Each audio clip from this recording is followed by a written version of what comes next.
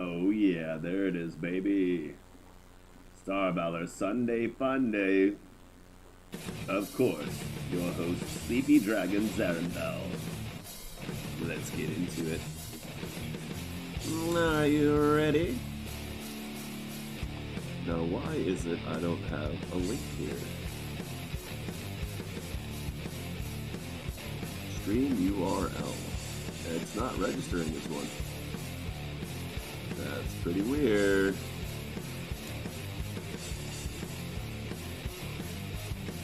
Yeah, that's not a good link.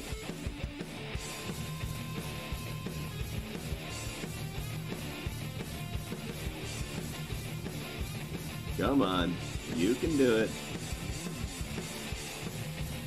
Okay, you know what? Screw it. Let's just go to my profile, go to videos, go to the one that's live. We'll paste that in. Right, y'all. Beautiful. Look at that. Look at that sweetness. All over. Andy loves Star Trek. Yeah. Yes, he does. Yes, he does. I say he does.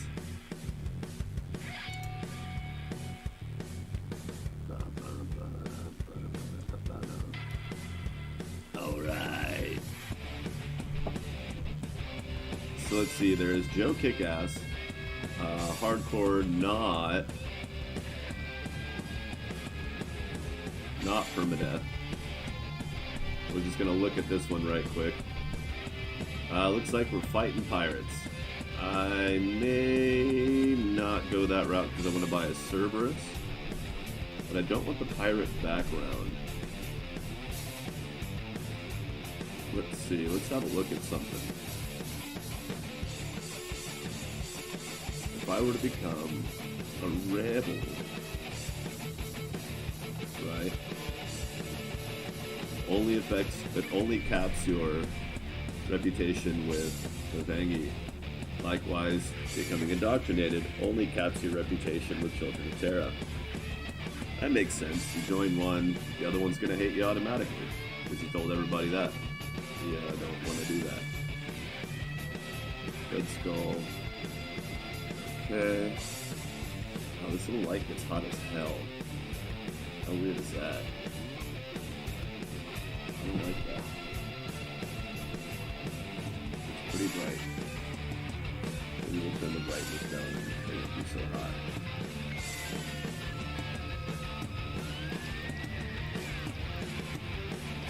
There we go.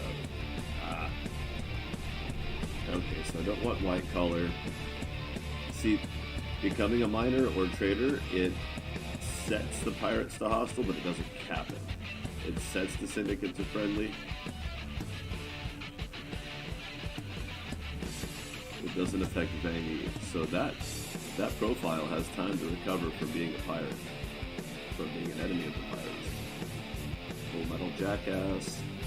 Q never got to level 50. Steamed Up, that's my other hardcore run. That one's a rebel. Fighting the pirates, not super heavily. Could dial that back too. They have been the primary enemy, but I guess either profile could theoretically become friends with the pirates to start doing big fleet battles.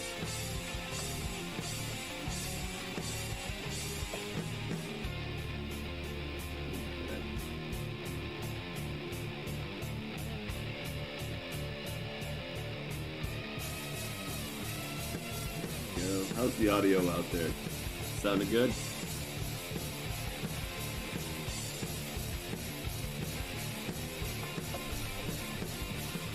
Can you hear me?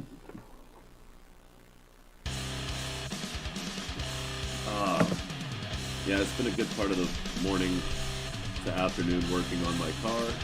I didn't get as far as I wanted to because it got really hot trying to film it, and yeah. Let's just say my camera phone does not like to get really hot. otherwise it stops working.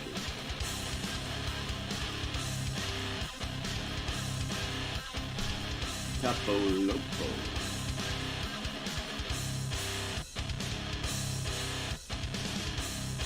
I don't remember why I called it that.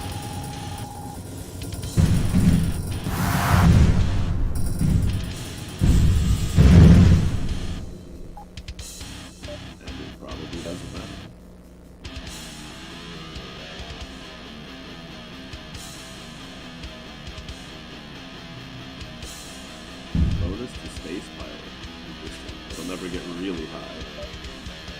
But that doesn't mean it won't be useful at some point.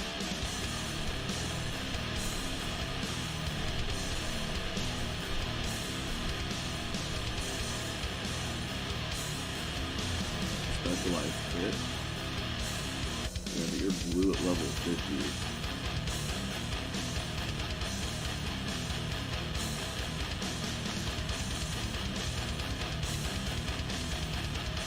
Got low AU.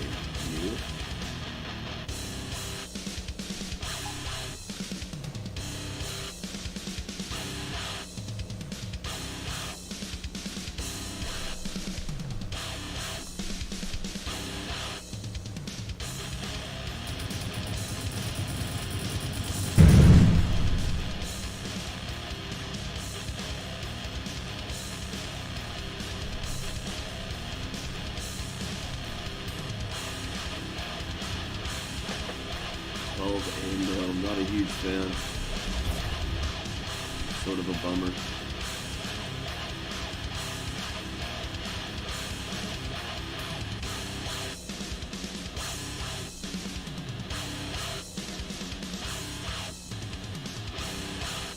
What if I make all of them heat gem specialists?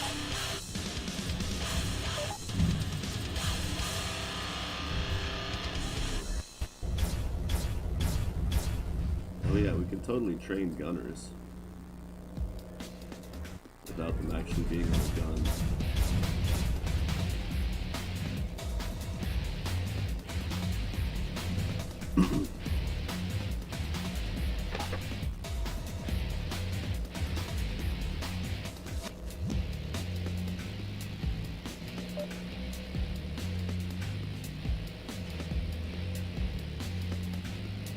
That's the end of that. Hello, can you hear me?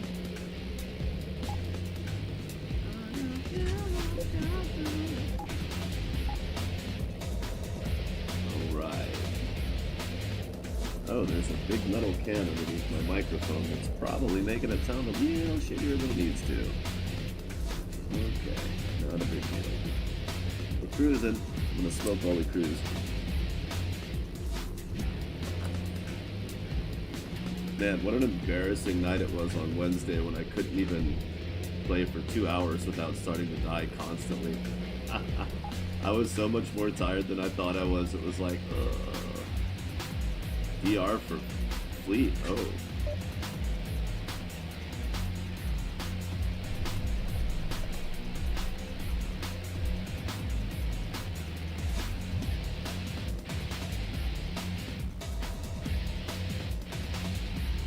I want that bonus fleet commander. That's what I want. I'm not going to be particularly interested in anybody who's not working that angle. Specialized. Level 50.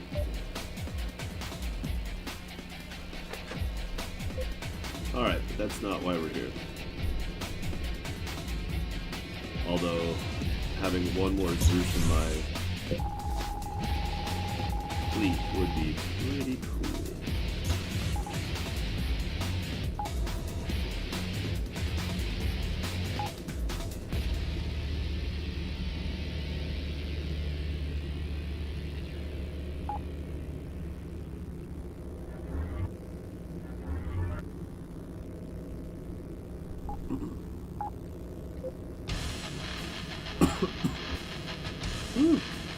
All right.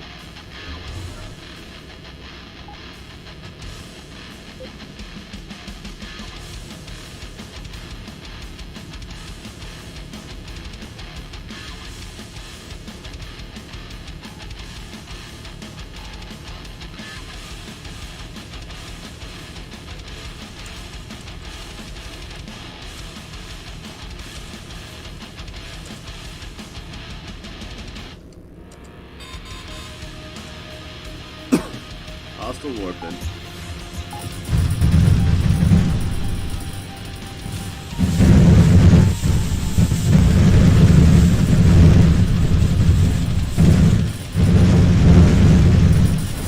Dodge this.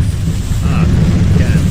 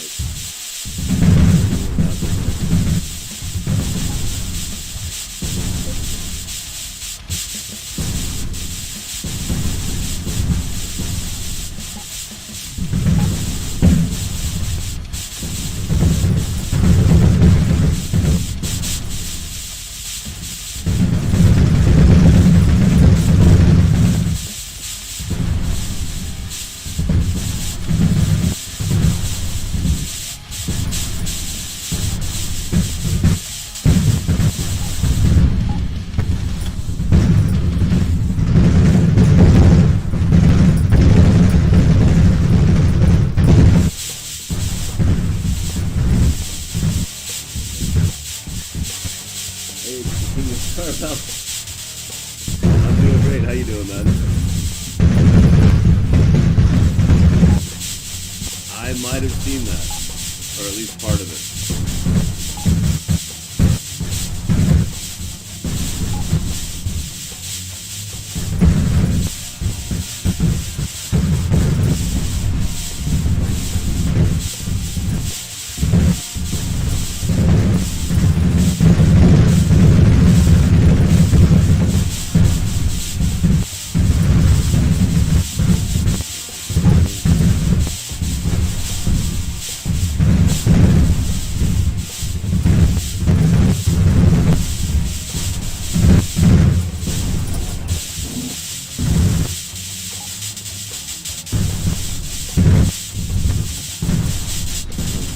Seem to be a little bit locked up.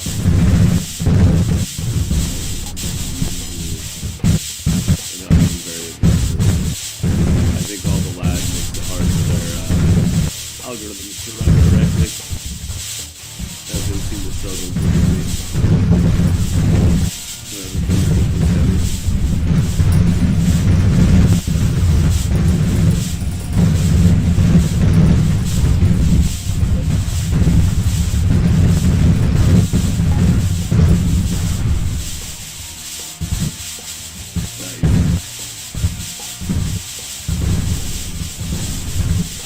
It happens.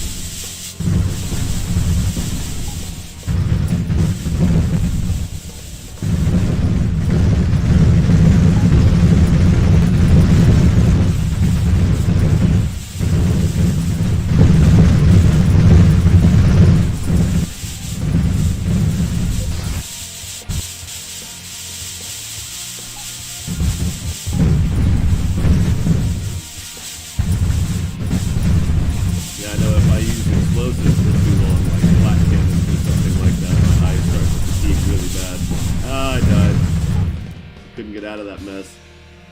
The gosh darn fleet ships just weren't doing the job.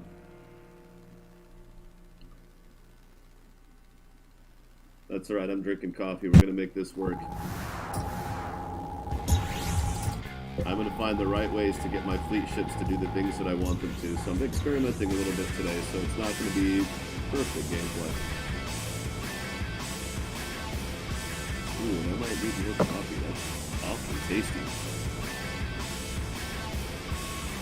So we're going to be doing some experimenting to try to make these fleet ships as useful as possible. So if they drop out of combat, there's a good chance I'm just going to cloak until they come back in.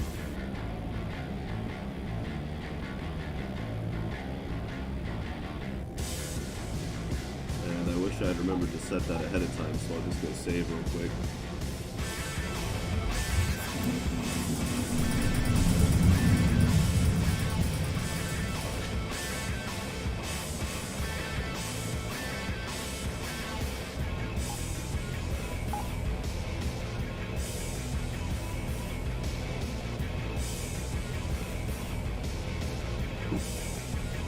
Well, because if I can kill these fleet ships faster and manage to destroy some loot along the way, then I won't suffer the lag quite as bad. So we're going to be continuing to experiment with near 3 million negative reputation.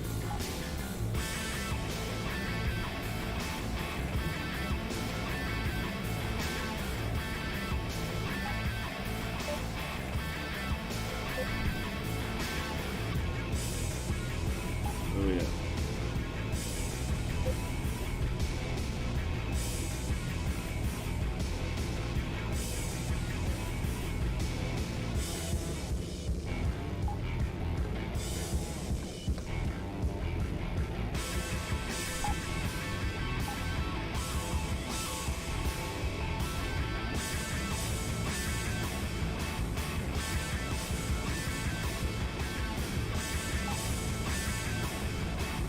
Let's get these two knuckleheads way over here.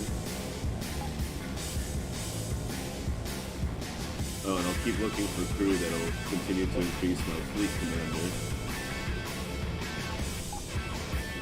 Although if I switch to a Rising Sun, I'd have an automatic 10, but I would still need another 30. don't think the Rising Sun is what I want to take into battle anyway.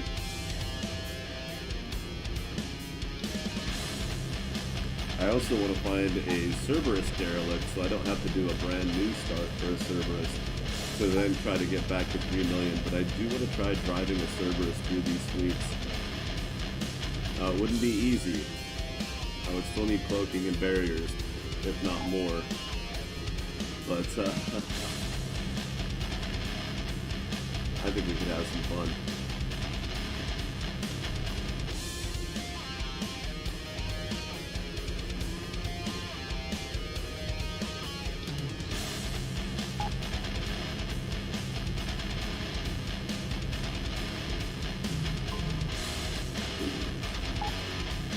Somebody said hello.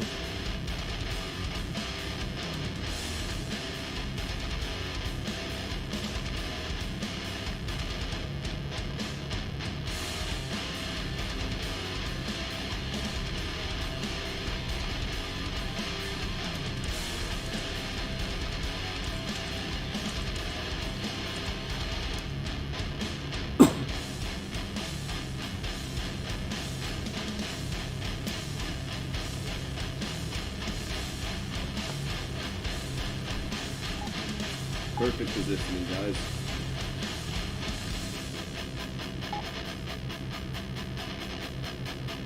Oh, so one that I play a lot of, not quite as much. Where is it? I don't even see it now. It should be, yeah. Endless Sky. I've played 1,400 hours. It's a great game. The story's fun, the action's fun, the big fleet battles. It's all fun. I get similarly carried away in that game as I do in this one. I may start streaming some Endless Sky. I've done it before. It's fun. It's a lot of fun.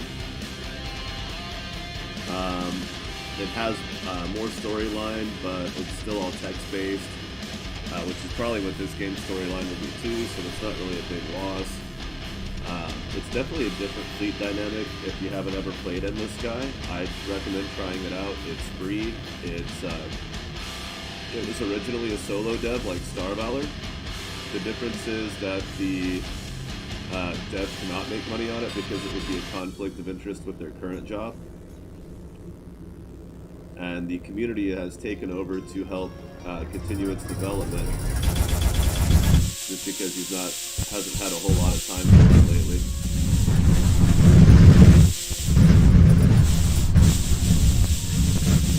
There's a lot of people working on this guy now. It's a lot of fun to watch that. Yeah, I have a friend that owns it, and I played it through SteamShare for a while. I liked it. I just never wanted to actually spend the money to get it for myself, because I wasn't sure how much replay I'd get out of it. And I was right. I'll probably buy it one day when it's on sale and go through it again, just to, give the developers some money. And I know there's a whole big controversy around it, but honestly, I guess since I didn't fall for the hype, I don't feel as bitter about it as some people do.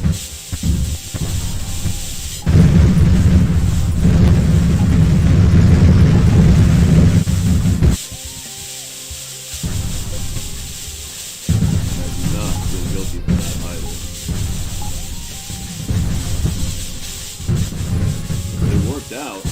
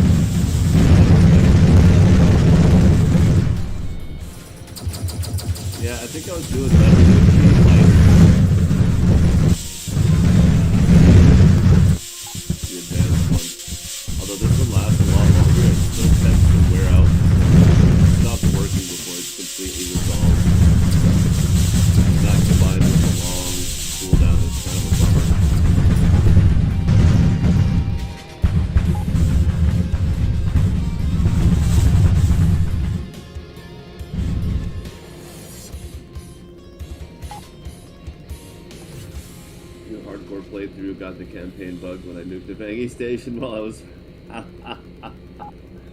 Yeah, nuking stations tends to be one of the few unforgivable actions in this game. Lesson learned, I hope.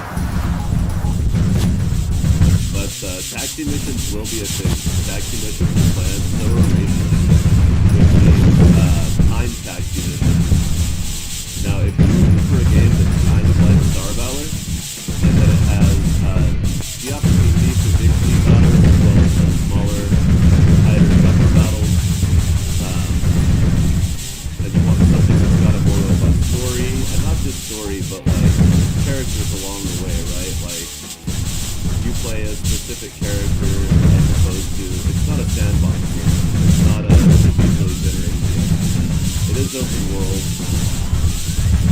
It's kind of sandbox. You can step around. It's called 3030 Death War.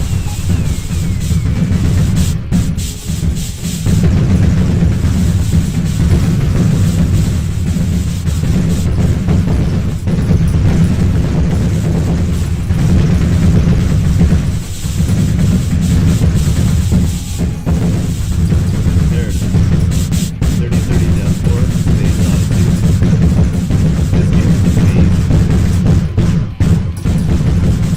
amazing. Hard to hear me.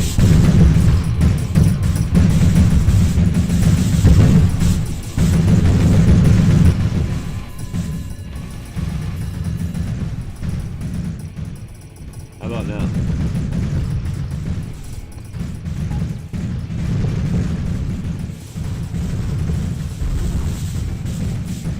So this game you can fight big fleets if you want to, 3030 Death War.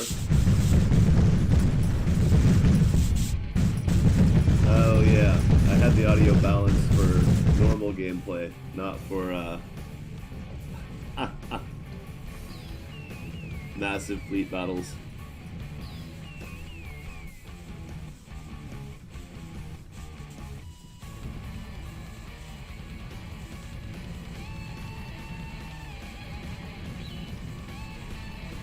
There we go.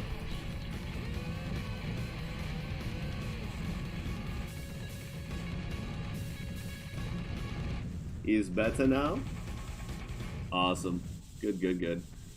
So 3030 Death War is story-based. You can totally pass on the story and just run around and do whatever you want. Upgrade your ship, buy new ships.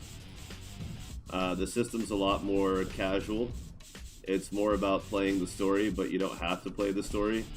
You change the size of fleets that hunt you based on the game's difficulty. That can be changed whenever you want throughout the game. So if you want to get attacked by massive impossible fleets, you can just go to the menu, crank it up if you want to, but you don't have to. And the story is hilarious. There's tons of old sci-fi references, just all over the place. It's got a very, very silly universe, but at the same time, a very fun story and a very challenging game if you let it be. It's got mining, taxi missions, bounties, stuff like that. So if you're into the old classic games like this one, but you want something that's a little more story driven and a little more character development, that would be my recommendation. Is 3030 Death War, and that's on Steam. I don't remember what the price is, but it's only 15 bucks. Yeah, go get 3030 Death War. It's only 15 bucks. It's an amazing game. I've got 116 hours in that game.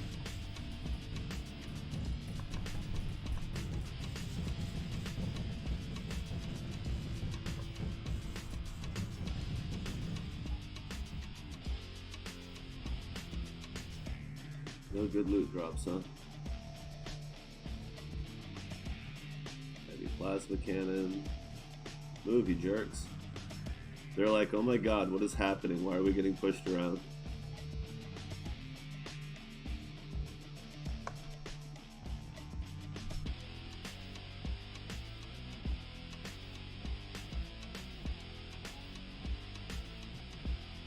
kind of want to build some railguns, see if that doesn't kill faster, but somehow I doubt it will.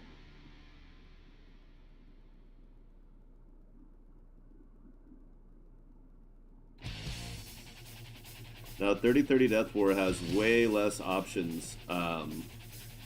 It's single line equipment, so you upgrade one piece of equipment to get better shielding.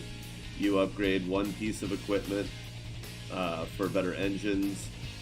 You know, there's not like, I mean, there's boosters, but that's a single piece of equipment. If ships only have forward mounts, it's a single weapon. It's a much simpler combat system, but the fights can be just as fun. Can be.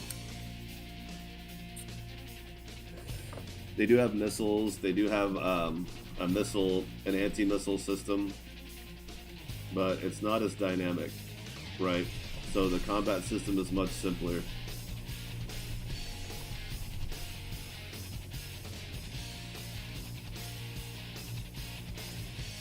But again, all the things that make that game less than Star Valor are made up for by the fact that it's just a fun, unique story. Like, even when Star Valor has a story in it, I'm still going to recommend people play 3030 Death War just because it's a different game and it's fun.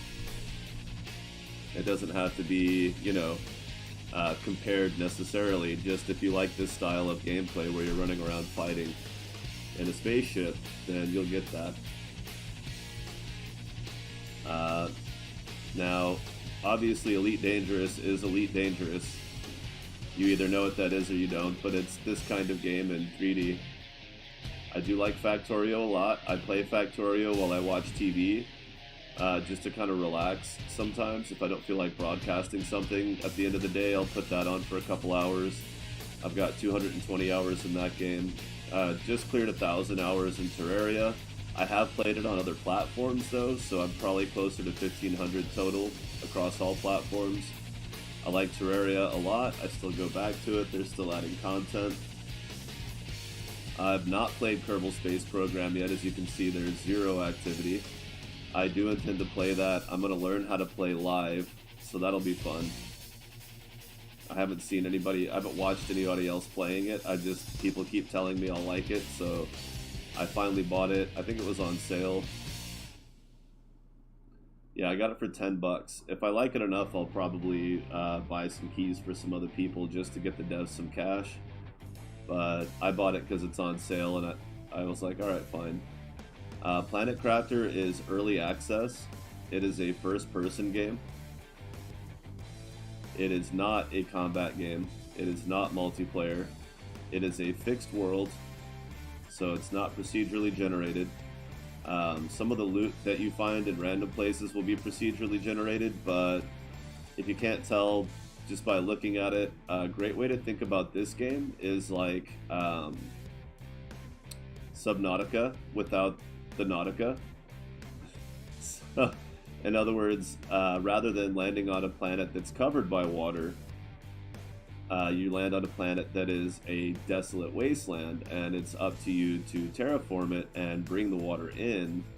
It is currently still in development. It is not a solo dev, but it might as well be. It's a French couple that's developing the game, so very similarly, it is not necessarily a solo project, but its development is similar to one. That game's just fun. It's just fun if you like that kind of thing, you know? And this is not underwater. This is actually a blue crystal cave, so it just looks like water. Eventually you do terraform water and plants onto the planet. Launch rockets to help you on your... basically you start out your... alone on the planet. You have the plans for terraforming built into your little handheld tool, but you don't have any resources. You have to find all the resources. As you can see, there are a lot of shipwrecks to explore on the planet. I don't know how much bigger the world is going to get, but for 20 bucks, I've already got over 100 hours in that game. Already worth it. Already got my money's worth. Even if the development cycle the development pad took a turn, and I never went back to it because it wasn't fun anymore for some reason, which I can't even imagine. It's a lot of fun, but I already got my money's worth. I wouldn't be terribly upset, disappointed, you know, to not be able to not want to finish it, but at this point, there's nothing like that happening. I absolutely want to finish the game, and I hope it stays as much fun as it is now.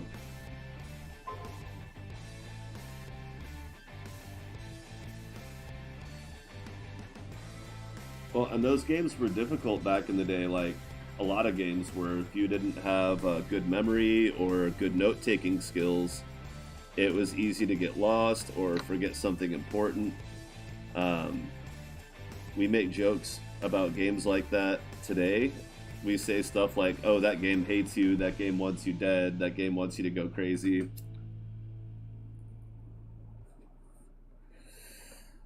But that's all kind of facetious because back in the day, all games were like that. We just called it challenging. Astroneer was a lot more fun than it is now for me. A lot of people still enjoy it. It's a fully voxel deformable planet. You can basically suck up every inch of dirt on a planet. The entire sphere, so like you can drill a hole straight down through one side of the planet, and you can go away from the core through, like, here's your sphere, you can go across if you want, or straight through the core. There are solid objects that you can't dig up, so you'll eventually create piles of assets and it will lag down, but people have vacuumed up the entire moon during the early access and made video of it happening. It was pretty intense.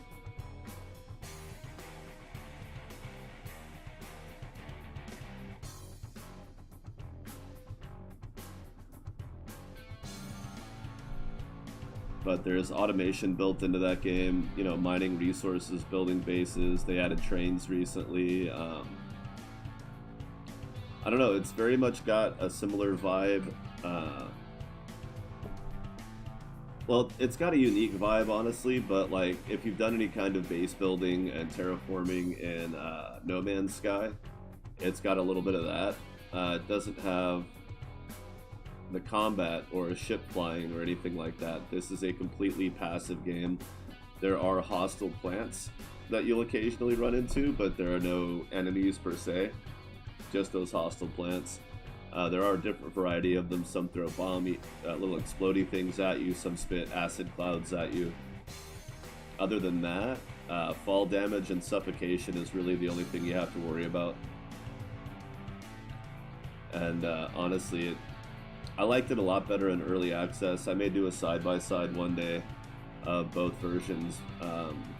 They've added a lot of cool content since the early access, so if you do go back and play the older versions, you're going to miss out on a lot of stuff. But arguably it's just as fun because the gameplay itself was more fun, and I like the planets in early access better. So 1800 hours, that was mostly done before the game launched in 2019, from early access to its full current version. But I have gone back and played it a little bit. Fable I just got recently. I haven't even played 2 hours yet. It's the original Fable.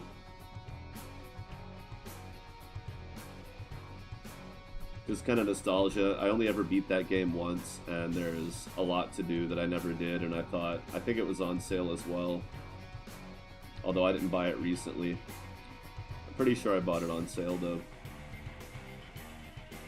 Subnautica, I still jump into that once in a while. I only played 80 hours. I did beat the story mode, but it's kind of fun to go back and tinker around a little bit here and there, although early game's a little tedious if you haven't played in a while and you don't quite remember how to play, but at the same time, you're not like rushing through it, but it's a little slow paced, but you already kind of know what's going on, so it's like you almost wish you could rush past it, but I don't want to play the developer mode because that's kind of boring. But I go back to it once in a while just to, no pun intended, but re-immerse in the game. Talked about Endless Sky. This game is a much simpler game than Star Valor in the sense of graphics. It's a lot lower poly. I believe all the ship models on screen are 2D, although you get 3D renderings here. They might be 3D. I don't know, it's hard to say. But the scaling's a little bit different, the combat's pretty different, but all in all, you know, a very similar game. Doesn't have the custom weapon shop that you get in Valor. Although the fleets can get significantly larger in Endless Sky. Significant, like hundreds of ships in your fleet, no matter what size they are. Elden Ring, obviously a fun game. I haven't been pro playing it. I never really played the Dark Souls that much, so it's kind of fun to just hang out and figure things out the hard way. That's what I do in most games, like Elite Dangerous, Factorio, even mostly Terraria. I don't look up how to do things if I can't figure it out. Like in Elite Dangerous, I might ask a player that's flying by for help, but most of the time they don't. But like Oxygen Not Included, I like playing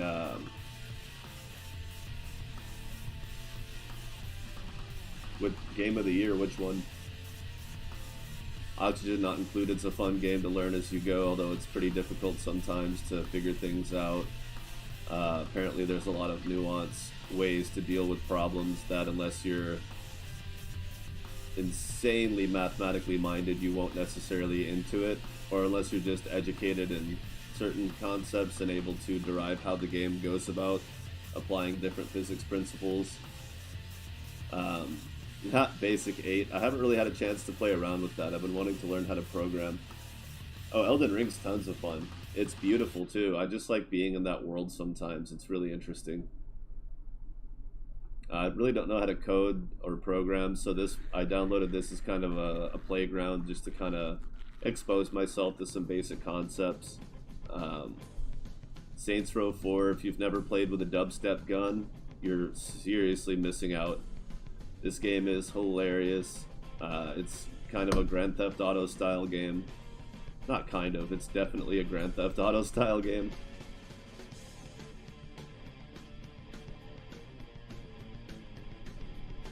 Yeah, Oxygen Not Included. It's a tough game to play without research, without outside research. Even if you play the in-game tutorials, but I tend to skip those. Like Elite Dangerous forces you to go through a tutorial to play, because if it didn't, most people would quit. I just got really drunk and played the tutorial, and then after it said that I was done with the tutorial, I saved and quit and went to bed, so that when I woke up the next day, it was all gone, as much as possible.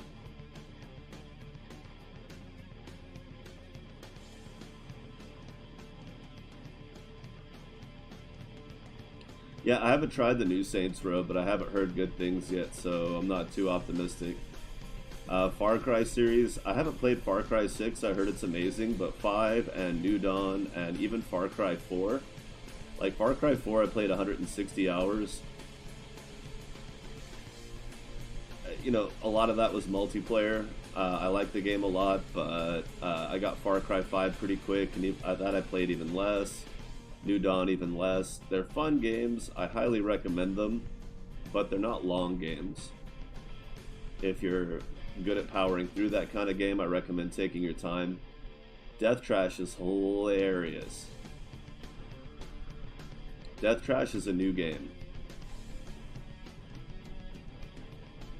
and it very much spanks of 90s dystopian.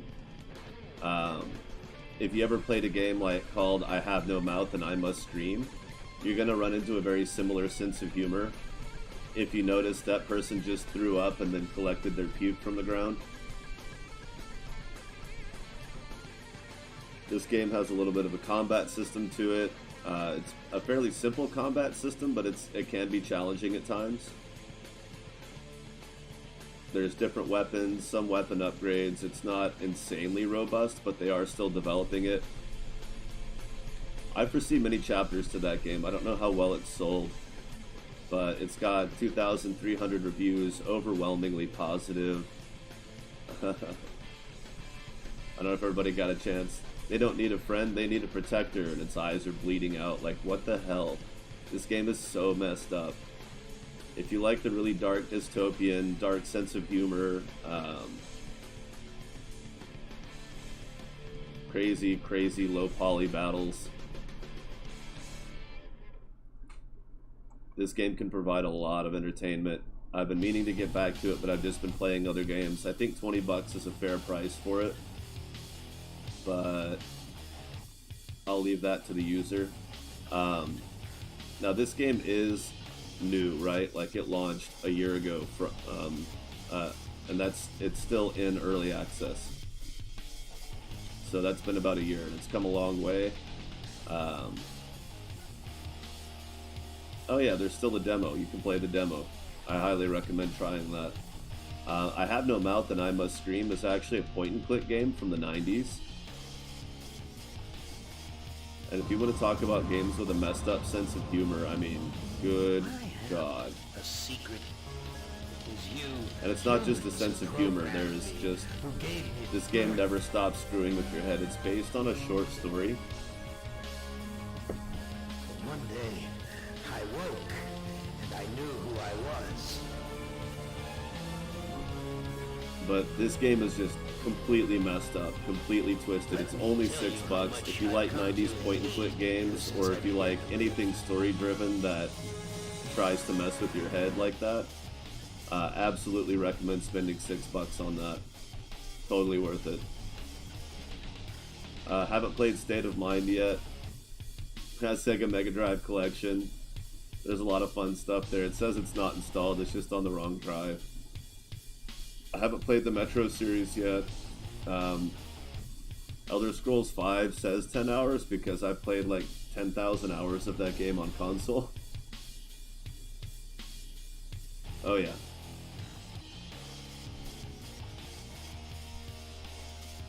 Oh yeah, original Doom. Always a fun game. Oh, this is not original Doom. Which one is this?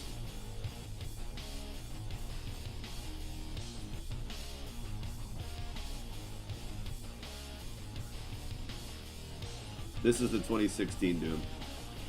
Also not a bad game. I don't know if it needed the remake, but it doesn't suck. Call of Duty Black Ops 3, I love that game. It's one of the few Call of Duties I got into a lot. Again, mostly on console. It's hard to get into it now just because the community is not as full and there's a lot of cheaters, but it's there, it exists, it's fun. Destiny 2 I barely got into, but I didn't hate it. Call of Duty Modern Warfare, I played a little bit of online on that. Not much. Borderlands pre-sequel. That game I mostly played on Vita. Or no, it was Borderlands 2 I played on Vita. This one I played a little bit with a buddy of mine. Beat Stick of Truth, less than 15 hours, fun game. I don't know if it's worth getting, but I liked it. Doom 3 is pretty neat, but I haven't played very much of it. I haven't played it on this profile at all. Destination Sol is an interesting game. I don't know how to describe that one. It's like kind of a top-down space shooter. It's very different. It feels very elementary. It's like really simple, but still kind of challenging. Like, it's not an easy game to play, but graphics-wise and gameplay-wise, it's pretty simple, straightforward. But some of the mechanics do get a little overcomplicated behind the scenes to where you actually do have to pay attention. Star Conflict. Star Conflict is one of those games that's super definitely, absolutely, almost not pay to win. It's 3D space combat, multiplayer. I had a lot of fun with it, but of course, once you get to a certain point, if you're not spending money in the online shop, then you're going to have a lot less fun, and it continues to get less and less fun. There is stuff to do in-game solo play, missions and enemies to run around and fight, but it's mostly focused around the multiplayer aspect because it's just big big fleet versus fleet battles, you know, and you can switch, you know, when you die, you can come back as a small ship, a big ship, something fast and nimble that's hard to hit, or something big with heavy weaponry. It doesn't suck, but as you can see, mostly positive all reviews, mixed recent reviews. It just keeps getting more and more pay to win, and the matchmaking, you know how it is with games like this. Eventually the matchmaking goes downhill and people start giving it negative reviews just because nobody's playing the game anymore. And it doesn't tell you how many people are playing, it tells you how many are in a chat group, so eek. FTL I played a little bit, half an hour, it's fun, but it wasn't my style.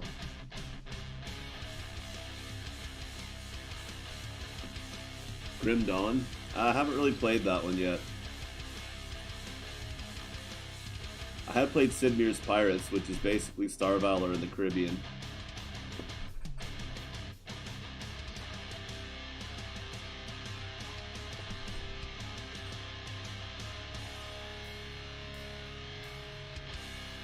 Call of Duty 2 is fine. It's just when Call of Duty 3 came out, you had all the extra player options that made the game a lot more complex. Some people didn't like that. Some people really wanted that to be able to get into the game. Because Call of Duty 2, it's like, well, sure, it's better than most first-person shooters, but it was really well done, but not really unique in the realm. Only unique in the fact that it was the smoothest and best and fullest. But when Black Ops 3 came out, there was just so many new toys and new options that it was like, I don't know, it made the game more dynamic. Reassembly, huh? Is that on Steam? It is.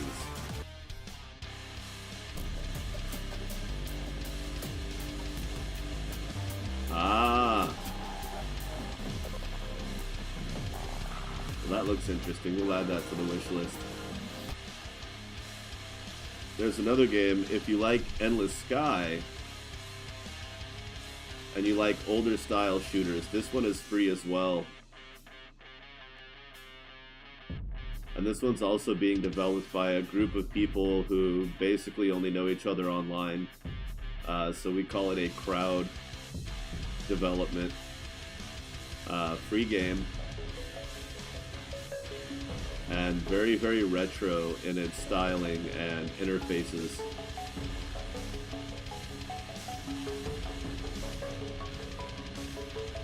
You can see the artwork and ship models are well done, but fairly simple. It's definitely a game that doesn't have a high system demand. Low spec game. So if you have a DDR3 or probably even a DDR2 system, there's a good chance you'll be able to run this game just fine. The only time it really starts to consume resources is if you use the options to speed up time while you're out of combat, warping across the system. But that's completely optional. So if it causes you performance issues, you can just cap it and turn it off. Though it will take a little bit longer to get across the system. I believe they're about to explode. Oh, no, narrow escape. But you can see any 64-bit processor with half a gigabyte of RAM, an OpenGL 3.1, low spec gaming, really easy to play game. And you know, there's DDR2 processors that are 64-bit, like an Athlon 64. I think that's actually a 64-bit CPU and not just a clever name to trick people. But who knows? Maybe it is a trick.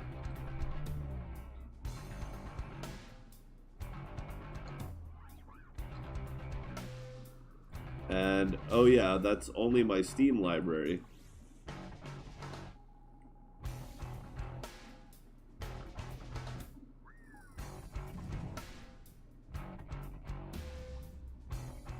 Now, I don't have a lot of games on GOG. I don't know why Cyberpunk is here. I'm pretty sure I didn't buy that.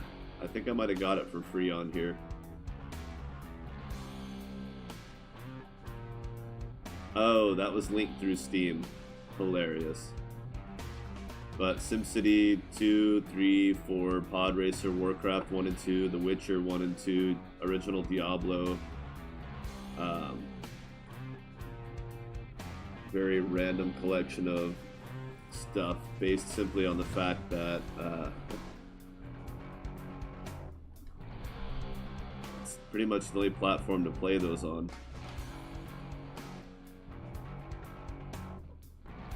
And then that doesn't even touch on the hundreds of games I have that I got for free on the Epic launcher.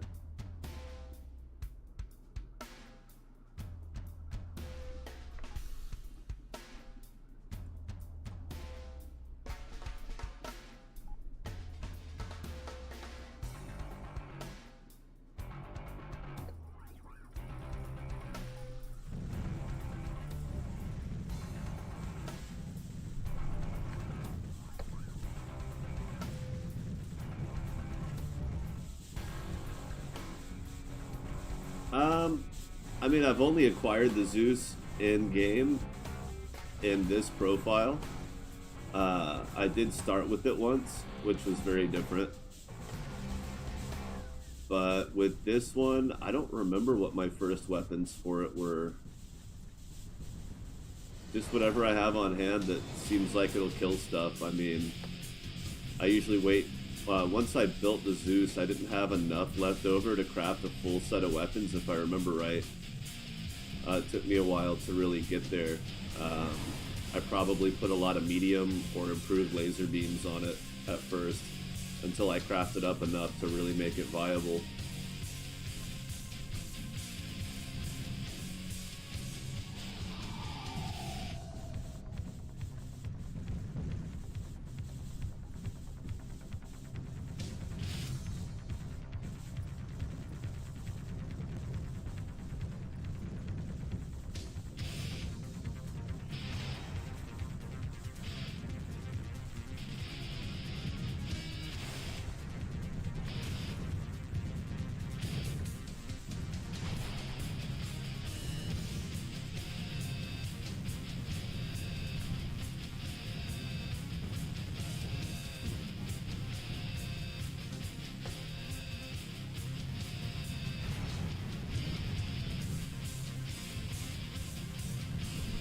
So I keep saying I'm probably going to start streaming other games more often, but he keeps adding stuff to Star Valor, and it's just already so addicting that it's hard to want to play something else.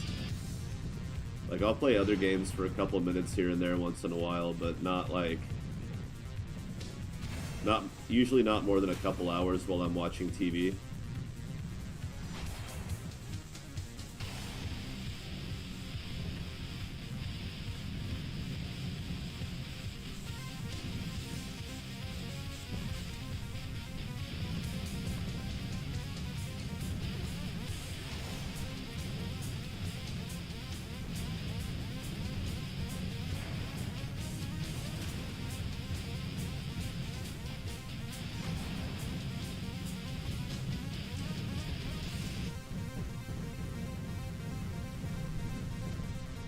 Oh yeah, no, when I live stream on YouTube, it stays there.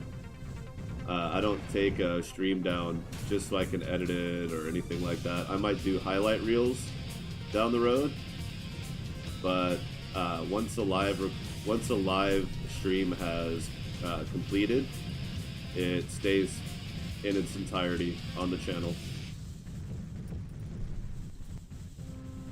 Which is why I'm not live streaming my car repairs. I'm gonna make a video of that later so I can edit it.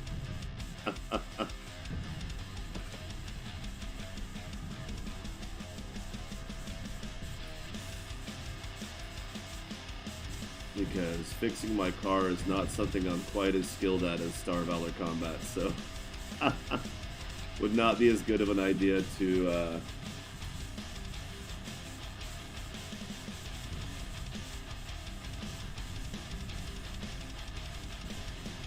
yeah, it really is really addicting.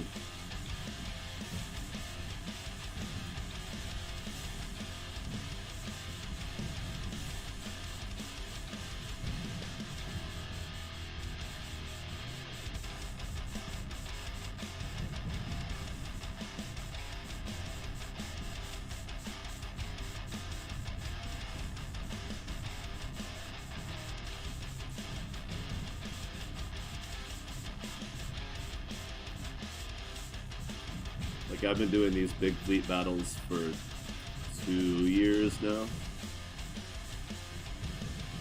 And mostly against the Vangie, it just never gets old. Well, I thought my engine was knocking, so I just took it straight to a mechanic, and they said, "No, it's not knocking, it's just your water pump went out." But normally water pumps don't sound exactly like engine knock, and even they said that's exactly what it sounded like to them too at first. But with the hood open, they could definitely tell it was coming from the water pump. And then they proceeded to tell me that my belt tensioner was also bad, even though it didn't seem like there was anything wrong with it at all. But they wanted about $2,000 US for the whole thing, to which I audibly laughed over the phone in the guy's ear, because that's not how much those jobs should cost. Those parts are $100 each, and take about an hour each to put in, except that a lot of it's redundant, so it would actually take about an hour and a half for a professional mechanic to do both of those. So to ask $2,000 for that job, it kind of pissed me off. I paid them for the diagnostic, had my car towed home, and I'm doing it myself because it's not hard. I got started today, but my phone kept overheating, so I couldn't keep going. So I'm just going to do it in the morning. When it's 70 degrees outside, it's going to be beautiful. I'm going to enjoy it, and I'm going to feel really satisfied after the fact. And then I'm going to leave a neat little Google review about why people shouldn't go to that mechanic, because that's an absurd amount of money to charge for the automobile equivalent of playing with Legos, to be frank. I feel no reason to be polite about it. It's stupid easy work, and it's embarrassing that they would try to charge $2,000 for it. Like, I was embarrassed for them because that's just gross. Oh, look at that.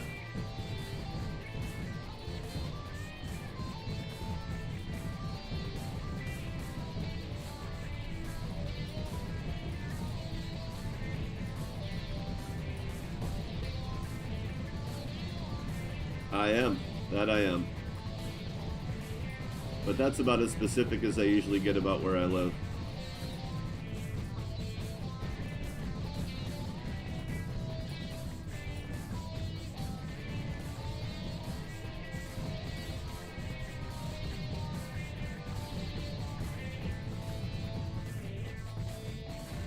Wow, that's nice.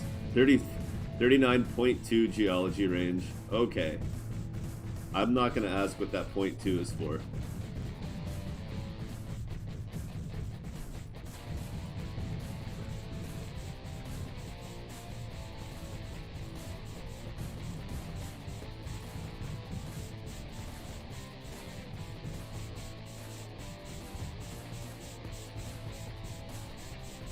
Yeah. I definitely wear armored gloves and grippy gloves depending on what I'm doing under the car, but a lot of people are like, I can't wear gloves when I work on a car because of the dexterity, and I always say the same thing. The politest way I phrase it is, yeah, it took me a long time to get the hang of being able to work on my car with gloves on, but the truth is you just have to wear gloves, otherwise you're asking for trouble. Like, I get it, some people you'll get used to it over time. With practice, you get used to it and you get better at it, and then there's certain things you still take your gloves off to do, and then you put them right back on again. And if anybody gives you any shit for wearing gloves, you tell them to fuck off. I don't care.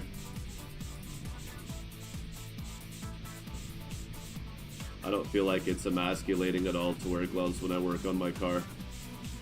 But it does, I do understand that for a lot of people it's just a matter of dexterity, and it does get in the way for sure.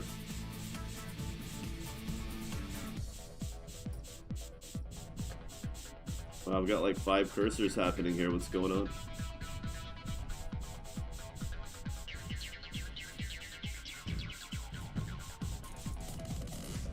I thought I was going to have to jack the car up and get to the water pump from underneath, but I was looking at it, and not only is it completely inaccessible from underneath, but it's actually pretty easy to get to from the top without having to take off anything else.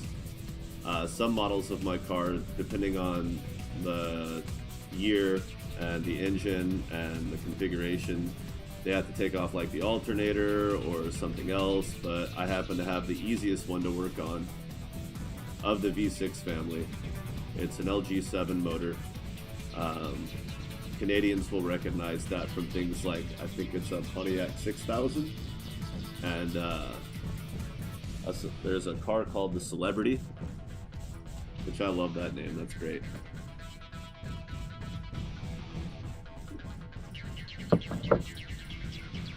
Yeah, I've never actually...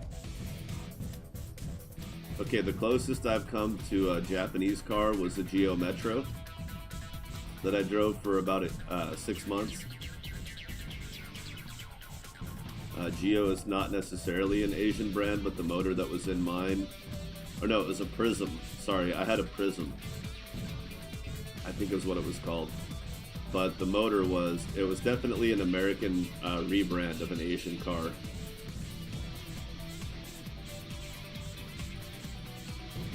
Well, yeah, that's because it's a performance car.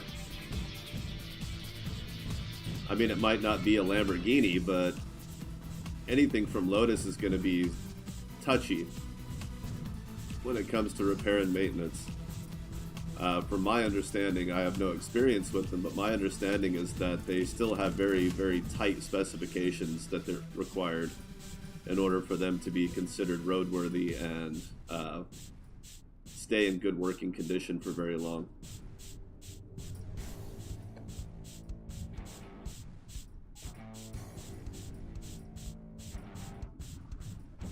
Yeah, Toyota Motors.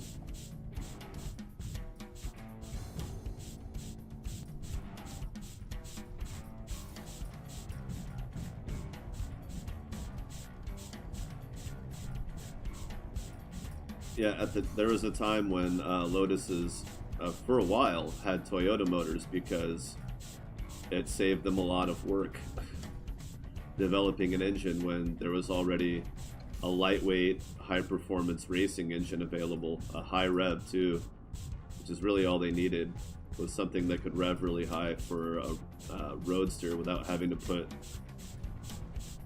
an insane transmission in it.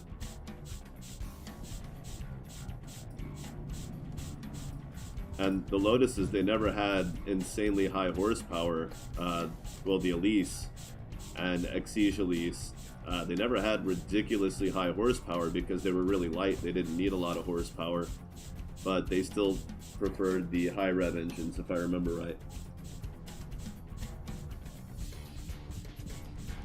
Yeah, 450 horsepower, but when you're comparing it to Lamborghinis that have, you know, double that.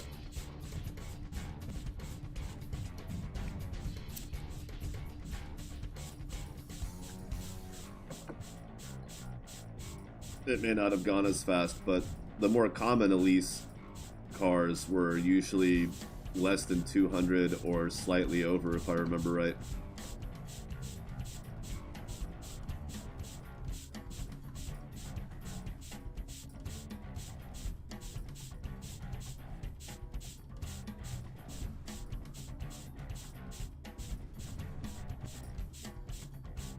Honda Type R, is that the that's the Honda version of the Integra, right?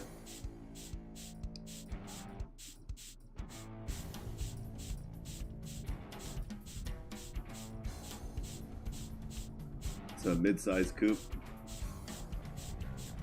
Oh, okay. Oh, FK8, I see it. I thought you meant you had an Elise with 450 horsepower. I was like, that's unusual. That's a lot. They don't need that much power. They don't weigh anything. Put them on the Star Valor Discord in the off topic.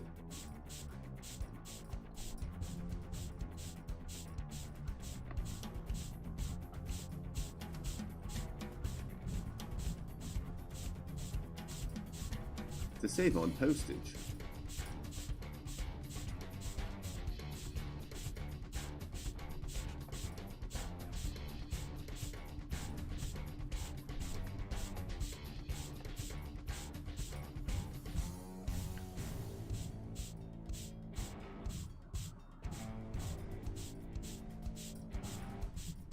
Yikes, we're coming to a halt here. Look at that.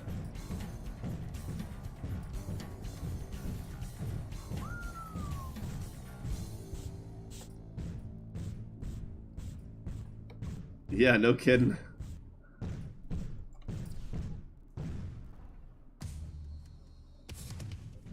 Oh, they blasted me. I couldn't get the menu to come up. Damn it. So I think we've hit a critical threshold here where it's just not gonna get any better there. I did send him the save file, and he did say that it would likely help him with optimization, but that's still going to be a ways out, right? Like, that's not something that's going to get done tomorrow.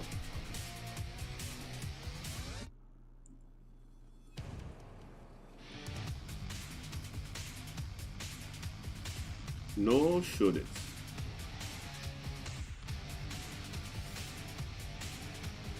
Yeah.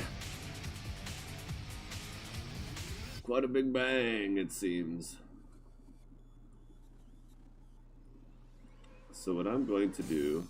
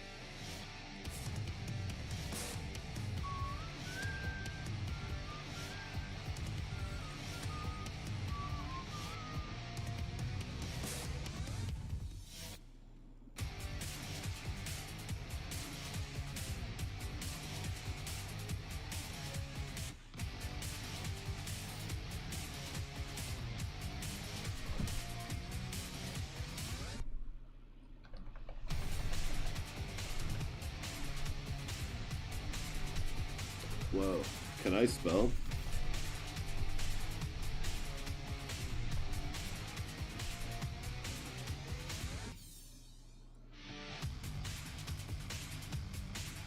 Oh, can't start as a rebel.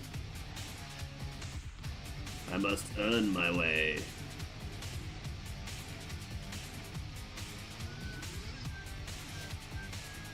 Weapon range, but weapon damage. But mining laser damage.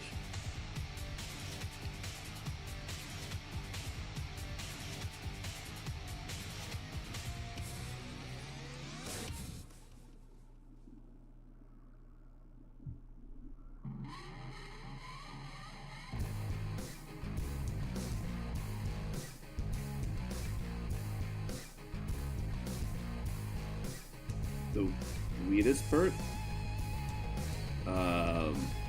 You mean getting Lone Wolf?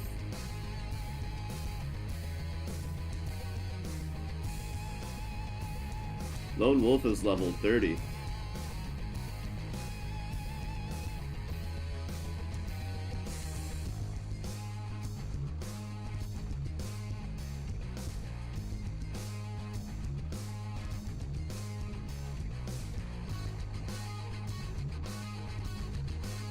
So if you want to keep a balanced reputation, you pick factions that oppose each other and then do enough of the station missions not to go overboard with it.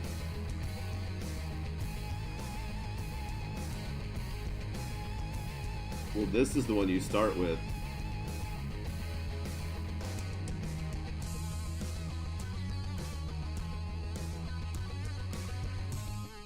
Unless I'm missing one. Am I missing a perk?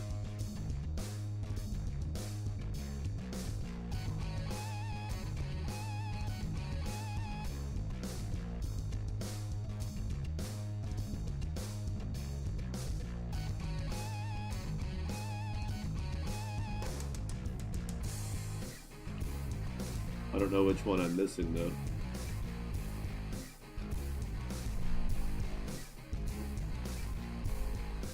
This is just the default background.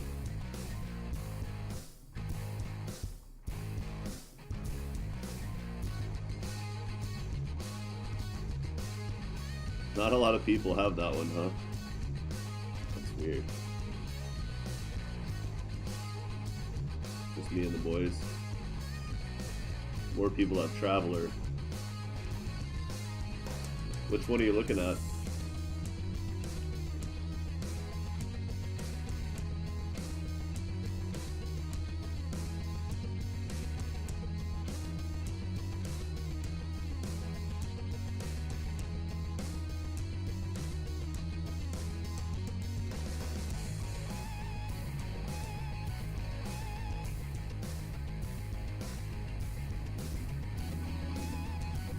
I am missing one though. I don't know which one I'm missing.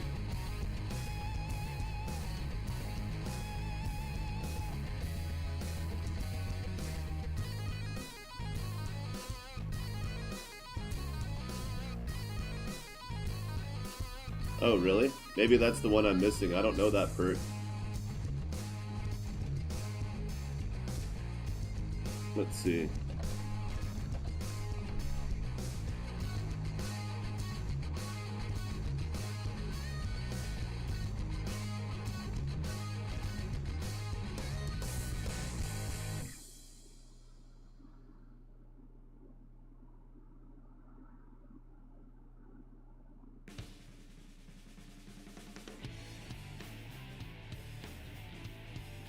If I knew what it was called.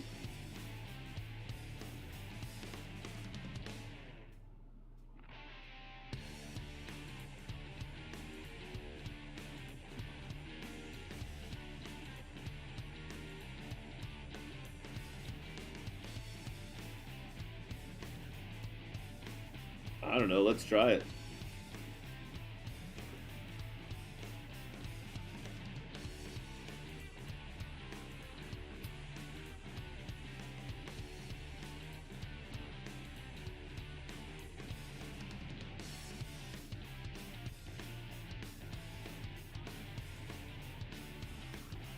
Wow.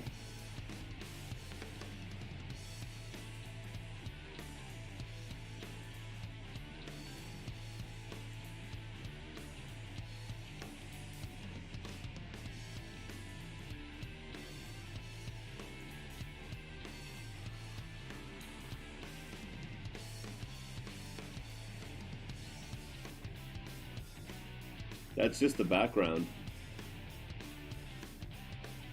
That's this.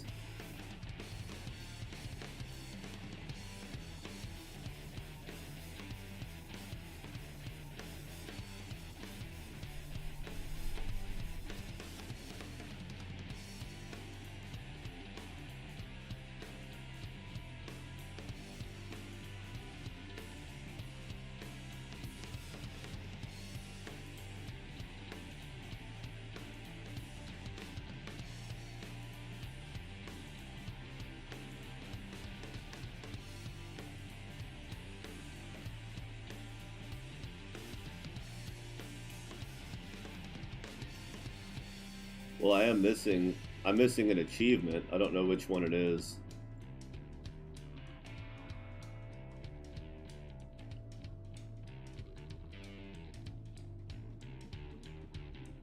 Oh, I think it's the Explorer one.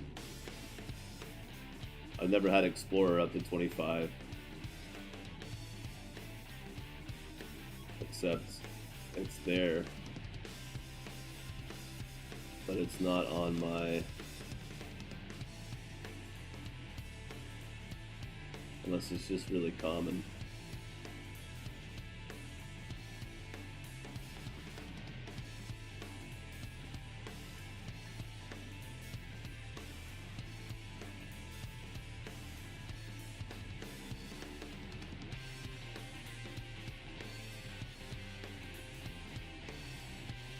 Nice.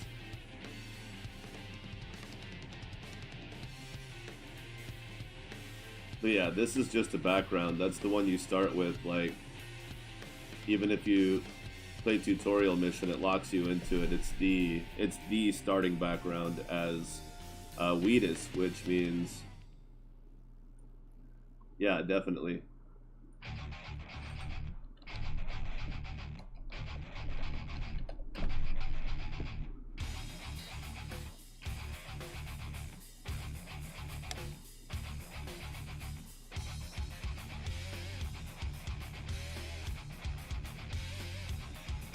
translates from ancient Greek? Nobody.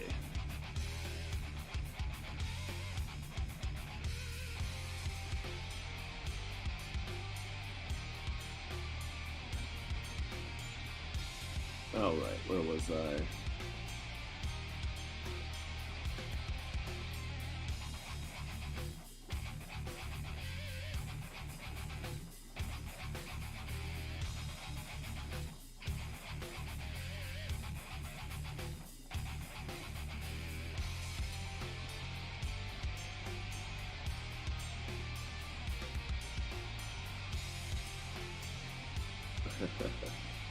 Nice.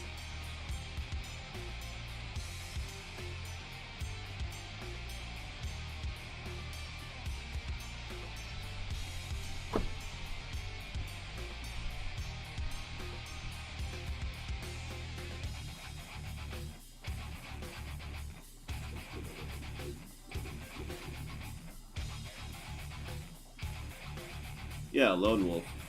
Yeah, that's a tough one. It's level 30. It's hard to get. And in this particular run, I'm not going to want it. Because I want a Pirate Dreadnought along with my Zeus Dreadnoughts. Although maybe I'll just start with a Cerberus. So I can kill pirates still. It's not like I want my fleet ships to have it.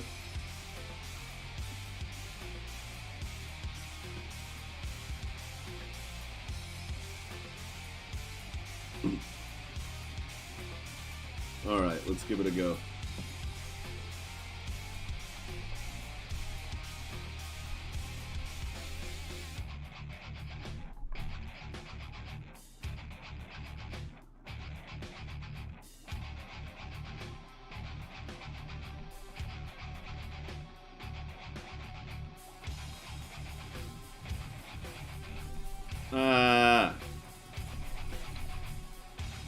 Stupid station.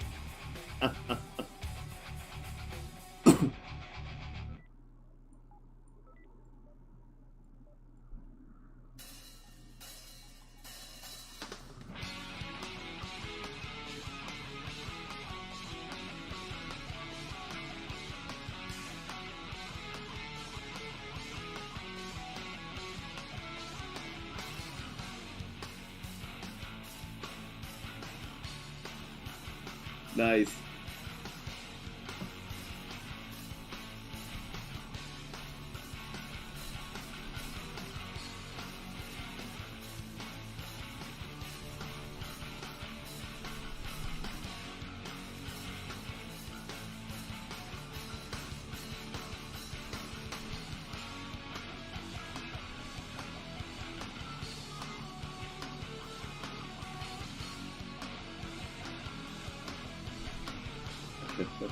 I mean, that's how I set the record for genocidal at one point.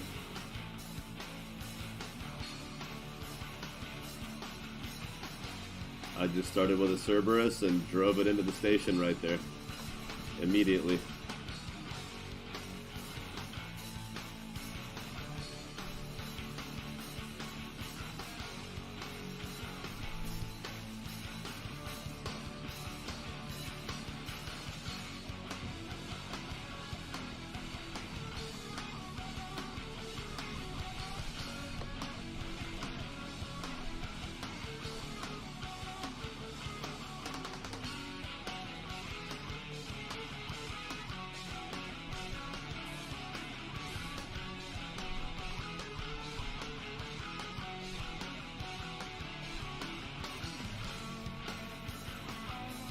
He's gonna do it. Nope, he didn't do it.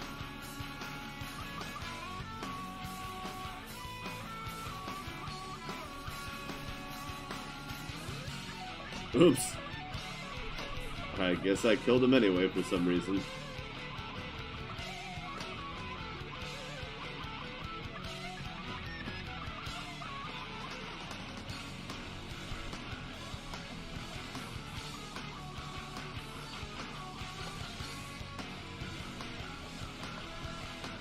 Plenty of time to kill Vangi to catch up.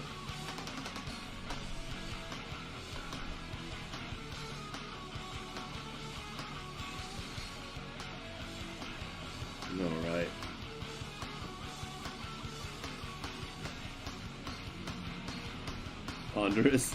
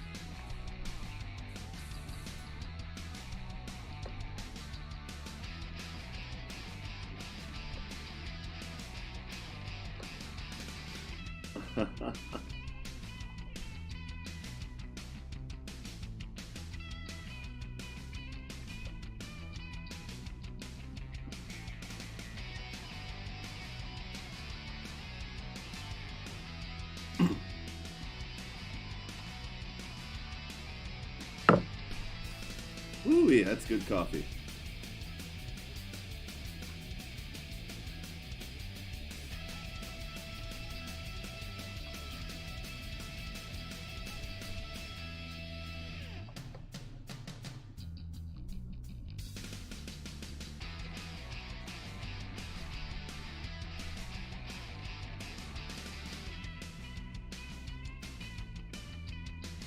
Launched broadside missiles and took out a ship on their tow. Oh, man. I mean, Hades is a pretty cool boat. I'm not gonna lie. It's no Achilles, but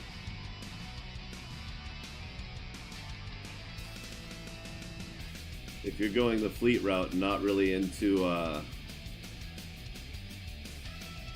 the whole what do you call it? Spinal mount, then it's a pretty good boat. It came out well before the Achilles, and I got very familiar with those, and I like them a lot. I had a lot of fun with the Hades torpedo boat. Oh, good times were had, indeed.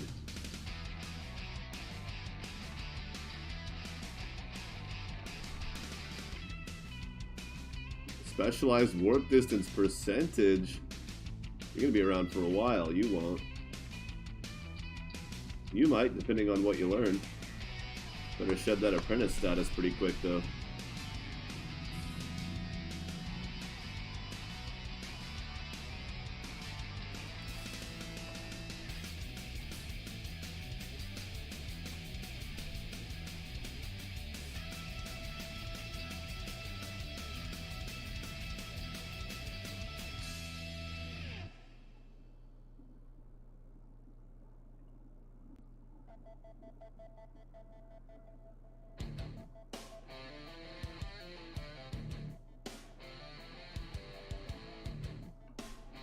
Uses Cerberus in big fleet battles to try to get faster kills, and not use the social tree in order to keep the reputation from getting us out of control,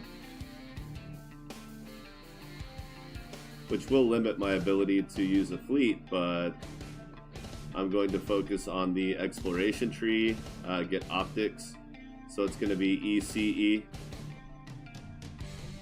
or ENCOEX, since there's two E's, two categories that start with E.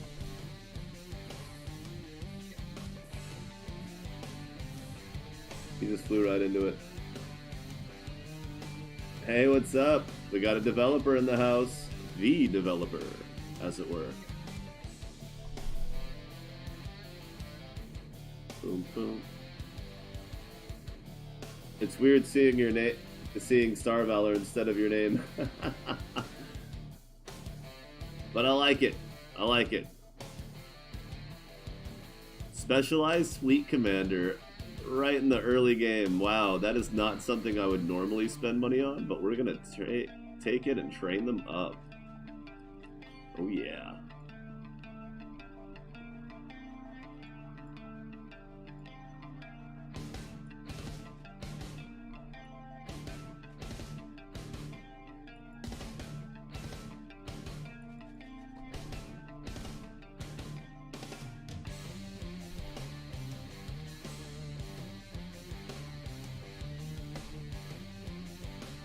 So one thing I mentioned a while back was that, if we're going to have upkeep on fleets, that it might be neat if there was a way to balance out increasing the fleet size limit and just making it cost more. And something like you need a special license that costs a lot more money, and you have to pay more per ship for gathering up such a large non-military fleet. Non-military as in factions are afraid of you because you're massing ships and you're not under their direct control. So they want you to pay in money to keep you from getting as powerful and to help them pay for more power to...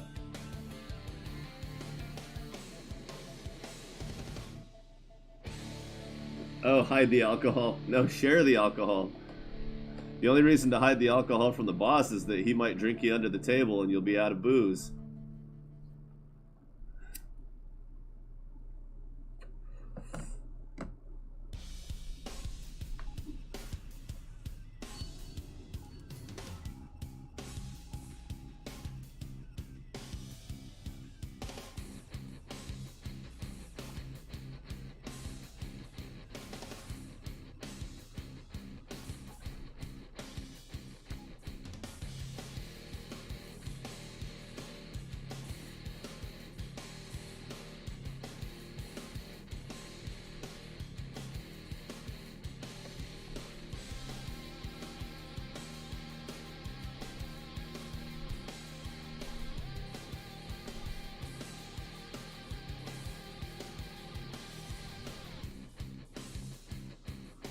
I don't know what this waffling means, but... What do you mean by waffling?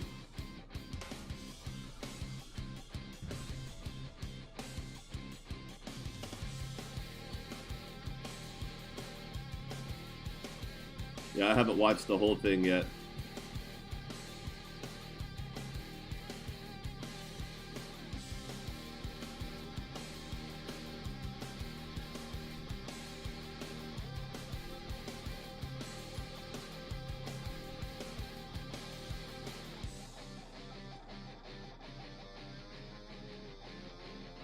Wow, where are all the gunners, man?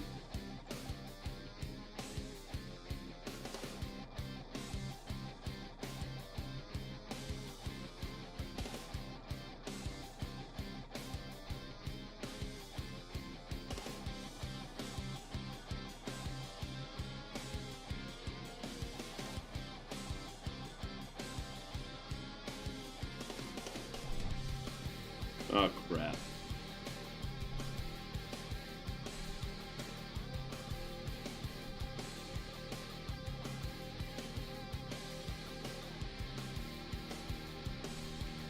Ah, don't hit the knight.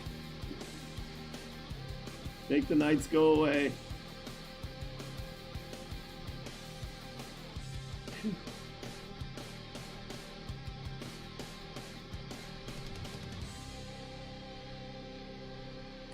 Yeah, I want to be a Cerberus and charge through the fleets of the Vangi. I want to see how it compares to a Zeus with ramming weapons and the whole bit.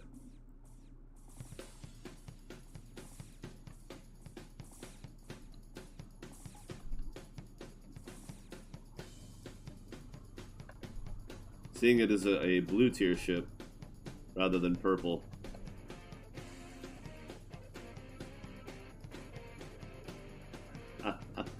Well, that's one of the bigger cost money sinks of a dreadnought start. Is not only do you have a lot of repairs to do because you're slow and you're going to get hit a lot, but you also have to factor in all the extra crew that you need.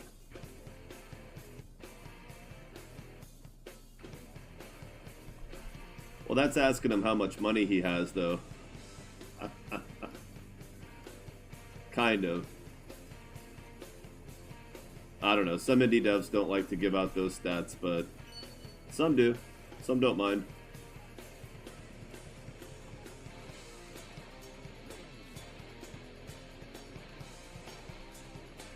Oh, I need money.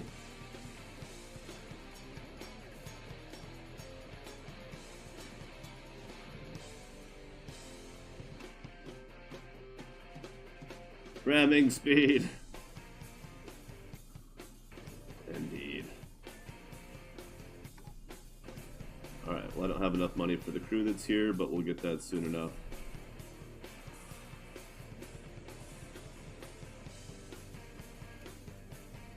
Let's just ram this guy real quick, then we'll deal with fighting the others.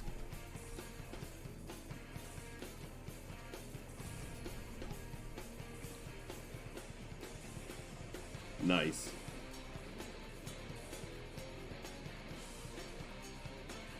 That's awesome.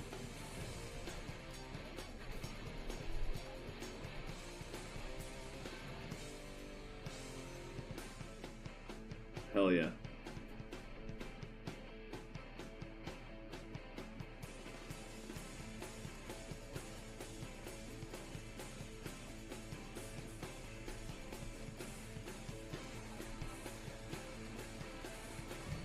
Boop.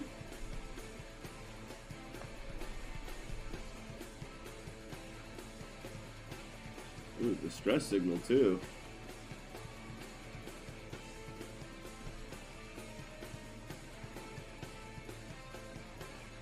Wait, you've got 25,000 more since launch, or it was at 25,000?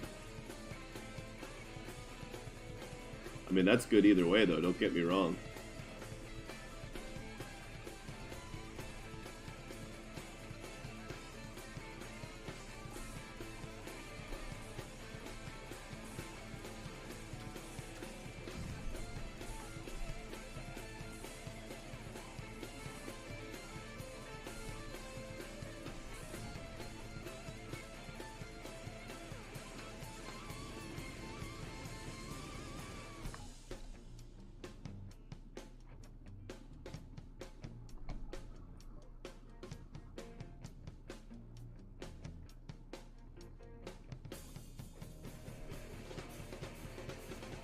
Nice.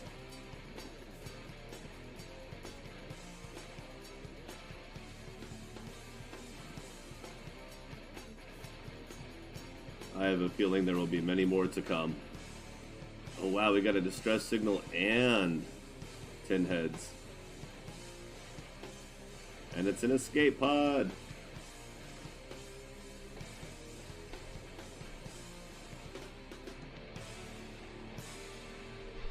Gunner? Damn it. I do have a second navigator slot though, so that'll get trained up.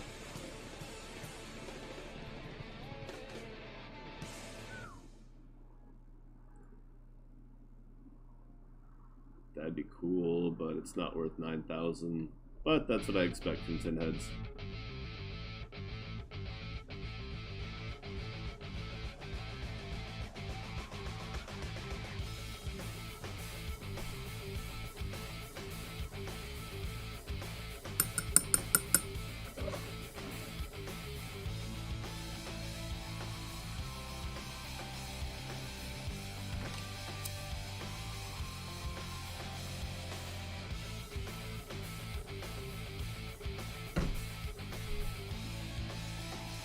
Absolutely.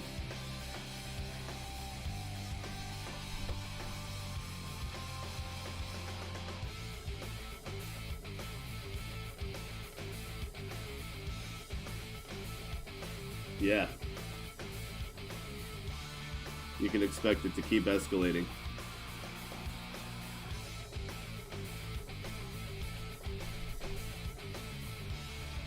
There's always people waiting for that one more feature.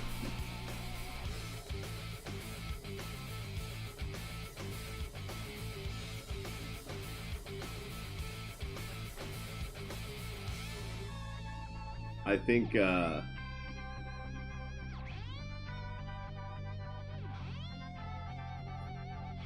agreed.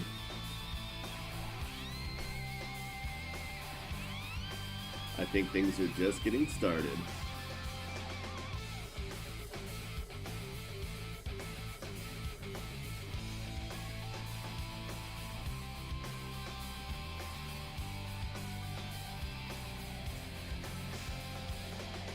Oh, that's too expensive.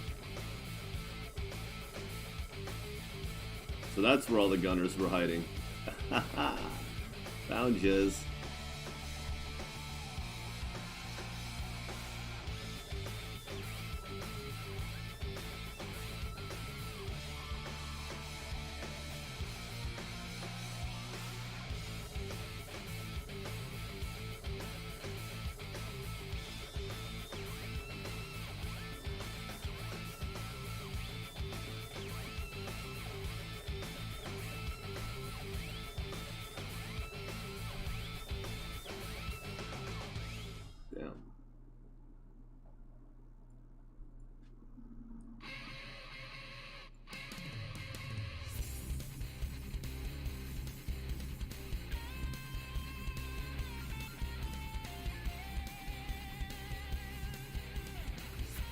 Maybe they should be up front.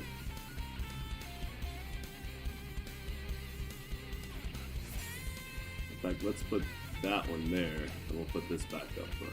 Okay.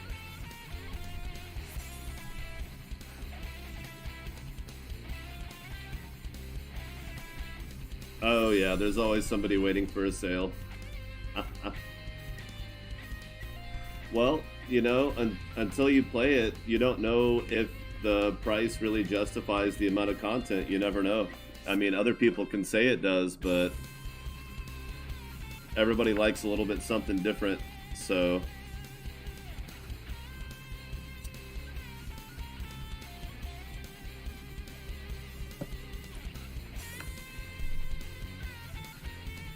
like not everybody enjoys the massive fleet battles the way I do, so they're not gonna get those thousands of hours out of it necessarily.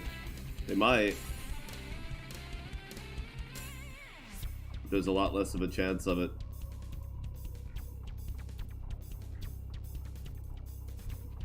But yeah, for me it's like 25 bucks for 2,000 hours. Have we crossed the 2,000 hour mark yet? Today is the celebration of it, I think.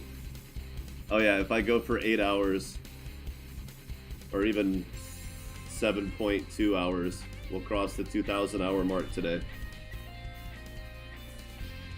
And to be straight up, I have every intention of doing that.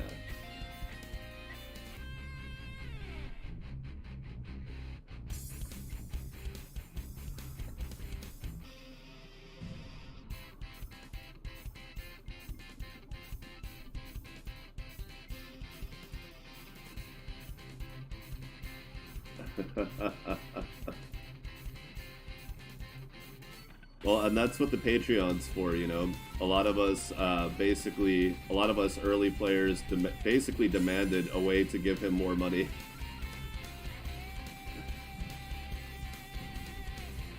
It's totally normal for indie developers to have a Patreon so that people who want to give more support can. Because I bought the game for some people, but if they don't play a lot, then, you know, it's just a single sale. It's not really contributing to the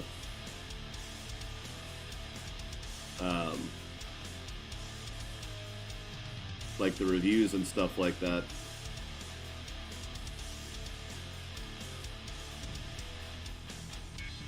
So it helps, but only marginally.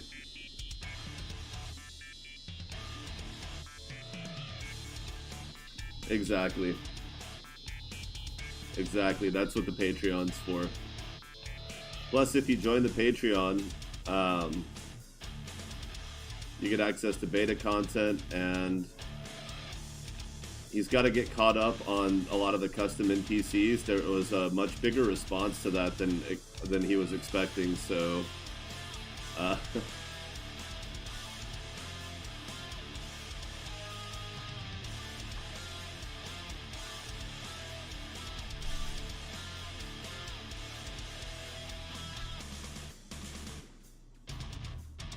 those? Yeah, it's those four.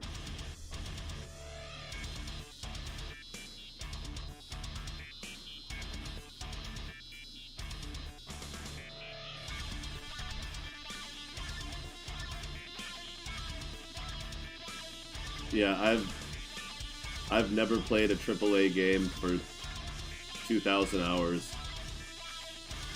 Maybe Black Ops 3, because I used to sit around doing nothing playing that game when I had nothing else to do. But probably not even that.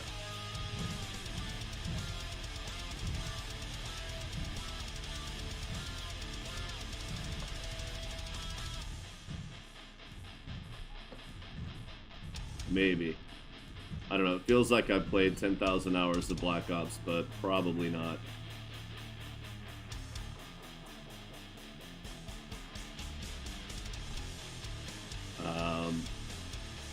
I definitely played, like, Nintendo 64 games back in the day for more than 2,000 hours. But that was just like, I didn't have a whole lot of games. Now I've got a crap ton of games, and I've still played this one for 2,000 hours. That's what really sets it apart for me, is the fact that, you know, back when I had a Nintendo 64 in the 90s, I had like maybe 5 games that I actually liked. And then PlayStation was about the same way. I bought very few games and played the hell out of them, as opposed to buying, you know, every game that came out and playing it for 5 minutes.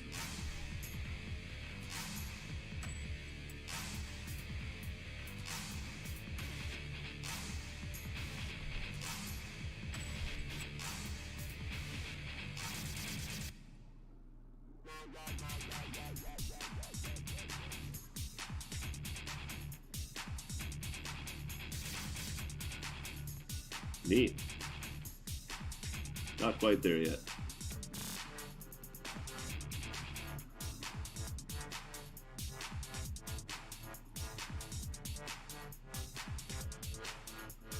Perfect. Wow. Yep. Yes, if I went back, if it were possible to know how many hours I spent playing the original SimCity on the Super Nintendo,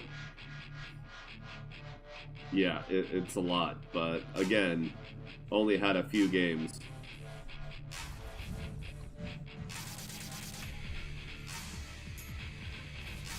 I'm gonna end up with Sloppy.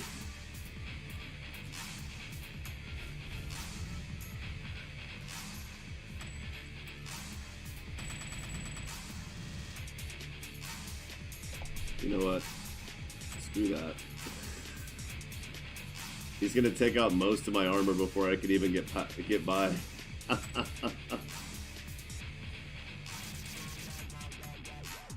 Exactly. Until they see it, they won't realize it. Until they play it for themselves.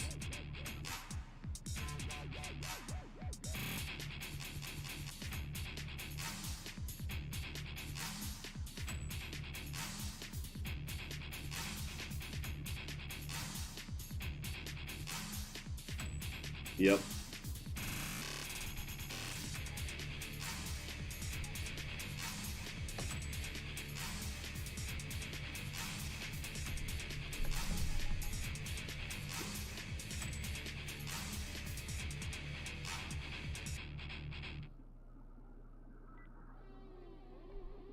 Yeah, I've definitely spent a lot of time playing Diablo 2, just kind of bored with nothing better to do.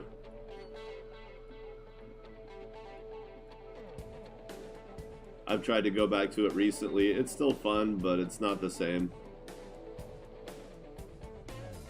No gunners, wow. Wow. What's my pilot doing? Bonus space pilot, but balanced.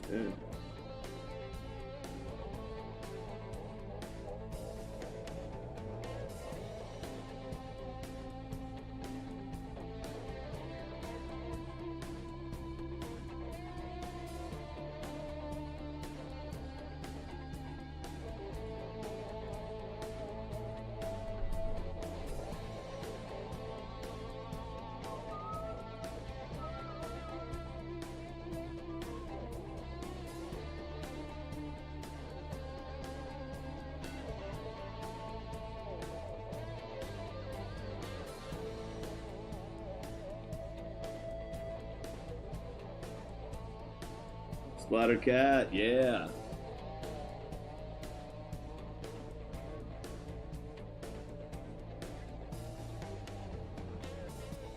Oh yeah, I've got the remastered Diablo 2. I absolutely picked that up. Um,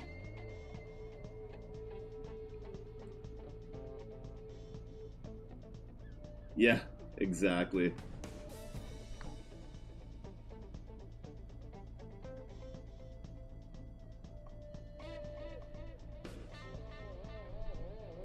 Yeah, Splattercat and Ziggy did a lot for early outreach.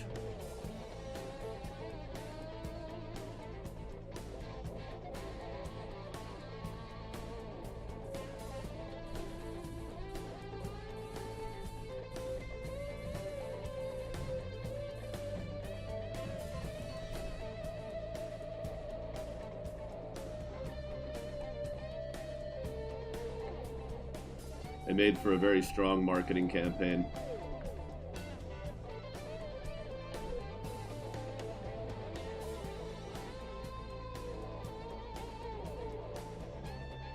Exactly.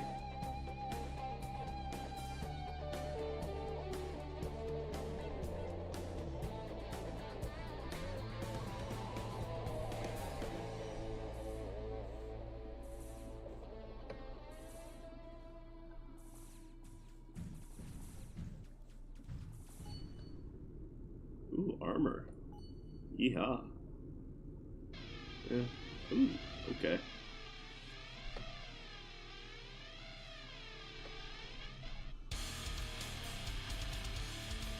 Yes, he is a monster in Path of Exile.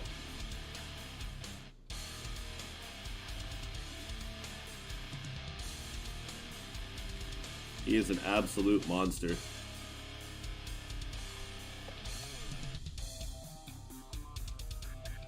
And the way he's able to explain so much while he's playing, to me, that's what makes a really... it's one of the essential skills to being able to stream video games, is to be able to carry on a conversation or an explanation while you're playing, but especially the fact that he can explain what he's doing while he's doing it.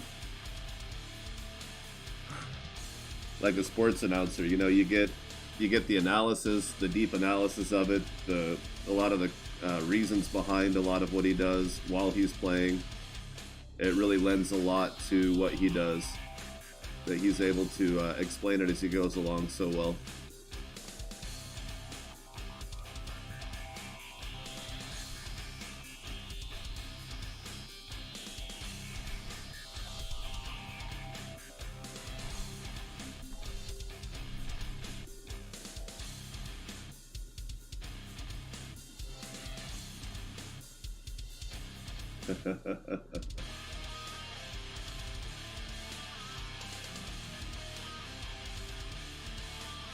Nice.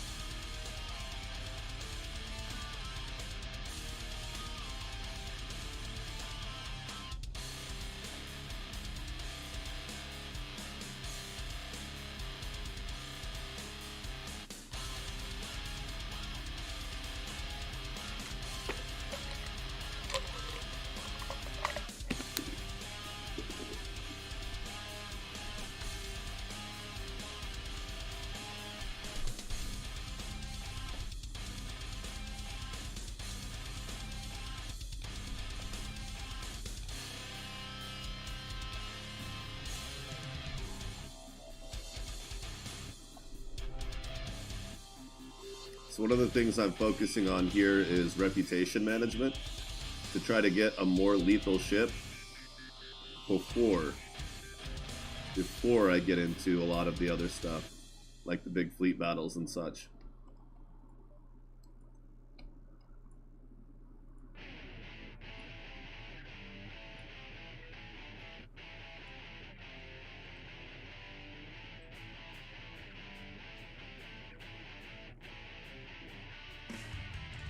Yeah, that's not a problem.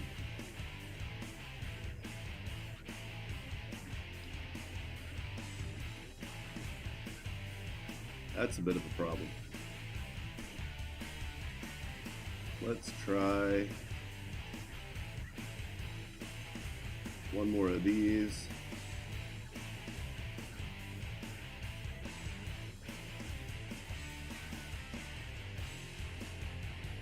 kinda wishing that I had kept... We'll take that.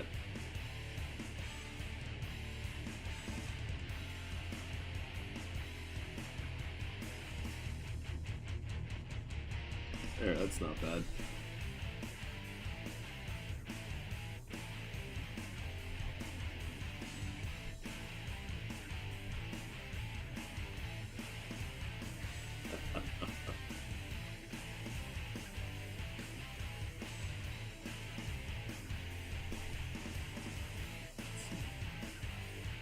Well, it finally climbed to 20.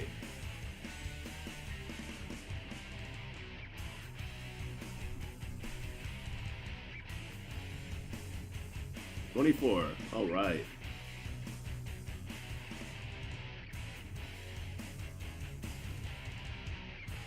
Yes, it is.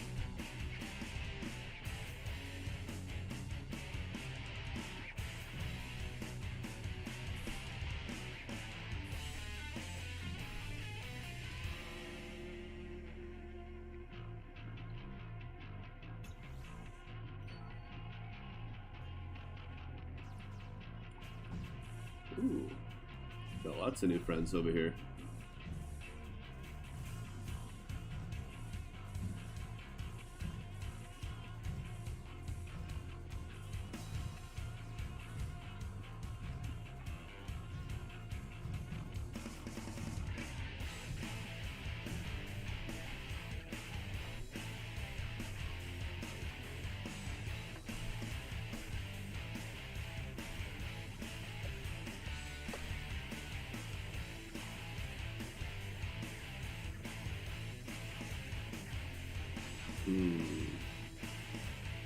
I guess I need to get a fleet commander bit going. Right? If only that was enough for most people.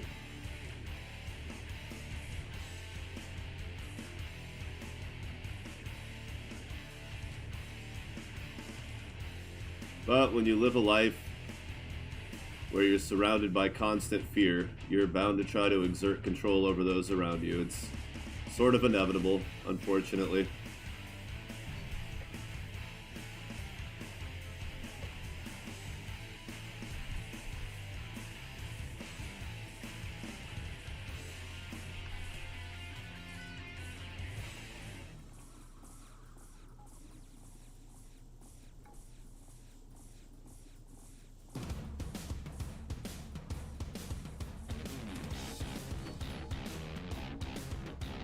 One of those unfortunate human conditions that's just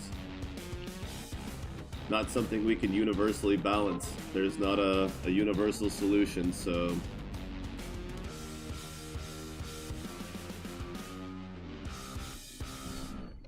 Star Trek likes to think they have the answer, but obviously even they know it's not that simple.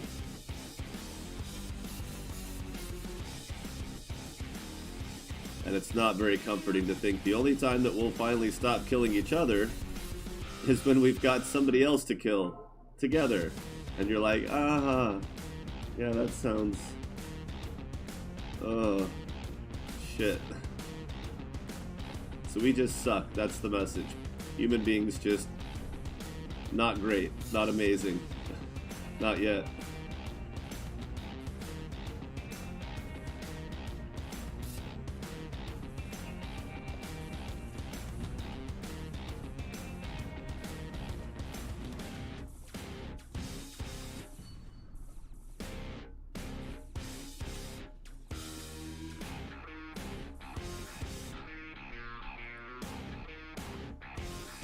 That or we all just ascend like, what do you call it? Stargate. But even they had evil versions, so you never know.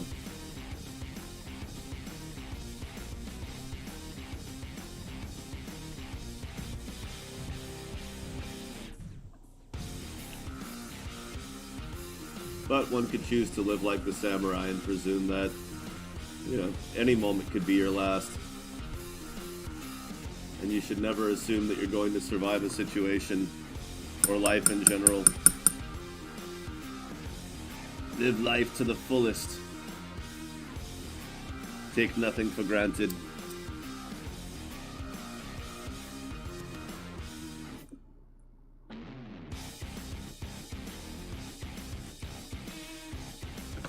Which is why things like grudges are, you know, considered less mature in the greater scheme of things. Because a grudge is just a subtle way of letting fear or negativity control your life to become too much of a focus. Like people who live a life based on revenge, you know, Inigo Montoya's story.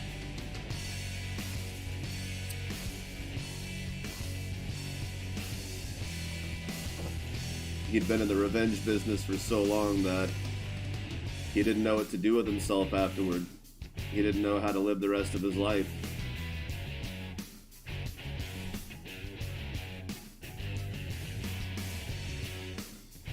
Ooh, 3 more stations, huh?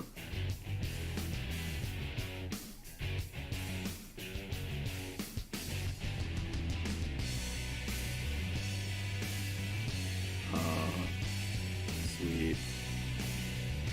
You know what? Why don't I just buy one of them? Diversified crit chance. Specialized weapon damage. Yeah, why not? I've got a little extra cash on hand. We'll put you down here. We don't have a light laser beam, but we can go ahead and put 4 of these out just for some basic defense.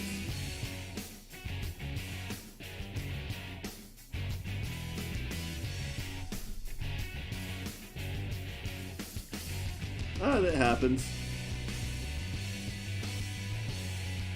Especially on a day like today, it's like, I don't want it to be a downer where we hyper-focus on that particular anniversary, but I think, you know, I tend to go off on rants every now and then about different things, so I don't mind speaking on it for a minute.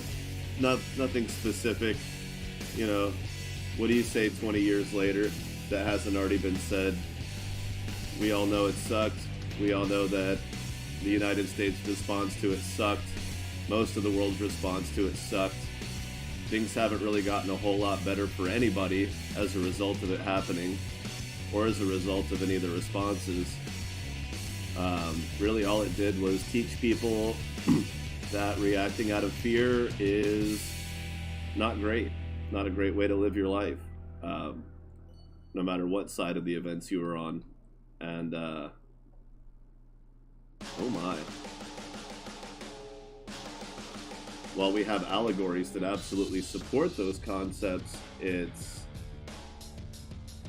another one of those things you just kind of have to see for yourself before it really sinks in exactly what could be at stake.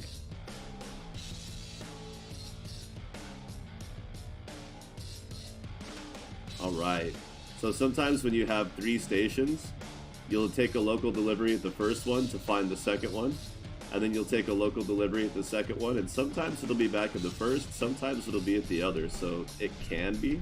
And I like that it's that way, that it's not a guarantee, but local deliveries can be a nice way to help you discover the stations in a sector.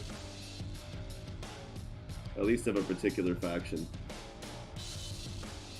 But yes, I do have a tendency to rant sometimes, to go off on tangents, and I don't usually regret it. Sometimes I'm wrong.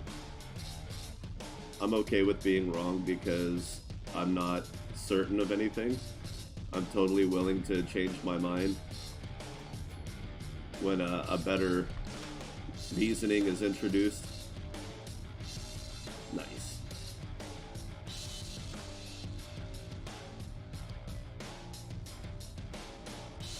So I don't mind getting a little bit philosophical. I'm not a very dogmatic person. I'm not a very group-oriented person.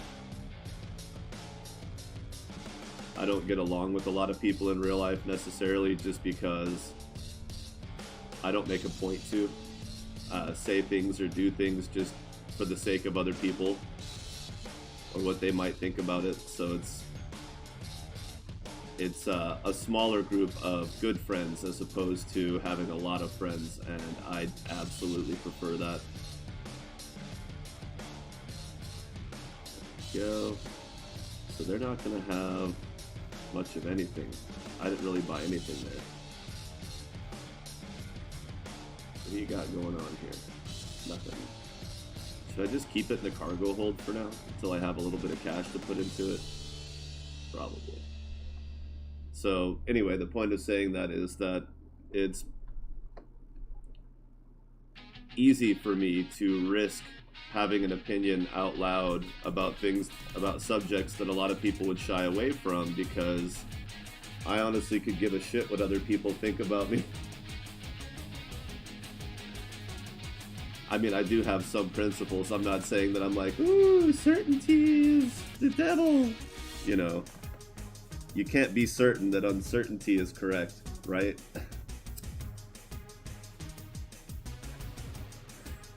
Part of living a life of uncertainty is recognizing that some things are worth, being principled about, like, murdering people.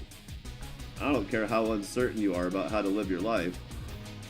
It's not hard to say that, at least within modern society or any society in general, it's probably going to be a net negative to kill people. Particularly if it's for no reason. It's probably not going to work out in your favor if that's the way you want to live your life. Things probably won't go well. So, uncertainty, sure. It's good to have an open mind, consider other ideas. And a big thing about uncertainty is not just questioning what you hear, but also questioning your initial interpretation of things to avoid, confirmation bias and, just the tendency that human beings have when somebody says something that we're plagued by our own expectation of what we think we're going to hear, even whether it's based off of, something superficial about the person or just the beginning of their sentence. We think we know how the sentence is going to end. And so we have a tendency to hear what we want to hear or hear what we expect to hear. And when I say want to hear, I don't mean like, that it's necessarily going to be a nice, polite thing that we hear, but just, more of the expectation of what we expect somebody to hear or to say. And we fall victim to that naturally as human beings because that's just how we're designed. It's to try to interpret information as quickly as possible to come to a conclusion in order to not get stuck. Trying to, otherwise we would try to take every problem that we ever had and justify it to its fullest extent. And it's like, well, somebody asked me a philosophical question, now I have to go learn everything there is to know about quantum physics or I'll never be able to get any kind of closure on it. It's like, no, we're designed to try to draw a conclusion with the information at hand as quickly as possible. And, a lot of times that does get us into trouble. We've grown well beyond our instincts, and if you're not consciously aware of your instincts, then you won't be able to program them to do a better job. And even if you do, there's no guarantee that they're going to be right anyway. So it's just an ongoing thing that you just have to constantly be open to the idea that maybe you're wrong sometimes.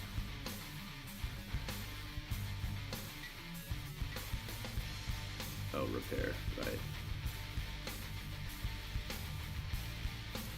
And a lot of people just seem completely incapable of doing that. They seem like, once they've picked a side or picked a position on an issue that they have a hard time admitting that maybe they were wrong or that they didn't have enough information. And if they do admit that they're wrong, they need a scapegoat for it. They need to be able to blame it on something. Oh, well, that's just because so-and-so lied about this and that, And it's like, okay, well, you're blaming them for it, but it sounds like you just got tricked because you were too ready to make a decision or to take a position. And so you're getting into that area where there's a difference between being at fault for something and being responsible for it, There's a big difference there. any cop who's ever not gotten the bad guy, if you've ever watched police TV, they're like, oh, it's my fault they got away. And it's like, well, no. I mean, unless you actively help them, it's not your fault. You're responsible because, you know, you took responsibility for being one of the people that was supposed to catch them. So you can feel responsible for it, but that doesn't make it your fault. Nor does it make it your fault when they do even more things wrong, hurt other people. So it's really hard for people, a lot of people, to get out of that loop where they have to justify being right somehow, no matter what happens, and they just can't get past it without needing to be able to blame something and make it all black and white and a neat little package. And it's just like, what if you didn't do that? What if you were open to the possibility that you were wrong and didn't necessarily need to be right about everything? So that one. I don't know if I could ram a Ravager to death, but I know I want to try. That's what I do know.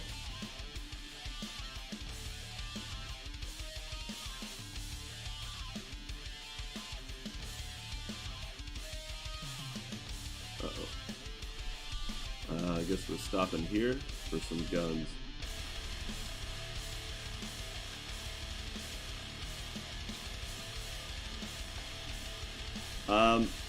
So I'll be perfectly honest, my reason for taking this skill, boosters use half price on scavenging.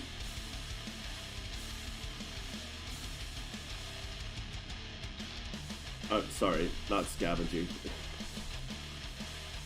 Crafting. So it's talking about, like, let's say you pick a core, right? And then you see the free booster count here. Let's go ahead and save.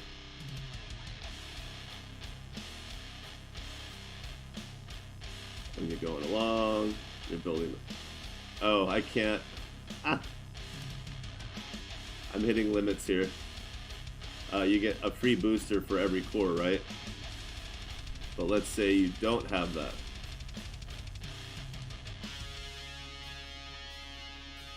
Oh.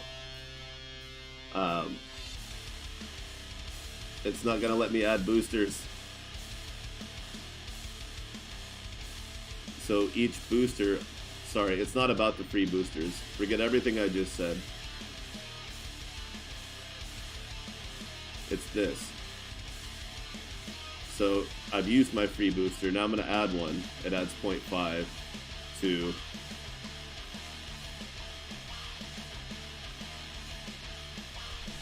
but with this skill, it cuts that in half.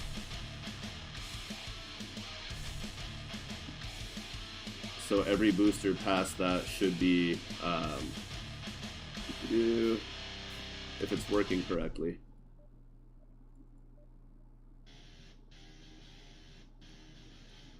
So now it adds 0.25 instead of 0.5.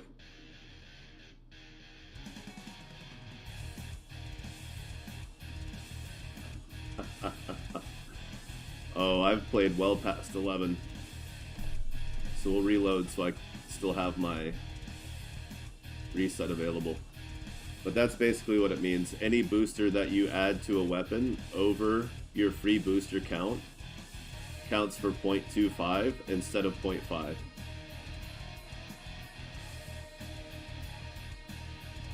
So if you're trying to dial in a specific amount of space using boosters, you get more out of that space that you're using.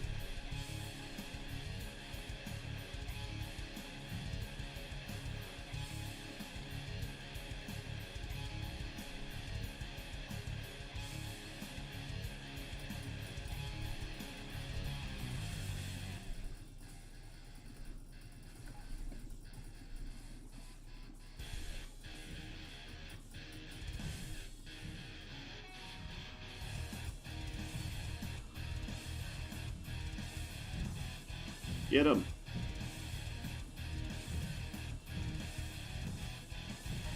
No, he's accelerating.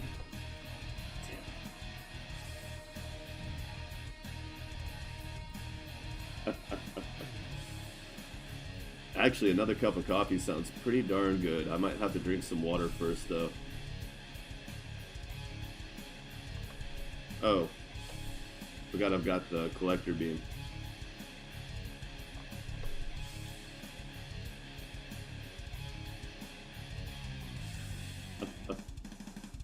Just gotta reverse a little bit. Is the collector beam bigger than my ship? Barely. Okay. There we go. Anyway, the whole reason for saying all that is to say that I'm a lot more okay talking about certain things. It's just that I will talk about them a lot more vaguely than most people. But if you hear me say something that makes you go, wait, the fuck that guy just say? Did he really just say that? I probably did. But I'm also probably open to being told that I'm wrong, as long as a case can be made and you're not just like, oh, you're wrong. So if you ever hear me say something you don't like or don't understand or disagree with or just want to discuss for the hell of it, just for the sake of discussing it for whatever reason, just ask. I'll probably be down.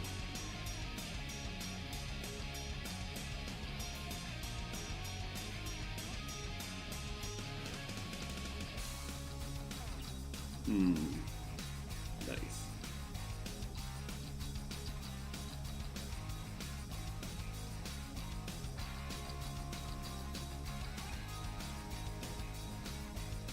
So get a little tube burst there. Yeah.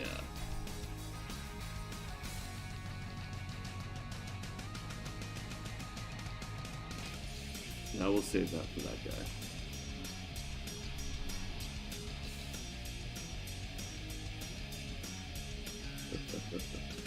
I mean, do you have to work tomorrow? That would be my big question.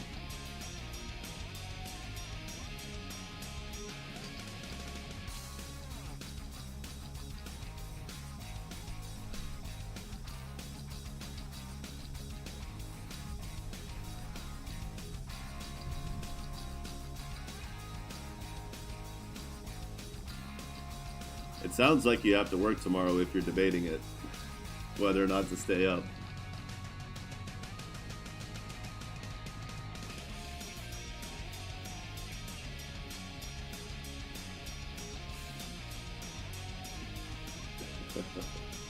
Nice, level 12.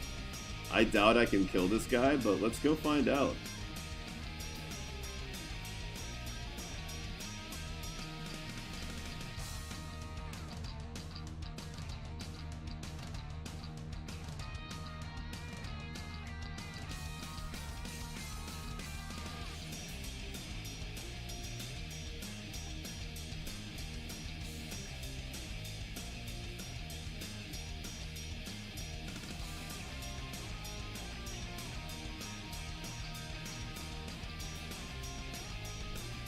Yeah, working from home's nice.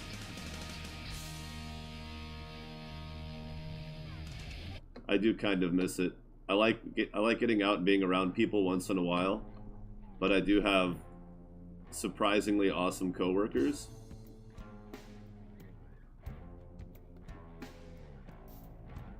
If I didn't, that would be a much easier thing to not do. I would much rather keep working from home, but no, I got some great coworkers, so I don't mind it going out to work. I worked from home for 7 years, so it was nice to re-expose myself to the world for a while. Of course, when my car broke down, that got kind of difficult. Got a little expensive there. I spent like 3 weeks taking Ubers to work for the most part.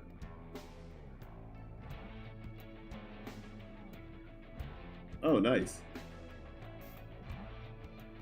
Yeah, that could be fun.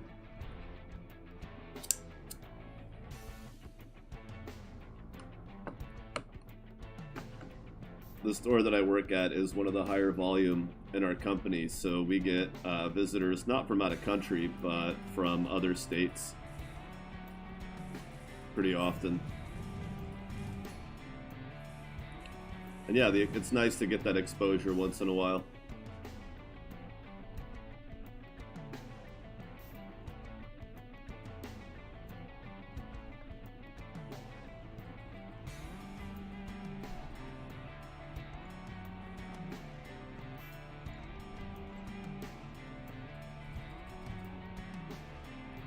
Alright, let's see what happens. He looks nimble enough that he might dodge my ramming, but he also seems distracted enough I might be able to pull it off. And oh no, he's got the kill. Well, we'll see what happens. The shield certainly sucks. Oh, but he's wasting me. Yeah, I died. So we'll stay away from that guy, but we'll try to get some of the other loot around here. So I probably need about another 40 or 50 shield recharge to fight this guy, which will be fairly expensive.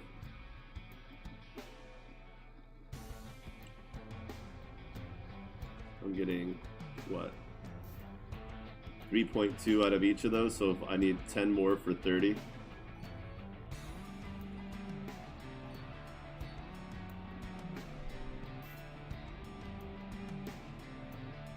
So probably another 12 to 16.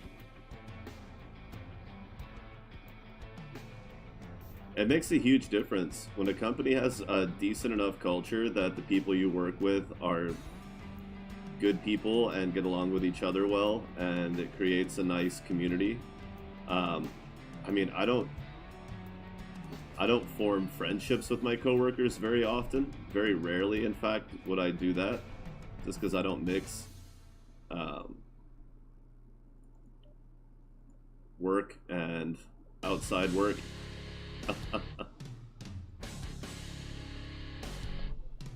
Because I like to have the kinds of conversations live on stream that I have. It's not necessarily conducive to a lot of my work relationships, but oh well. Hey, Capital Mark II impulse drives.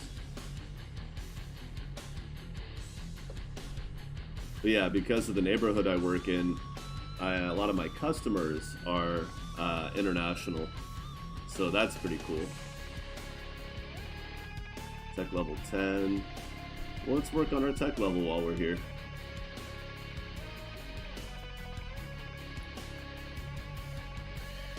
I would say a large portion of my customers are from different countries.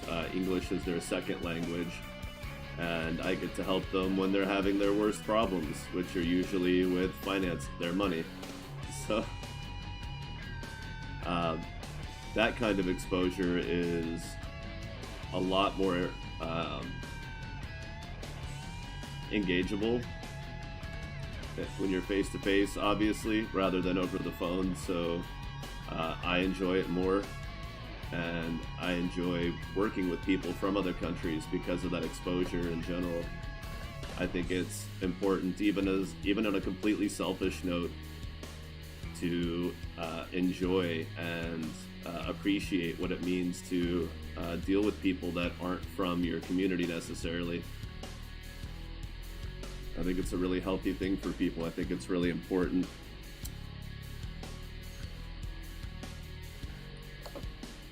That people learn to enjoy that kind of thing.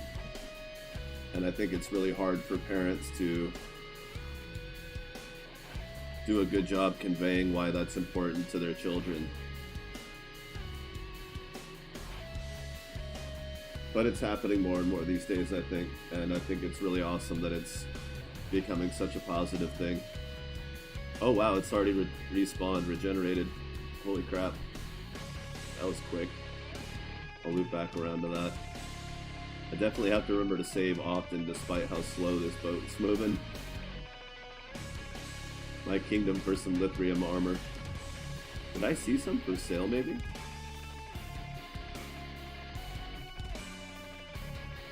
If there was lithium armor for sale at one of those, I should have stopped and noted that. Yes. It's really interesting hearing how other people make use of our language. I think that's a really under discussed, because a lot of people hesitate to say anything because it's like, oh, you're making fun of the way people talk. It's what they hear. It's that confirmation bias. They assume if you're talking about the way a foreign person uses your language that you're making fun of them or putting them down for it. And it's like, no, I'm talking about the creative aspect of it, of the words and sentences people use when they don't necessarily understand the correct way to convey an idea. And you get to know that person and a little bit about their culture based on what words they substitute and how they use them. It's a really interesting linguistic study.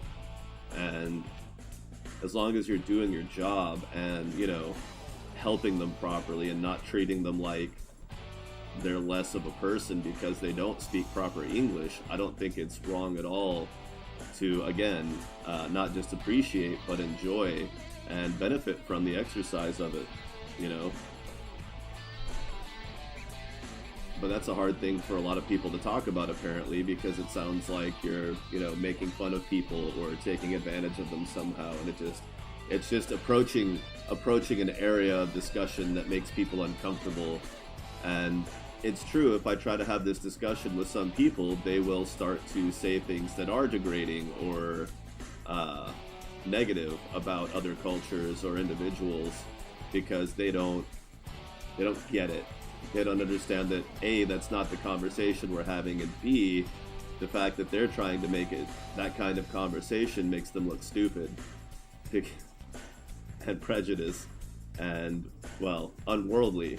Because if you're gonna be prejudiced to people based on their immutable traits, it's just like, well, that means you're not a worldly person. Even if it's just internet worldly, it means that you have an overblown sense of superiority that goes beyond patriotism, and it's not okay. But it's okay to have conversations around those subjects as long as people are not being negative or demonstrating that they have a negative attitude about it, you know?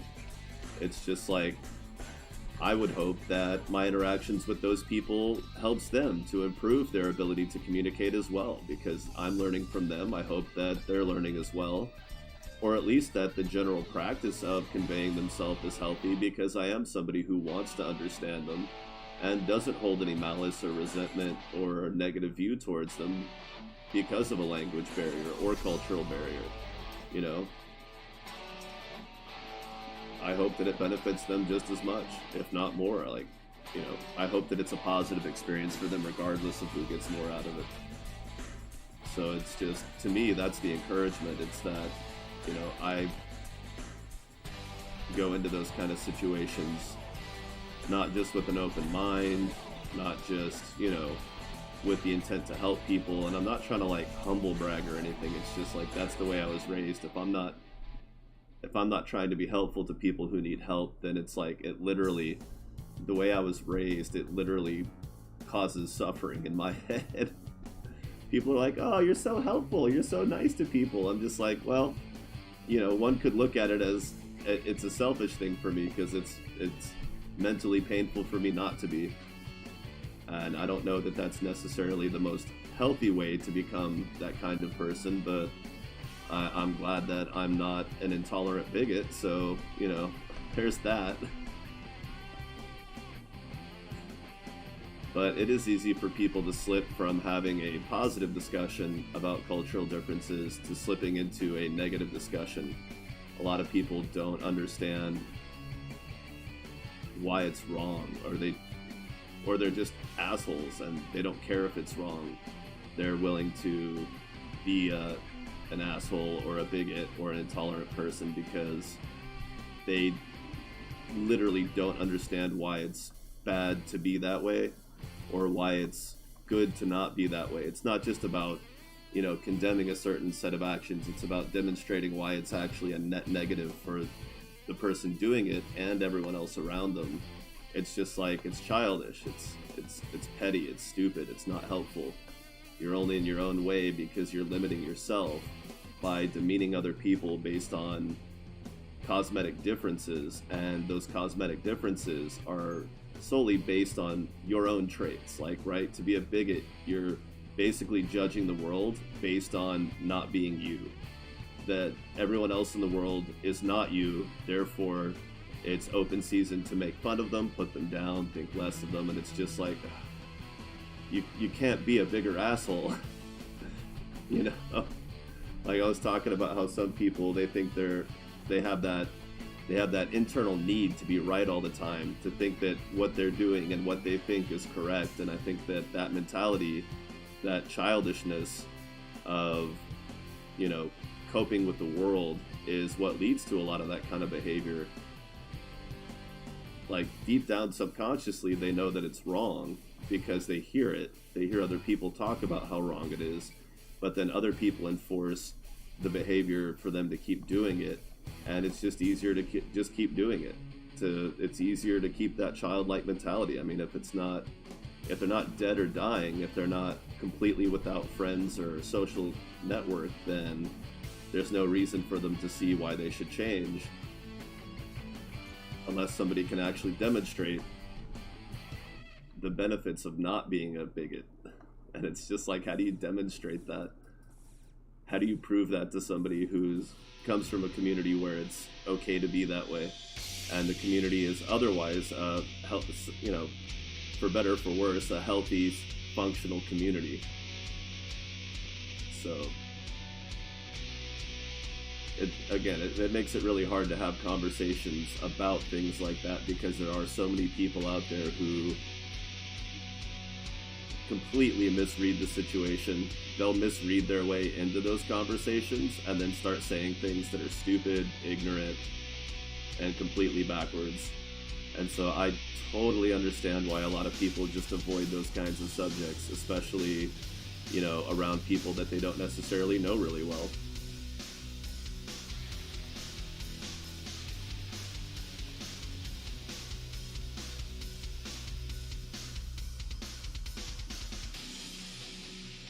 We need more gunners. Are you worth $900? Are you? Are you going to be worth $900 because there's no other alternative? Yeah. That seems to be the long and the short of it there. So I guess at the end of the day, that's my hope, is that when I have conversations like that, people don't misunderstand what I'm trying to say, or, you know, try to misrepresent what I'm trying to say. But all too often that does happen.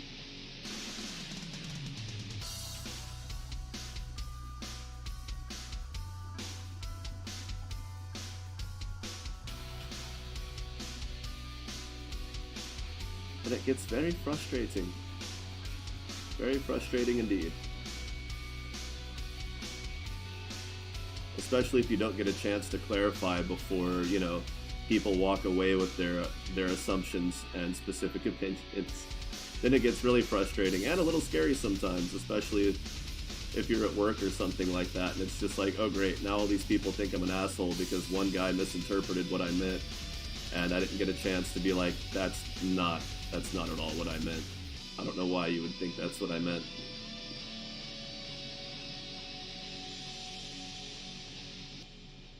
But here, the only reason the conversation ends is if I end it. So I'm totally open. And it's a big reason why I keep my work and online lives completely separate. I made the mistake of telling one of my coworkers that I do live stream video games and stuff. And they're like, oh, what's your channel? And I was like, I'm not telling you. And at first they're like, oh, come on. Like they thought I was being rude or something. And I'm like, no. It's because I want to be free from having conversations without risking that somebody that I work with will misinterpret it and misrepresent it, and that it will have a negative effect on my professional life. Because the odds of me live streaming having a positive impact on my professional life is basically zero. There's really not much that I'm going to benefit from at work by doing this, so the risk is only potential negatives, in my mind, or at least mostly.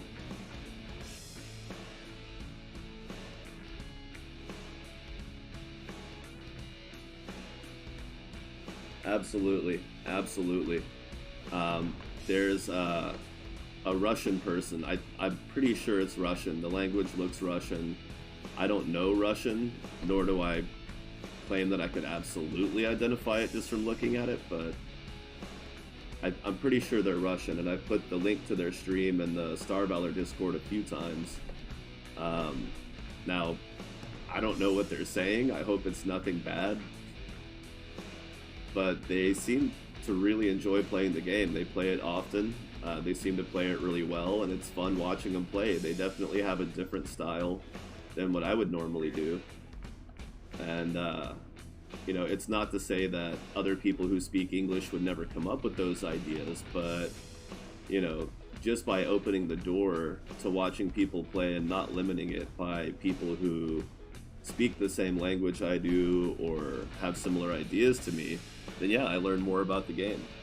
And who knows, I might learn more about them as an individual and the way people think. And, like, it's amazing. Like, my job is not something where people necessarily have to expose a lot about their personal self in order to be a customer of mine and to benefit from the service that my company provides.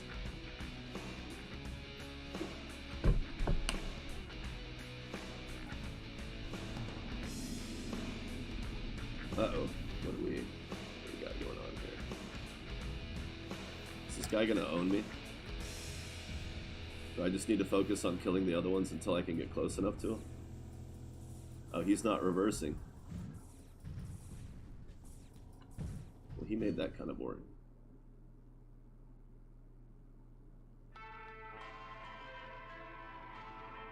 Exactly. And just taking that kind of mentality out into the world with you, you know, not limiting your experience to things that are too familiar in general. I mean, you know, people are always like, oh yeah, you know, an enriched life, you have to try new things and it's good for you and blah, blah, blah. And I'm just like, but do you practice that at every level possible? You know, I mean, obviously you have to have some limits. You can't just go out and try something new every day or, you know, but just the idea of learning and exposing yourself and being open and ready for those kinds of interactions and not straying away from them, it changes the way you perceive everything. Even just making the decision to try to be more open-minded and to try to be more open to new ideas and even new foods. Just having that kind of a mentality in your day-to-day life can potentially be good for you. Oh crap. I got too close. I think I'm faster than that guy. Although probably not much. Nah, he's got a higher top speed. I gotta get out of here.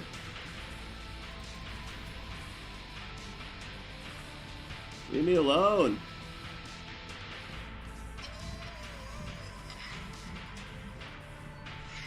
Woo! 260 armor left. Good golly. I was pretty ready to die right there.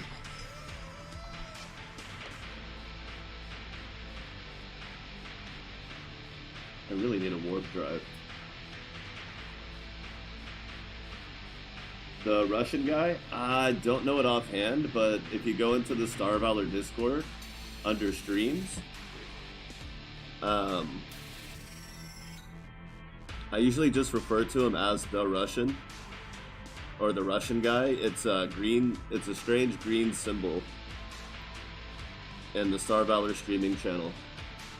But I don't know, I'm going to reach out to them, see if they know any English or if we can use Google Translate so I can actually learn their name properly so I can stop calling them the Russian guy.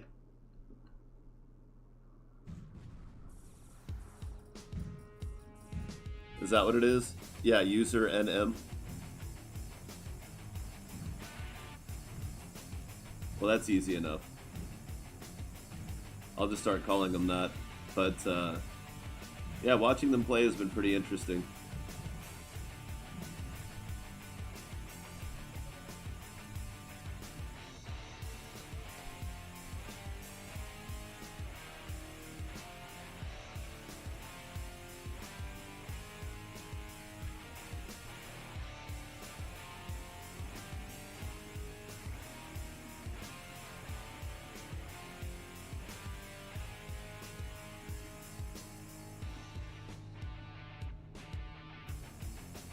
Yeah, I mean, if they know any English, then they should probably jump on the Star Valor Discord once in a while just to say hi and hang out. But I've posted his link a couple times whenever I notice him on. Whenever I'm like at work or whenever I'm just at home and I think about it, I'll jump on Twitch just to see if anyone's streaming Star Valor, unless I'm already watching. But if I see people streaming Star Valor throughout the day, I'll just post their link in the Discord. Because you never know. Like we were saying, everybody plays differently. You never know what you might learn from another player.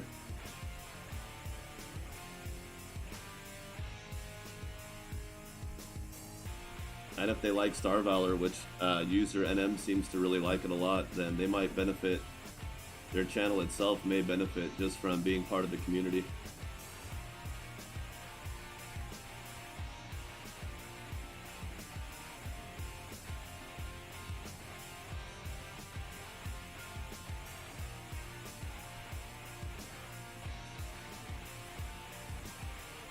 Alright, so let's... Now that I've got a couple of large reactors, or just one large reactor? Oh, I thought I had two. Oh, I died.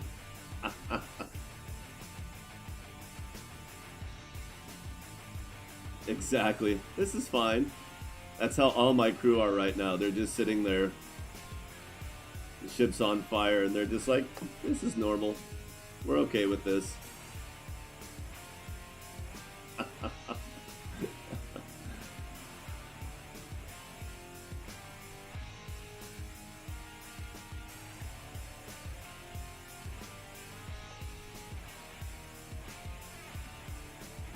Yeah, I really need to get that ship in the air as soon as possible.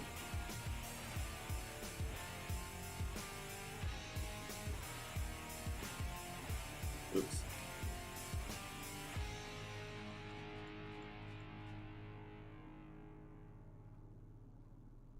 Okay, that got us to 82. But since I need to wait for repairs to get done before I try to fight that guy again anyway...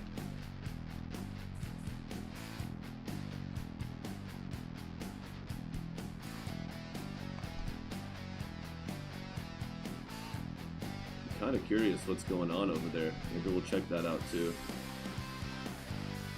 Slow.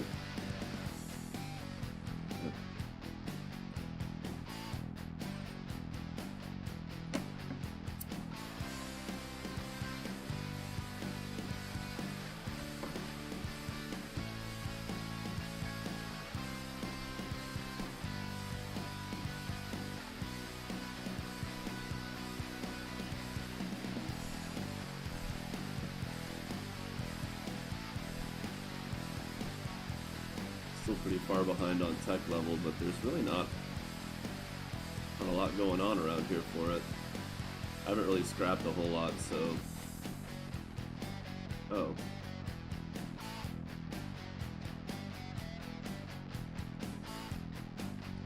Wait, what was your trait? Weapon heat generated. Well, you go here.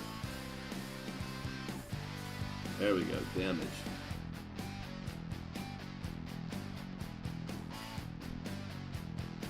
I guess I could go back and get my warp drive. A lot of dark sectors. Whoops. Do I want my free warp drive or do I want to buy one? Oh, I didn't even see those. So expensive though. I'm hungry.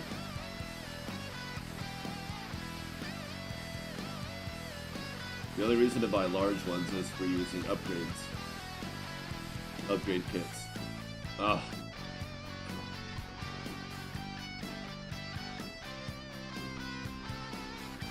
Alright, we'll go check it out.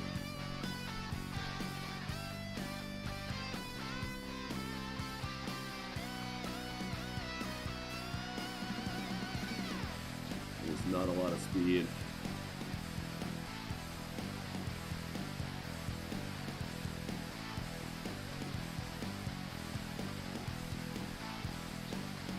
Long journey. Oh dear. Let's see, so almost 3 per second. And I need another 3,000. So call it 1200 seconds.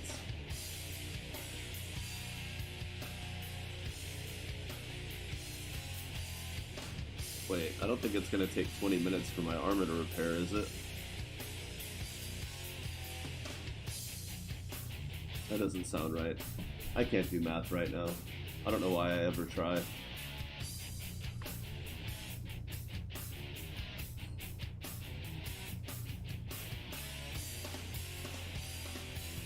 Well, maybe it would though. Is that about 20 minutes to get full armor?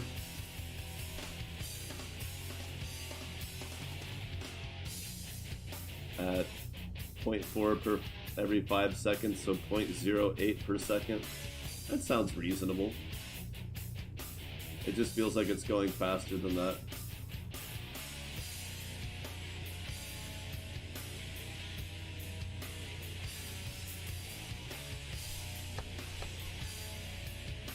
It is weird trying to use an inertial stabilizer after never doing that for so long.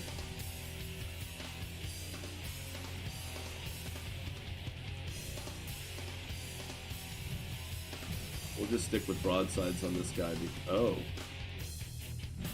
This guy's got Vulcan over here. He's actually not the bigger threat. Just an unfortunate combination.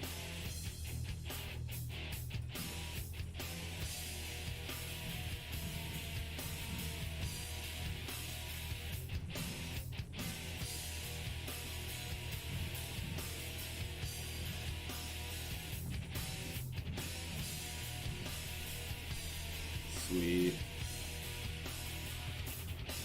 Pretty sure I set that.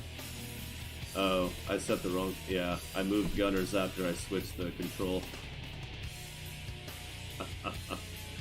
That would do it. Saving that pirate heat sink. And hoping it's not another Vulcan guy, because that really set us back on armor a lot.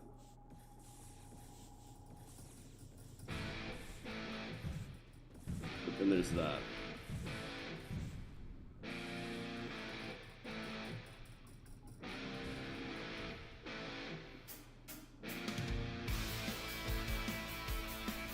Okay, so there's a station here. Is that what I'm seeing?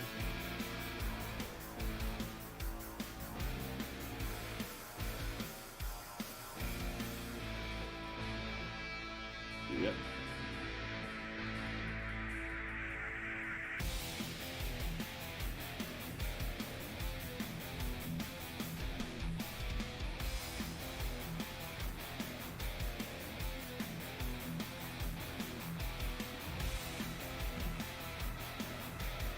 I wouldn't do for a drone bay right about now.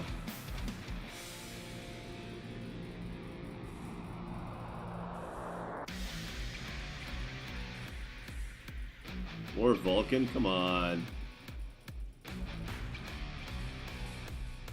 Can somebody shoot this guy, please? Like soon. Thank you.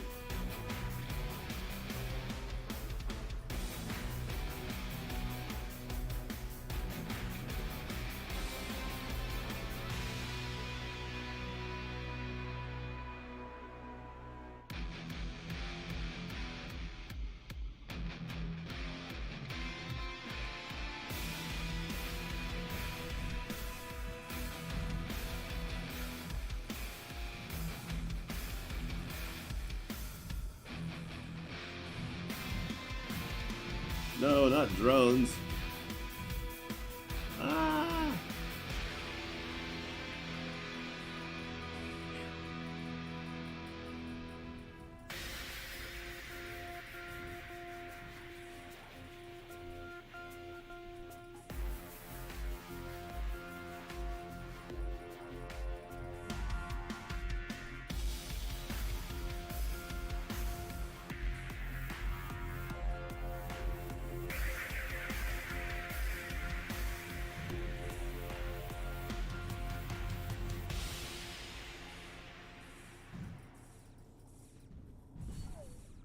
Aggressive.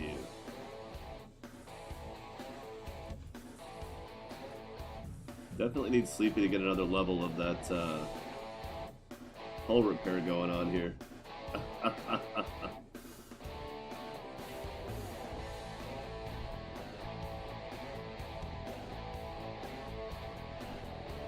Nice. Pirates are neutral now. So assuming I was disruptive enough to help keep the station alive, which I doubt that I was, but maybe we can go keep it alive.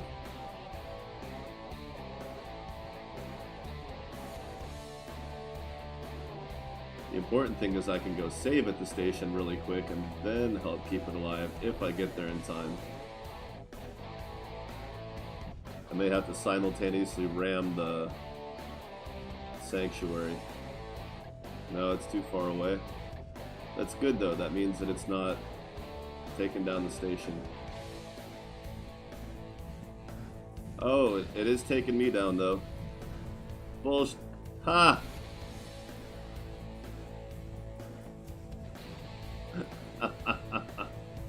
That's one way to do it.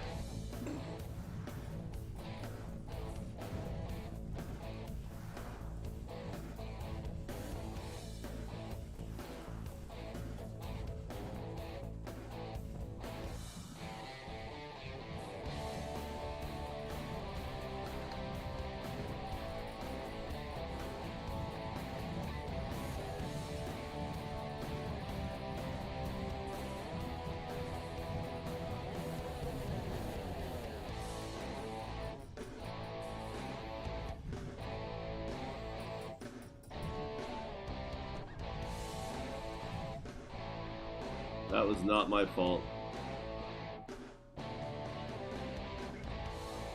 They're just running into me. Alright, we got a good chunk of change for that sanctuary. And we're still... Oh, they're hostile now? Okay. That's okay, I can fix that. Just as soon as I leave here.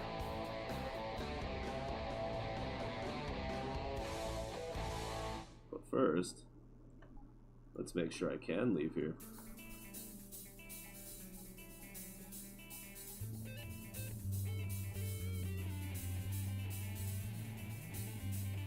Just like that.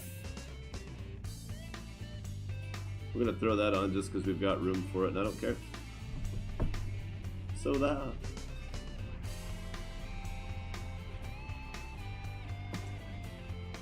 Okay, which one of these do I want? Probably the yacht.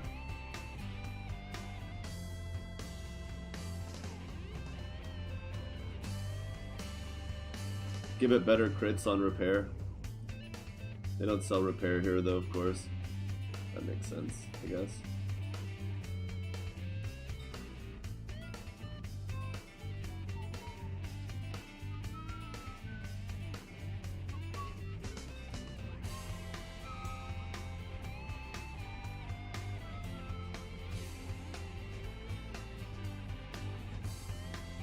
I don't know how much good 4 is going to do, but that's okay.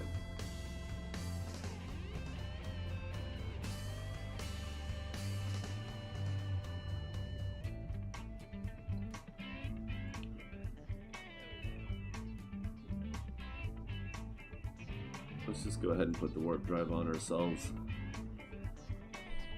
Ooh. Not that much better.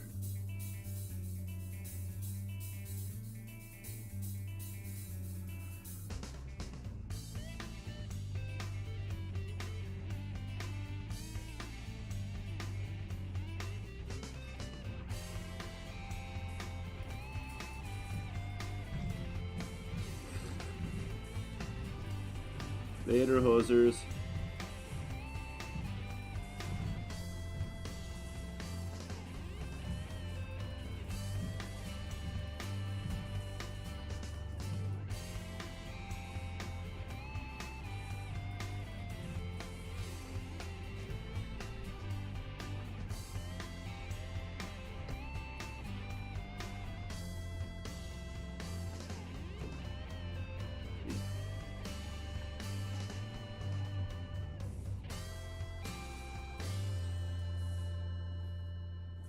Damn it.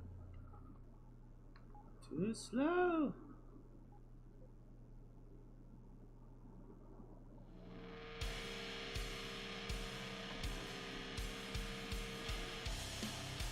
Right. Should probably go ahead and turn these on.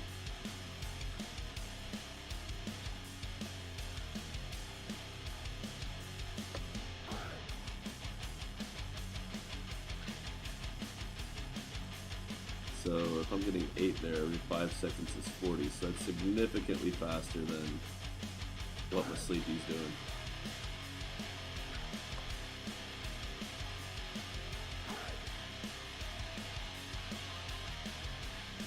Not bad, not bad.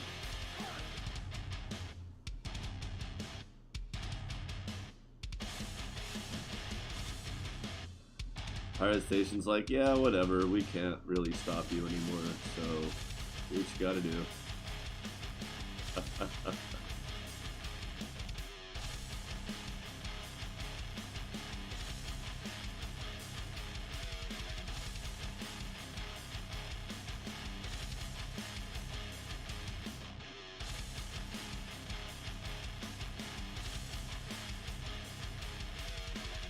Yeah.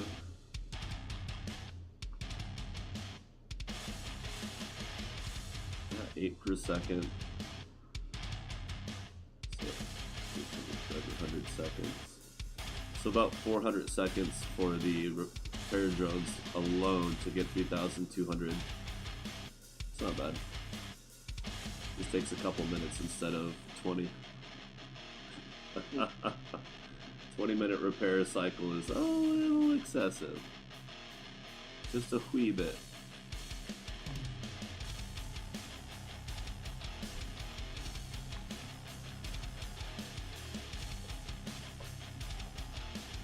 Now, of course, in case the gate guards are hostile on the other side, you enter the gate. Sort of already pointed back through the gate. No! Not what I wanted to do. Oh well. Damn it, merchant, go away. Stop shooting at him.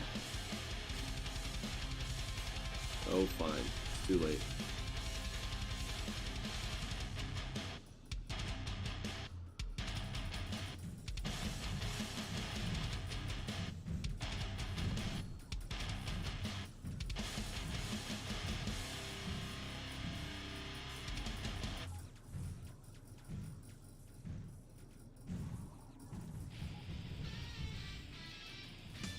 Oh boy.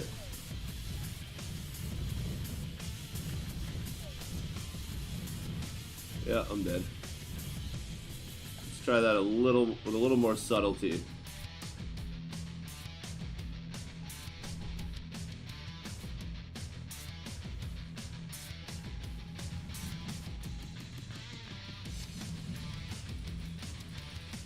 Yeah, it's hard when they're level 15 and I'm in this super slow dreadnought, but if I can lead them to the fleet, let the fleet kill them, then I don't get points for killing them.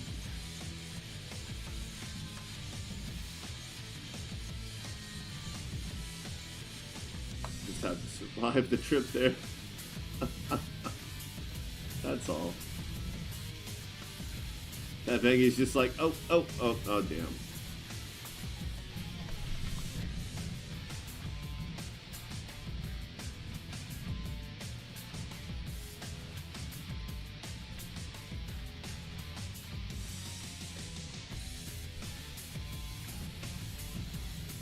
We're really not shooting at these guys that much, are we? Okay.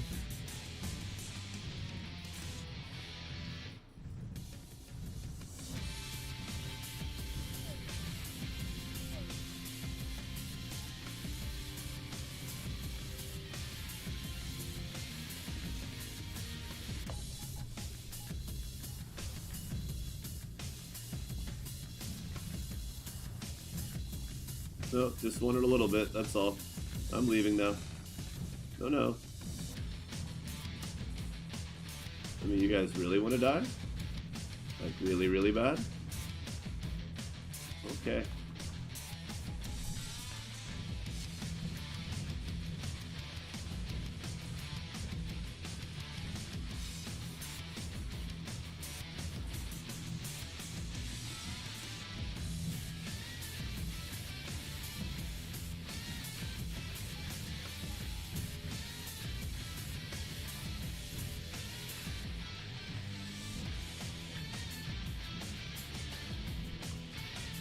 that distance all of a sudden? Not so keen to get right up on me, are you? Yeah, it's almost like something changed your mind a little bit there, huh?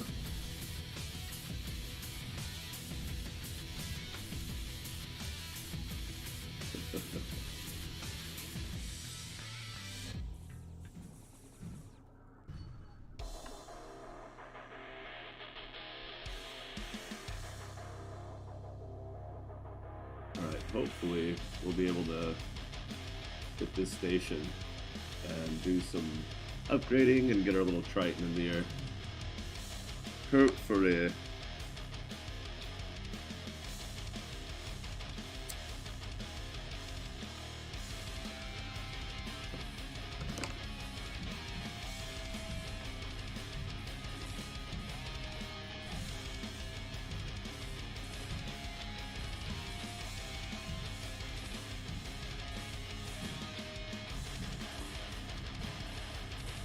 Seeing if I lead these guys to the station ahead of time, they'll die without doing any real damage, and they won't be able to contribute alongside the other ships. So it weakens the fleet as a whole.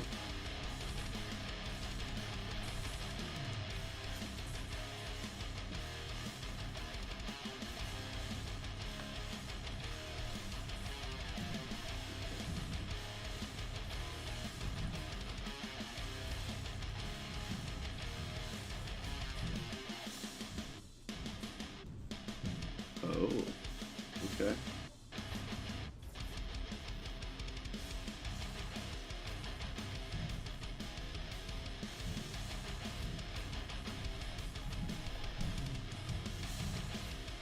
$80, huh?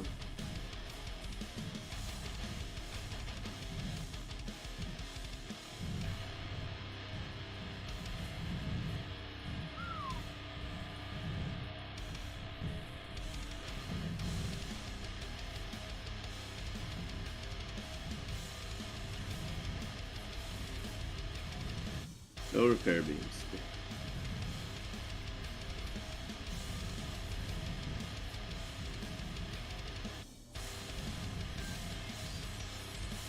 There. I took some of that hit for the station.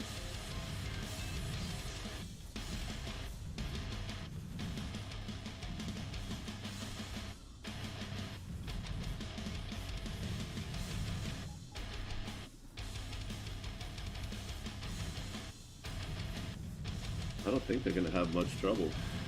Although they are missing a lot, and their weapons are not very strong.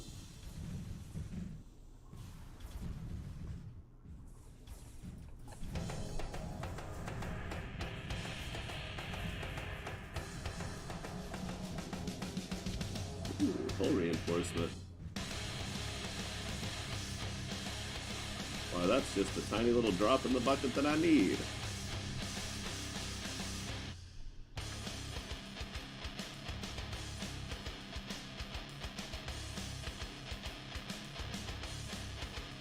Alright, off we go. So we get our tech level up to 10. And since speed is the thing I need the most right now, I think I'll probably start scrapping a lot of things that I find rather than selling them now. Because tech level is getting in the way of that. Although being able to double down on these beams is huge.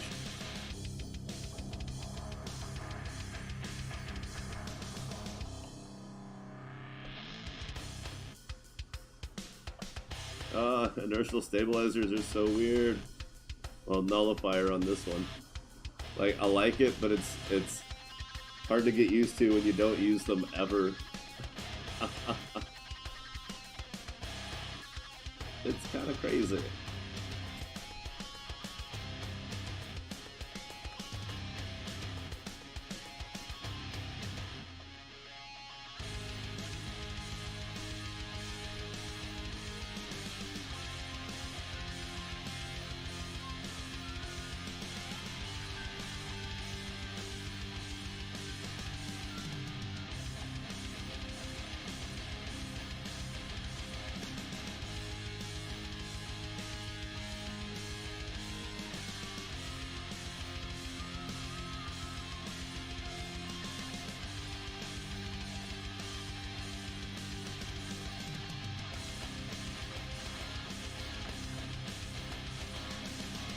Could use those.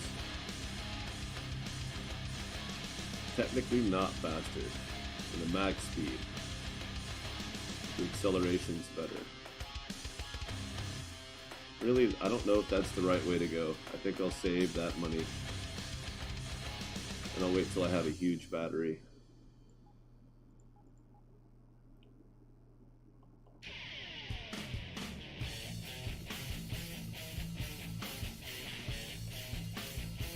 Okay, tell you what.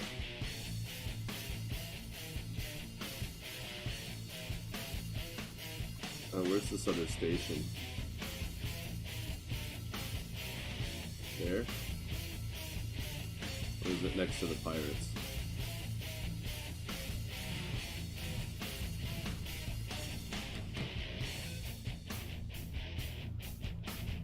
I can't believe it would be there. But that's probably it.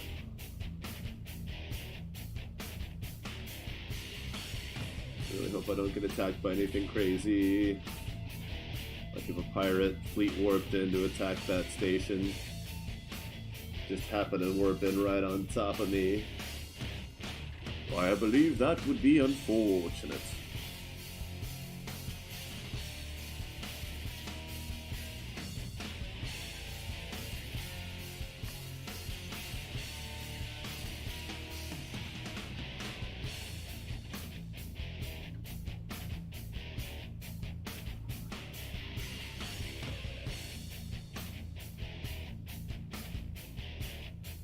Nope, nothing there. Just a destination for the mission.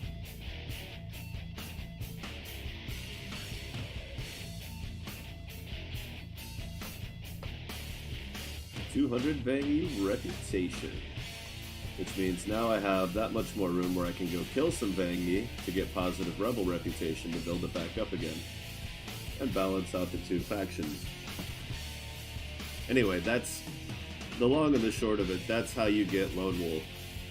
I don't want Lone Wolf, so I am going to commit Vangy genocide, or genocide against the Vangy at some point. I'll take out one of their stations to become a rebel.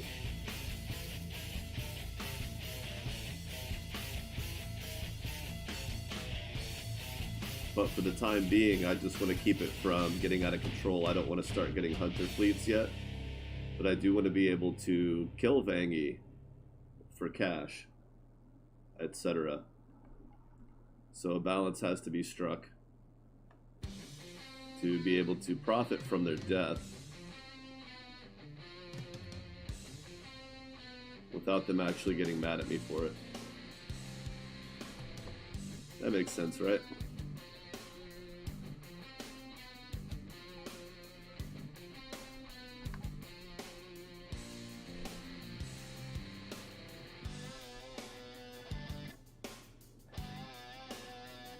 Wait, did they have the Mark II?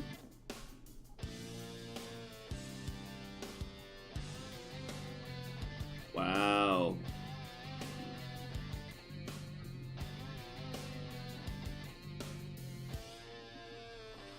Well, it's something. Something drawing a lot of power.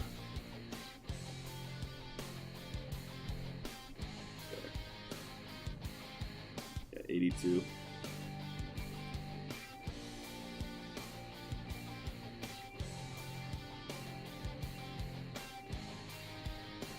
Oh, I only have...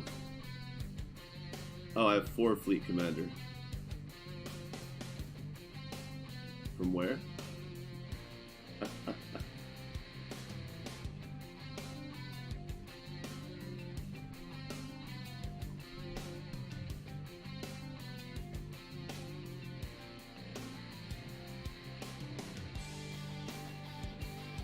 It's, not that. Ah! What are you guys doing? Leave me alone. No! Go away. Stop.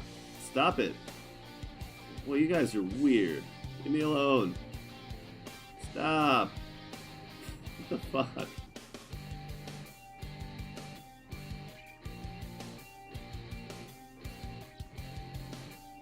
It's like they were trying to force me into the debris field. It's like, give me a minute, okay? I'm doing something else right now.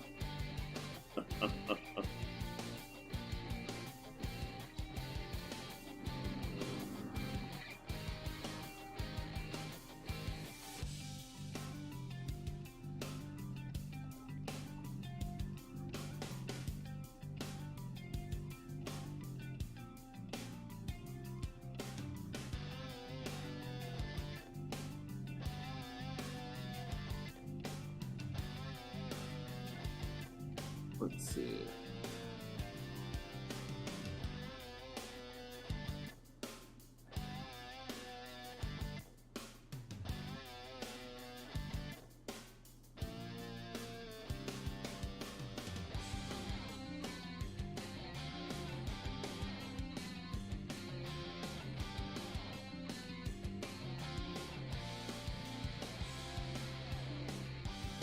How do you do that?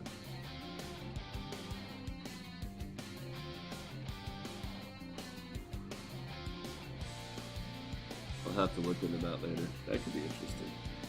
Secrets. Keeping secrets.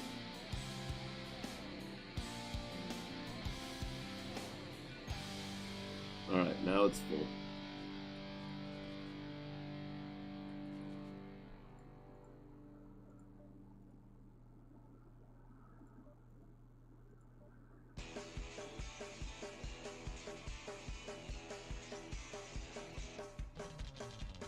Wow.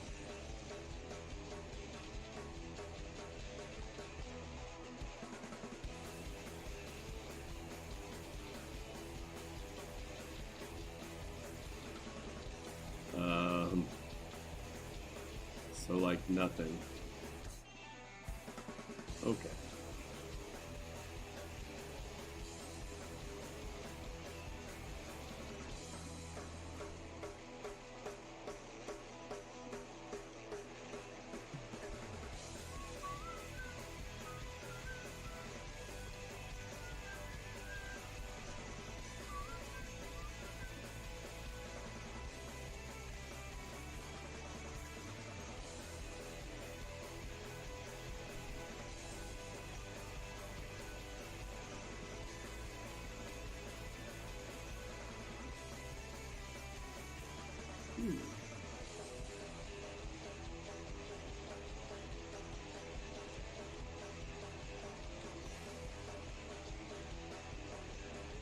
Yeah, why not? I mean, sure, it's expensive, but whatever.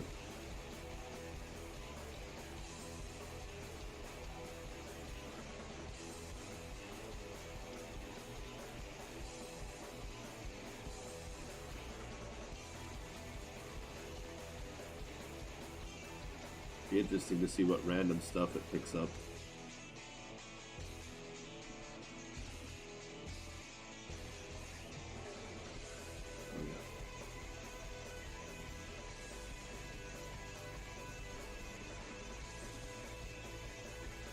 And we'll put more on it later.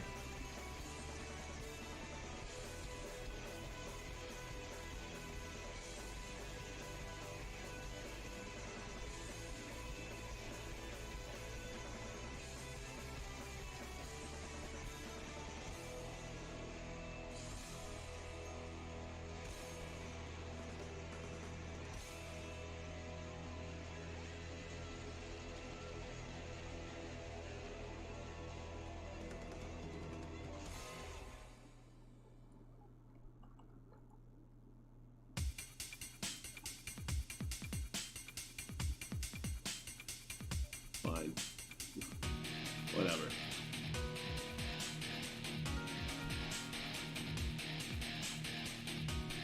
Okay, Jack. Let's see what you got.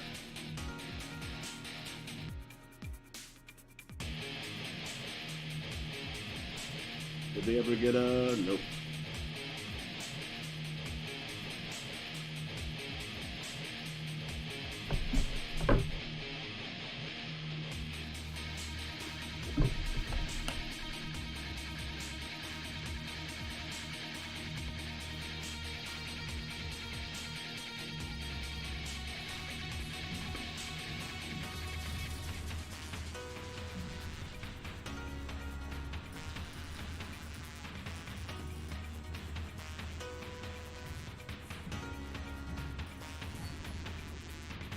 Yeah.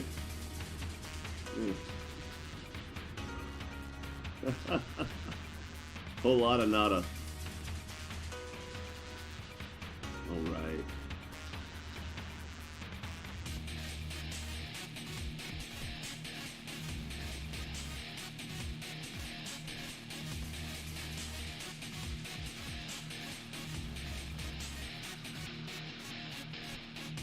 Let's go good first, yeah.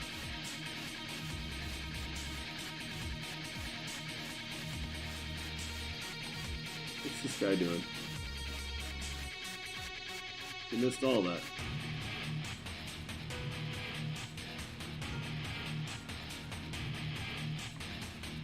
Don't worry, I'll give you a warp drive soon. Probably should have given you one now.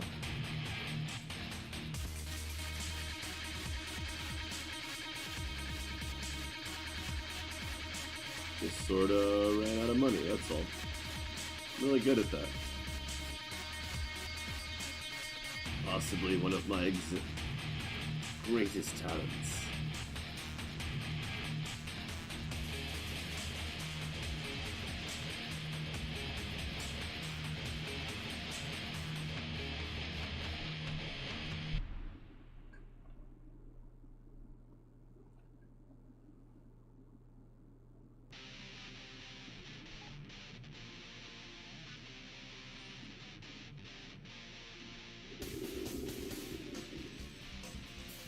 I think maybe it's time to start fighting some Vangi.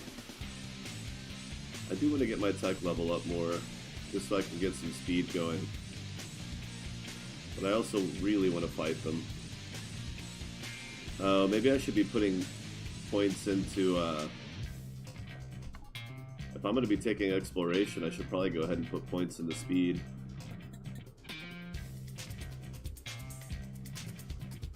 I didn't even think about how important that would be right now. Even just the acceleration side is amazing.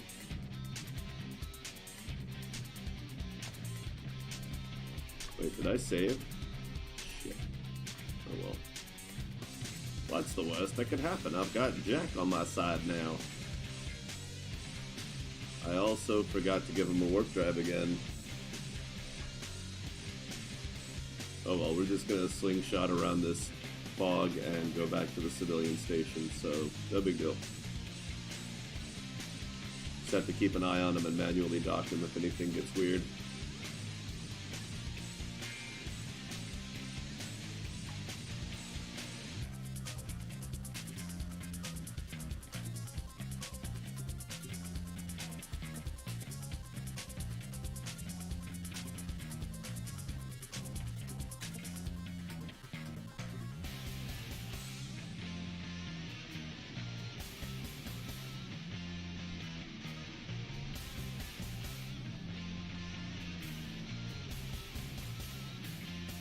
Save it for the new engines. Yeah, that's right. As soon as I can put those Capital Mark IIs on, they're going purple. Immediately.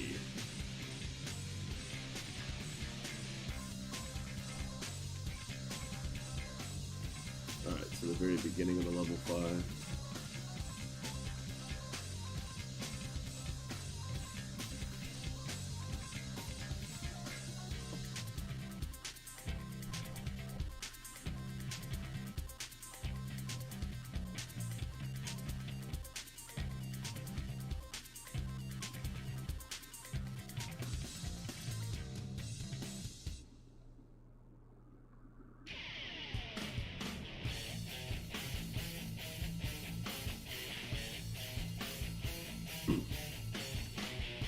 Oh, it's junk. I always forget I can look down there and see what the actual thing is.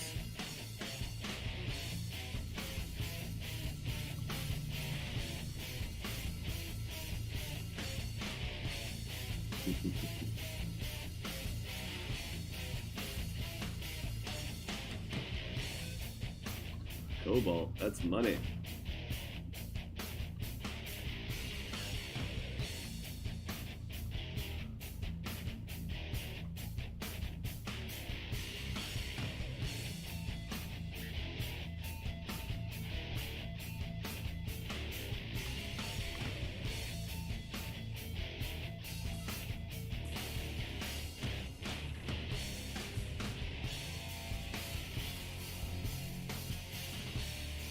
He's like, oh crap, not the ramming.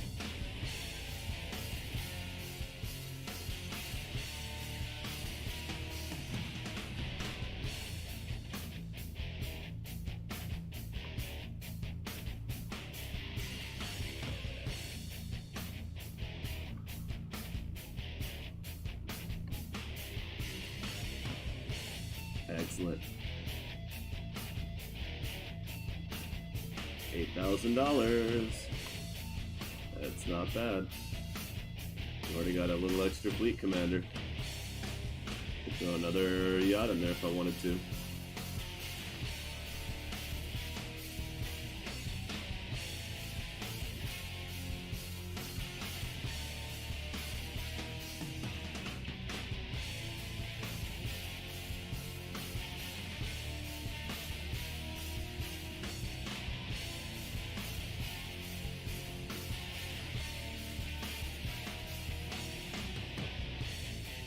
Oh yeah.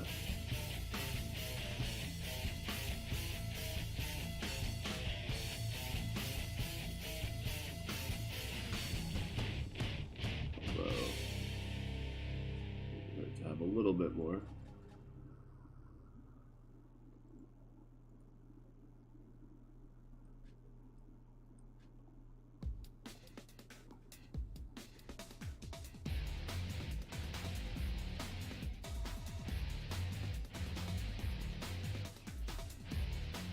There we go.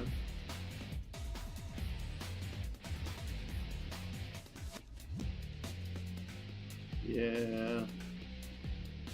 It's not worth the money, but someday it will be. Of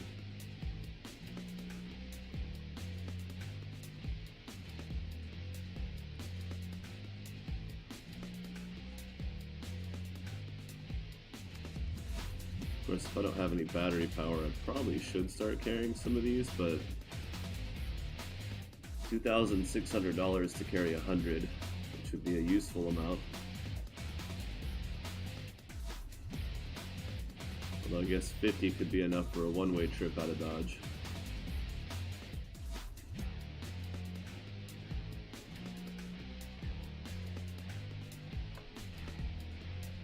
And I've done some good work for the Syndicate. I need to do some work for Proxima. I haven't found any of their stations to do that yet.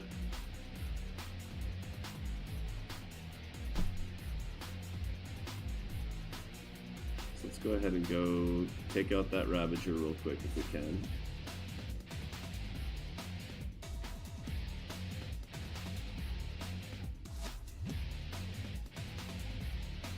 That should be enough. Aha. I hope.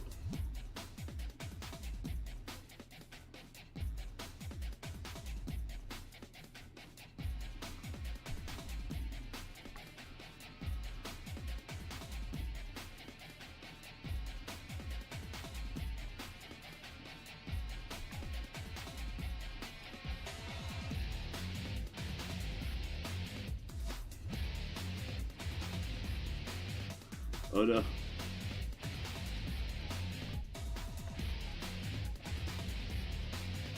Very well.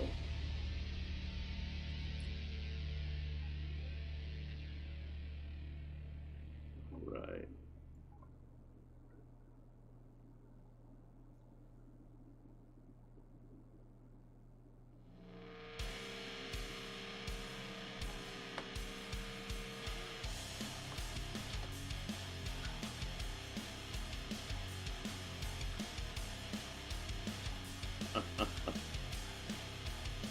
Inertial controls make it awkward. It probably looks cleaner to watch though.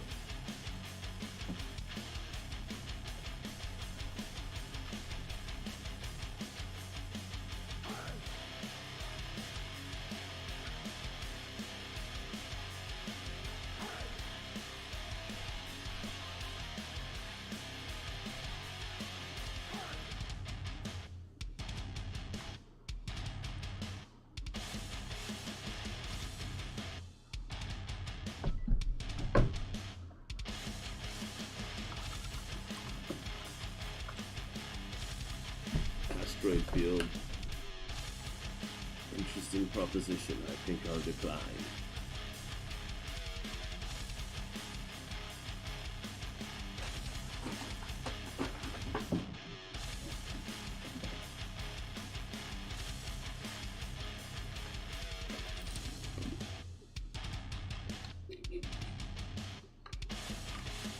Oh. Guess I'm out of that stuff. Coffee it is then. Wait.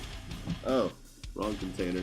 I was like, wait, I was sure I had more than that left. Energy powder mix. To the rescue.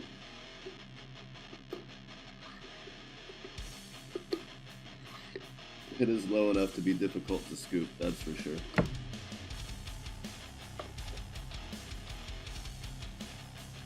But that's okay.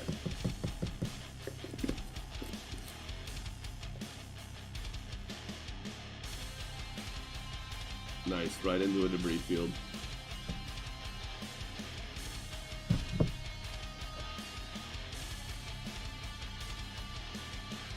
Oh, nice. I better get the hell out of here.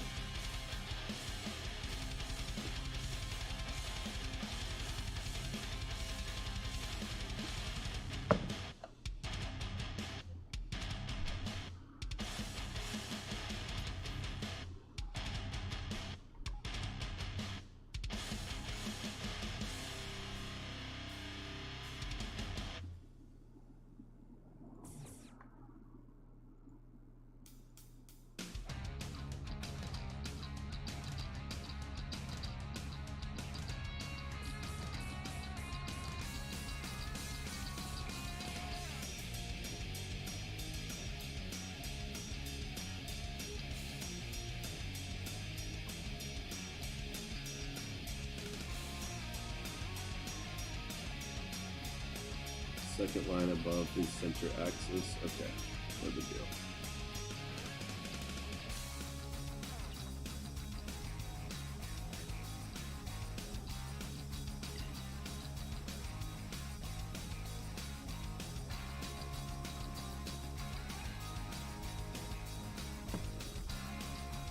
Ah, that was refreshing.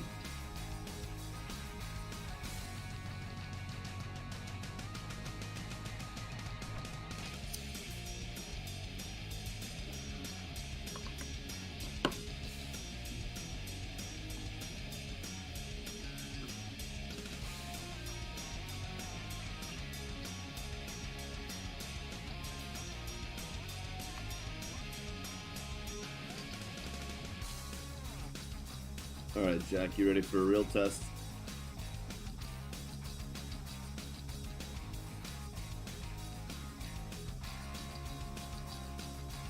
I don't need you pulling any hit and run bullshit.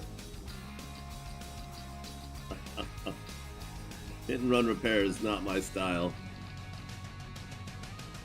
Unless it's the only way he's going to stay alive and get a total net positive of improvement on total repairs. But that's unlikely.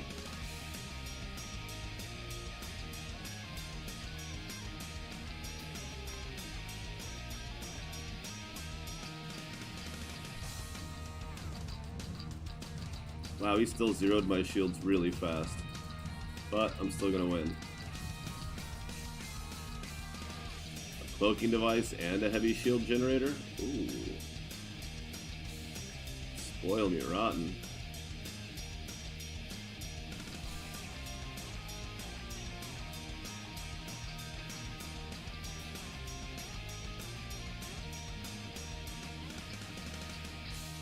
That just looks inappropriate.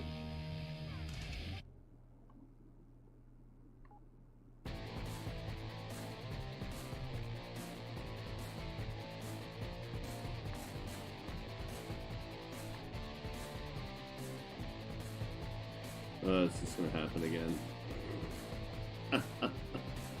Uh-oh. Passed it. It's alright, we gotta screw around a little bit to get our tech level back up. I mean our armor. What are words?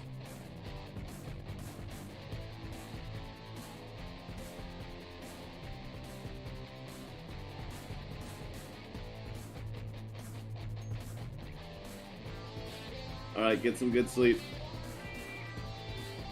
Track down that American at work tomorrow, if they're there.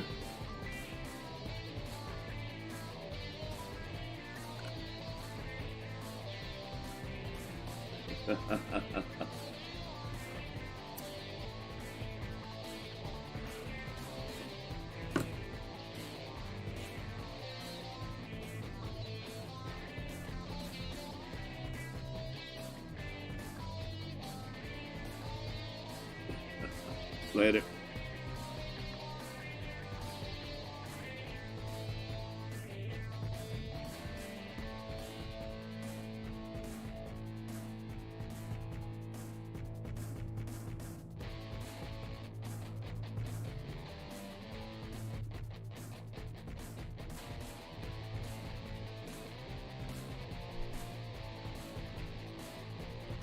All right, now where do we go?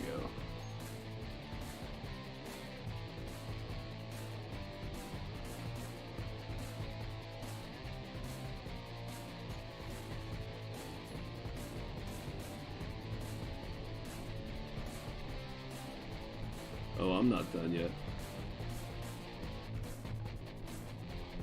I have many, many hours left to go before I'm finished.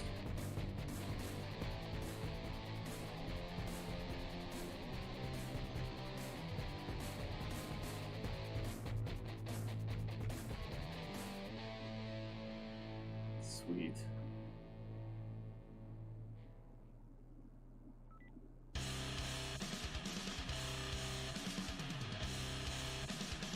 And now for the monies. Well, 680 anyway. Not a lot of money. But something. It was something. Go square with it. 2 more staff. That's all I have room for.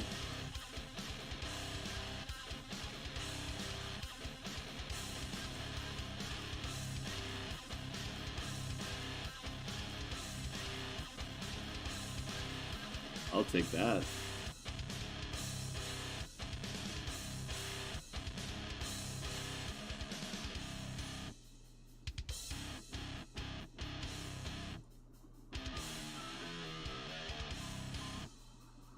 Guess I might as well put it all on.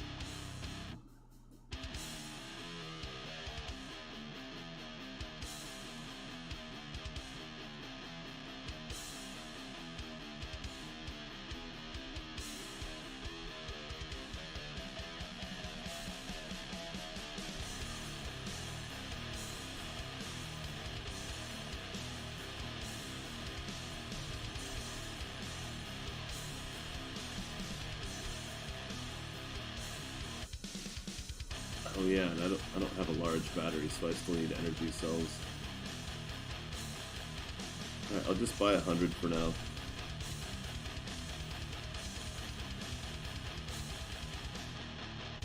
Shit.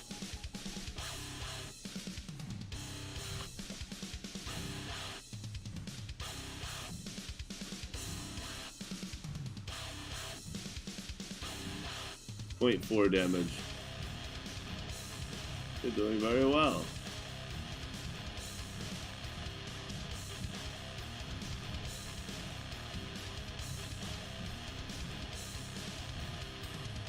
Yet you fail.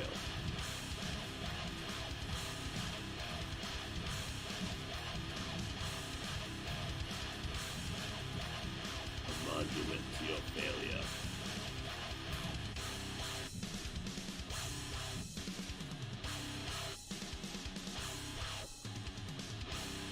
No. Although, we gotta get rebels sometime.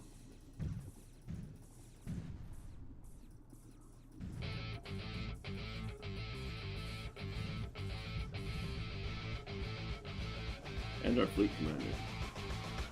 Really need my fleet commander to get up before anything else.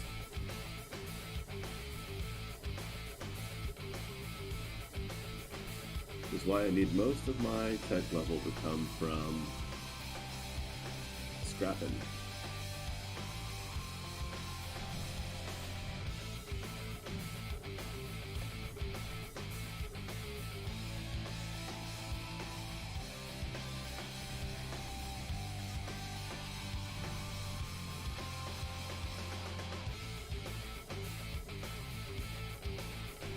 Nice, now we're talking.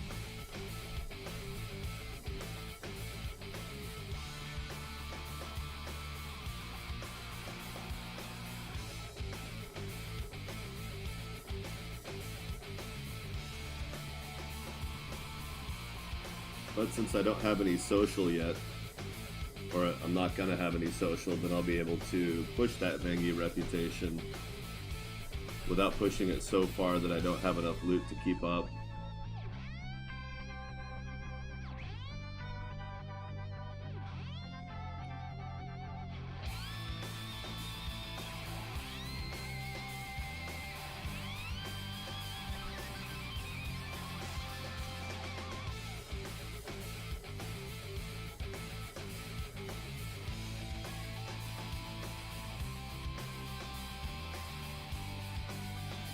Yay!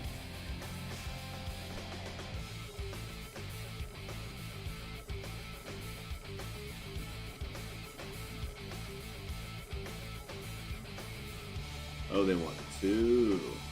Okay.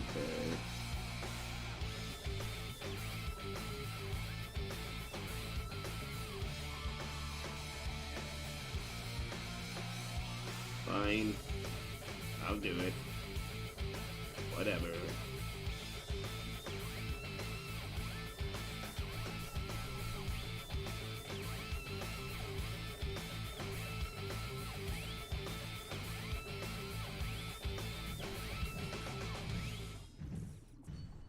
Hey. Upgrade.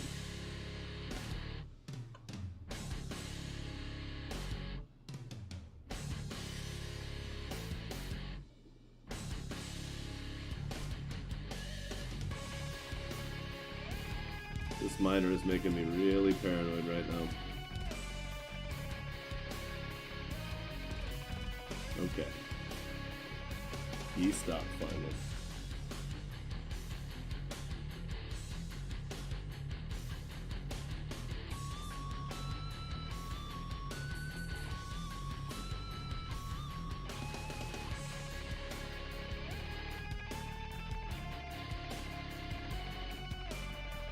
Excellent.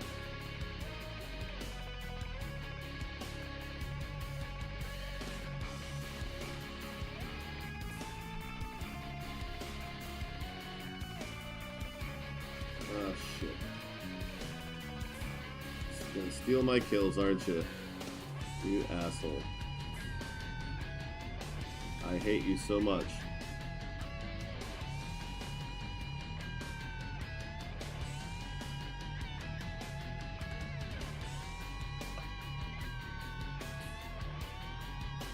There, I hope you die. You're stealing my money. What am I gonna do? Reload? Just for that? Ugh, God. Gross.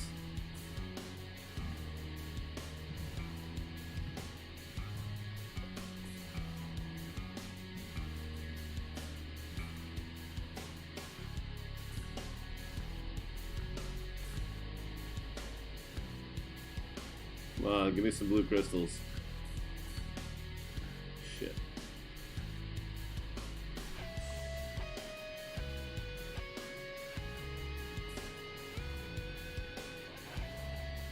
There's one.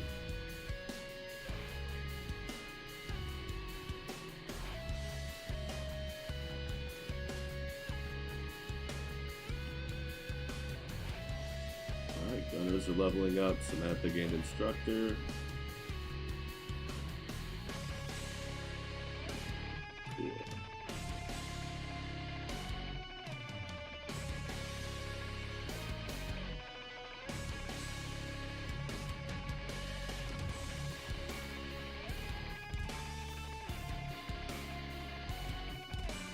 Cool. Oof.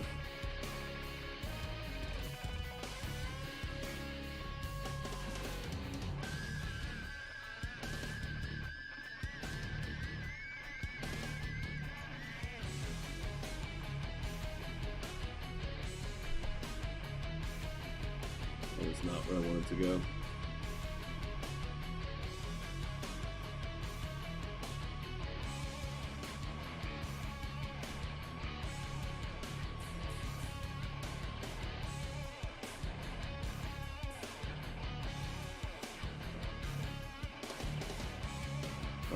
power system definitely needs some upgrading.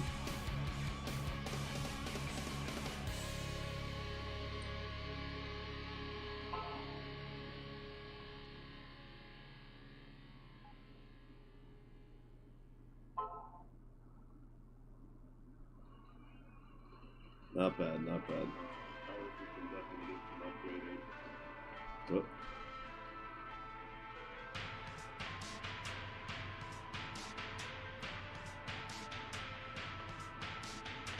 Too many distractions. Leave me alone, technology.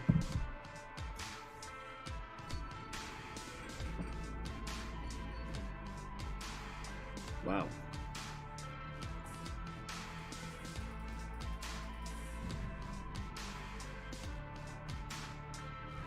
Balancing, balancing, ever balancing.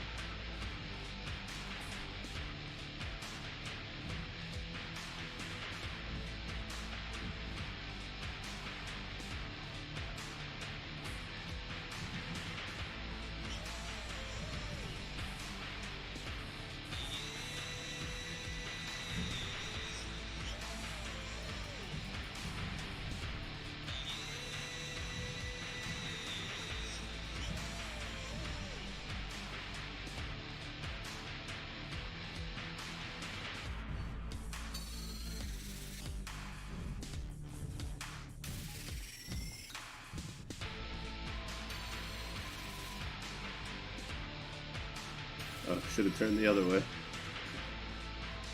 Whoops. Let's grab this junk real quick. It's always a good time to grab some junk.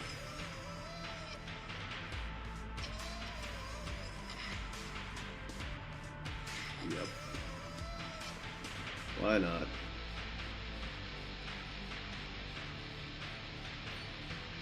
Cool.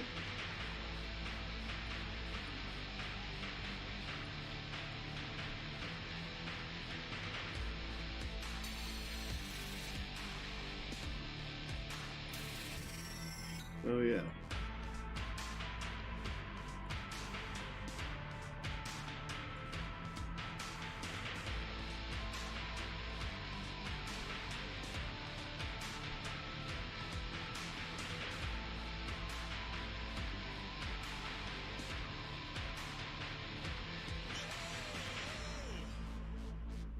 Whatever, it doesn't make any difference.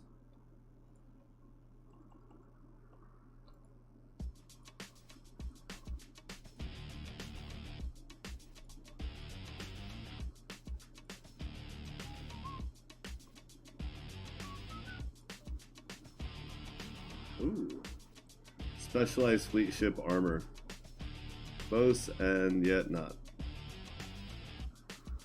I don't have a hanger. That's not much help. Terrible aim. How about no? No.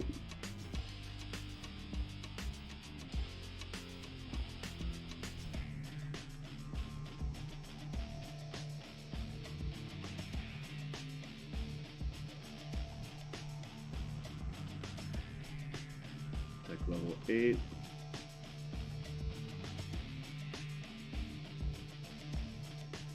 So excited for those new engines. Soon.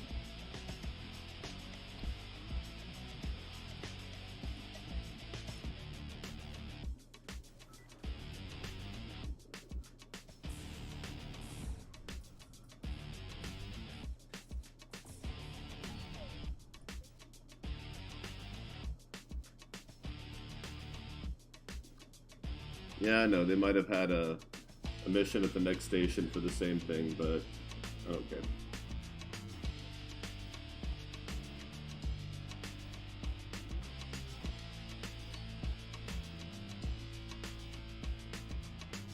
Oh yeah. Oh man. Just wow.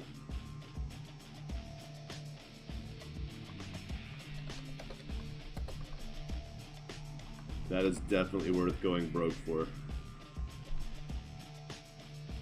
Wow.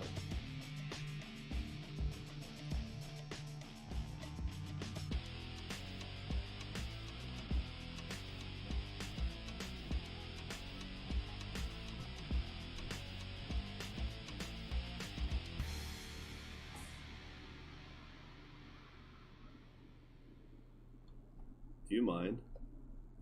Oh, I hate you. I hate you a lot.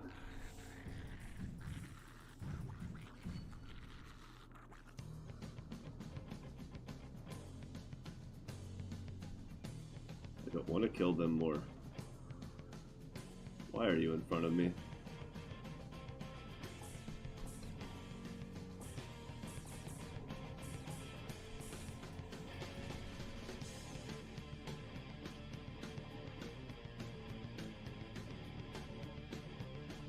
I can't catch that. Or that other guy, for that matter. Shit.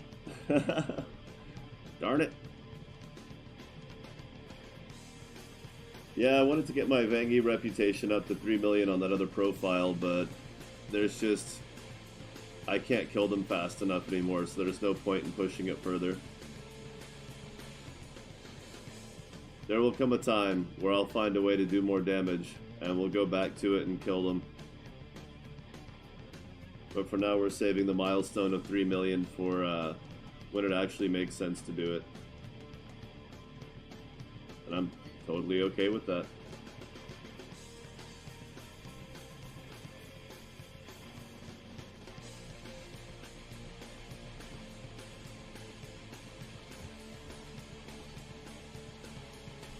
Mining. Hell yeah. Move, yeah. That's weird looking.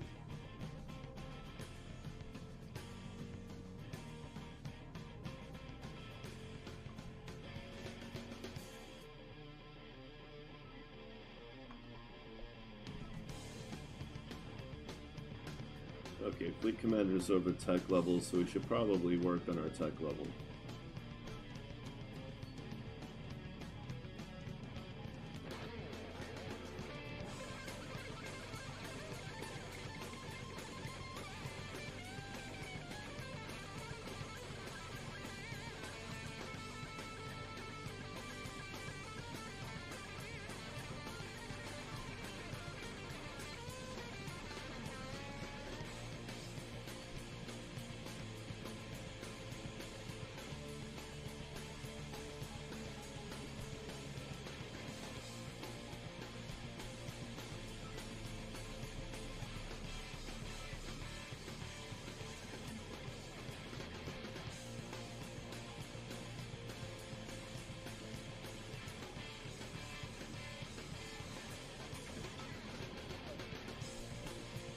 There we go.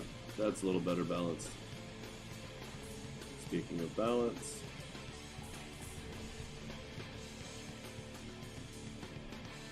that's our local delivery. Oh my god. Holy crap, man.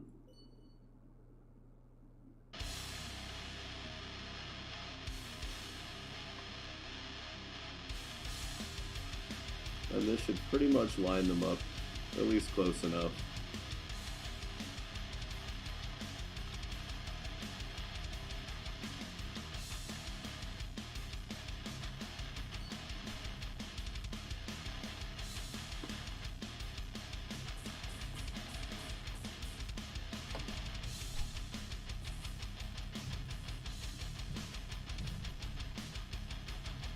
And slowly we work it back down to bring this back up again.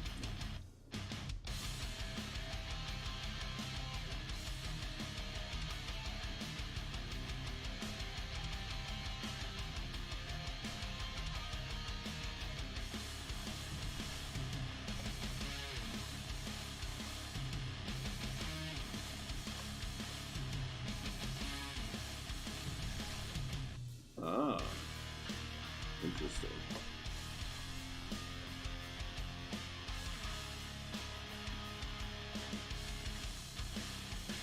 Entering Dead Zone. Don't you want to go to the Dark Realm?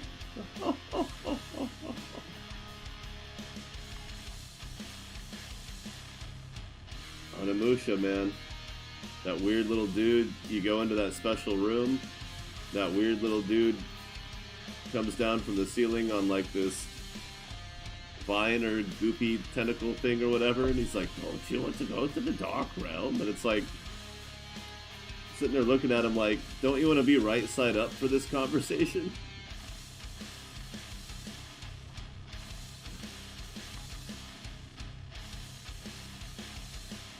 Like, sure, I'll go to the dark realm, but before I get out of here, maybe there's something I can help you with, like getting you down from hanging from the ceiling by your feet. I don't know.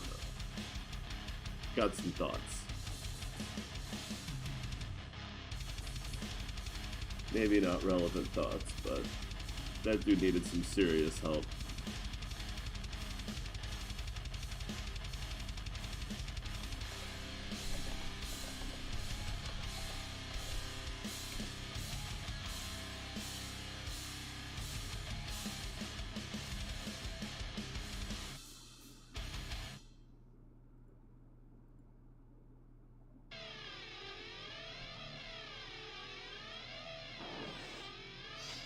The wooden ladder! Is that why I put the wooden ladder?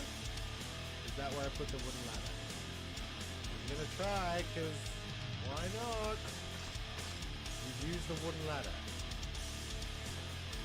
Yeah, look at that. There's a ladder here. Climb up. I just put it there again. Howdy ho guys, it's me!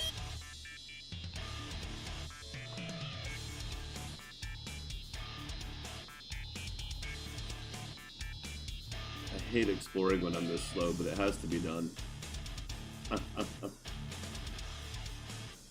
A trap card?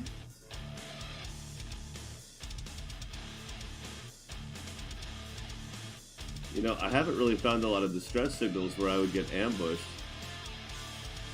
It's kind of sad.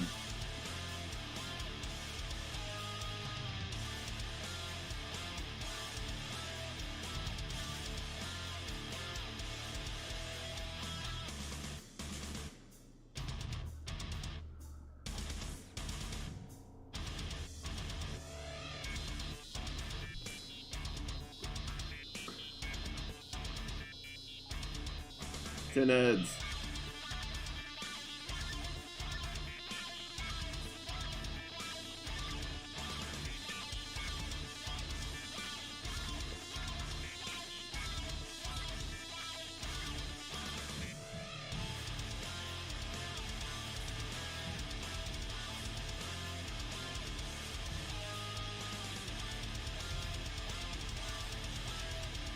All right, let's go see.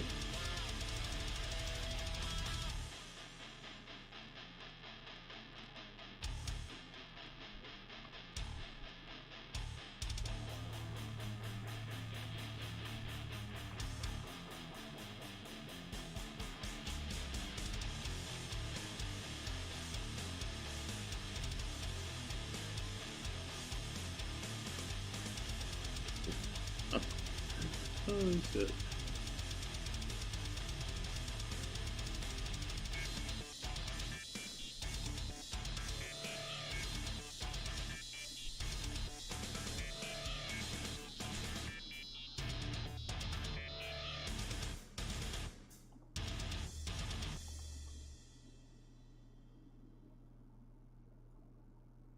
Ooh.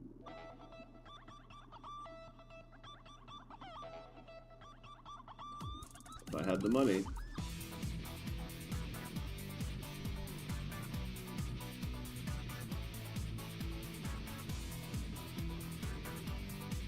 Yeah, I mean, you get experience for mining.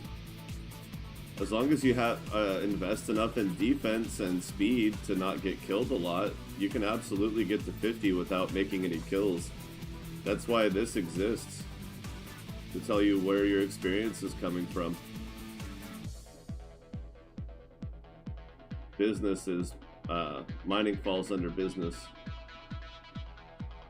It'd be cool if it was separated out so you could verify, yeah, 100% splitting rocks.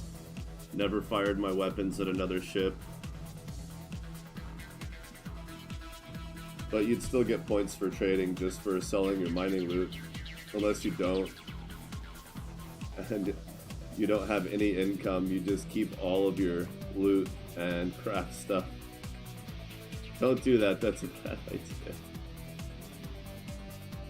Or is it? Maybe it's not.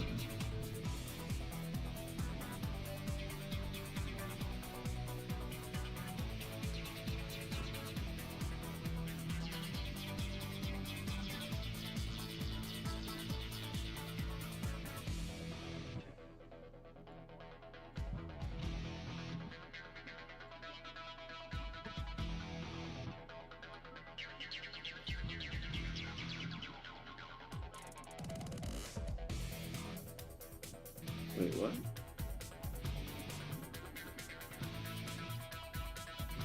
Is that 3?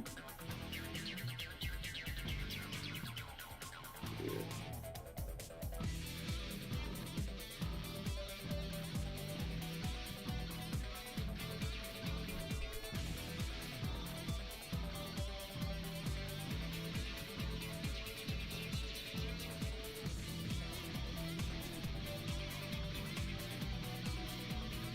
Just mining lasers to defend.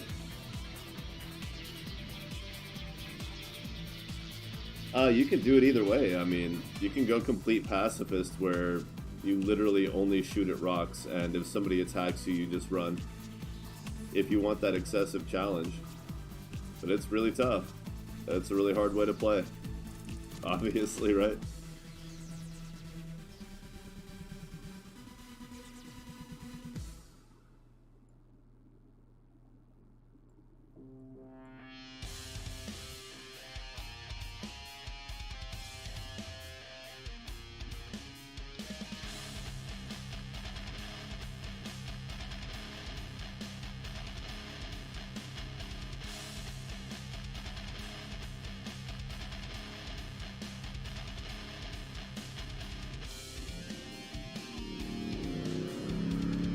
Yeah, without ever damaging another ship.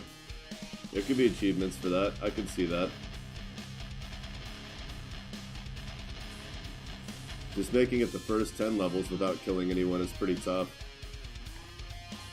Or without ever damaging anyone. But there's 2 separate achievements right there.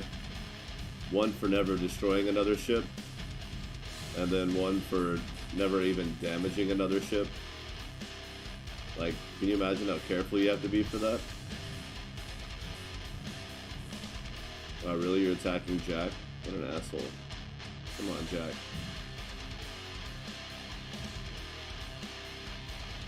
If only I had even the tiniest bit of hangar space. Oh well. He's really gonna come after me now. You're such an asshole.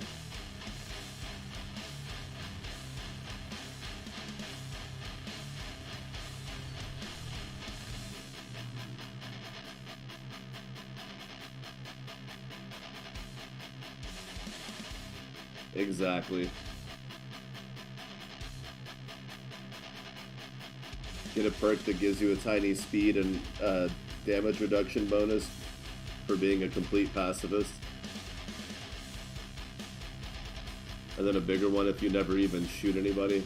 Never damage another ship's shield or hull. Oh, Jack. Jack, that's bad.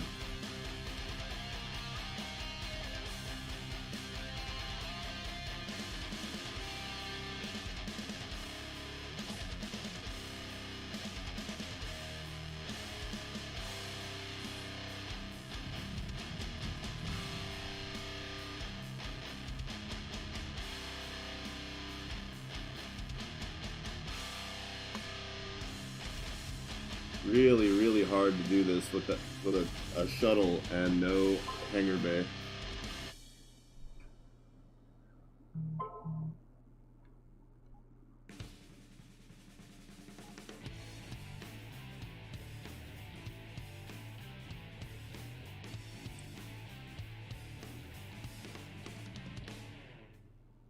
Cool, a group message. Deleted.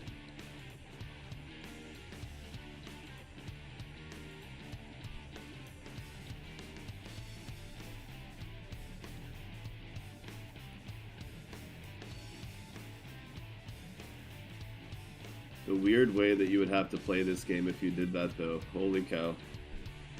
That'd be nuts.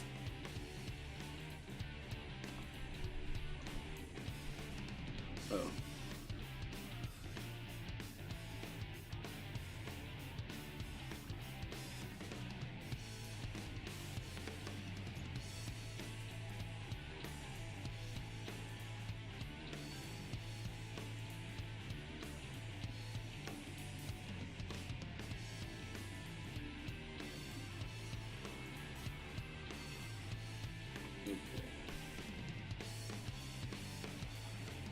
Let's get there.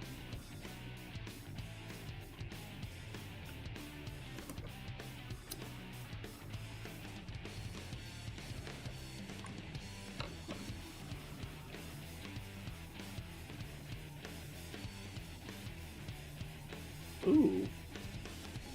How do you do? And hi. Specialized crit. Oh man. Sell everything. That's ridiculous.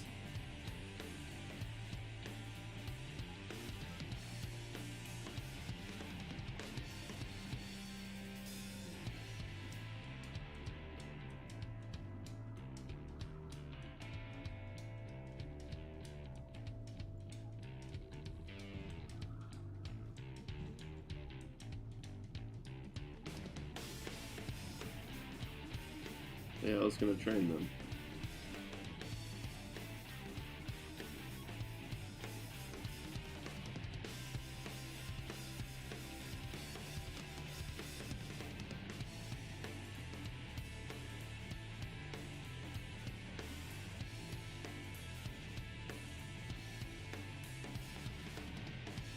Bad aim at level 20. I don't know about all that.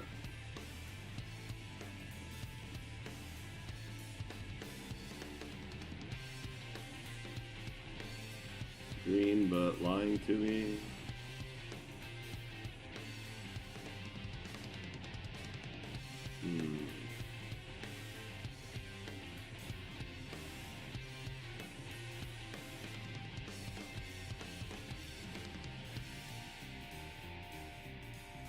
Let's get that one leveled up.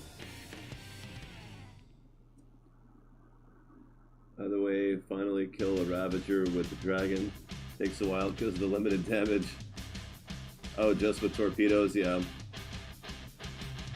Or light vangy blasters, yeah, that helps. And the light blasters are great for, oh crap.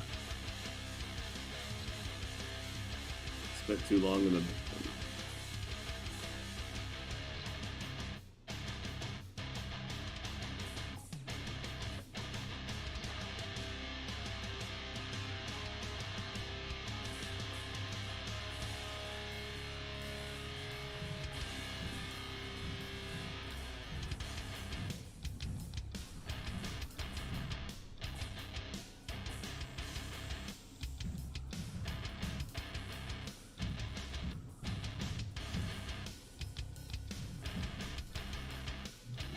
All the rest of them are like, probably not.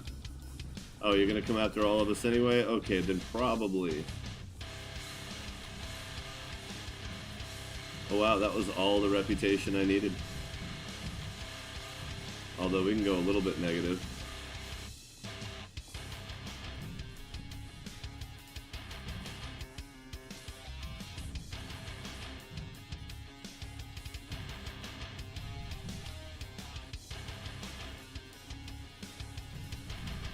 But, I didn't want to go that negative.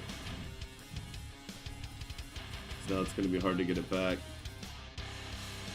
Some of it needed to be from miners.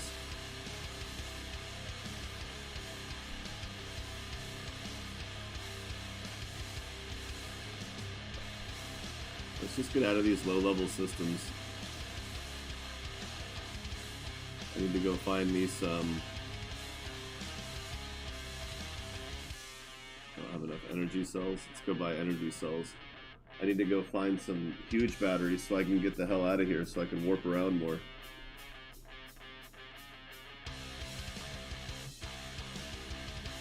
Almost got my tech level up high enough for the capital impulse drives. That's very exciting.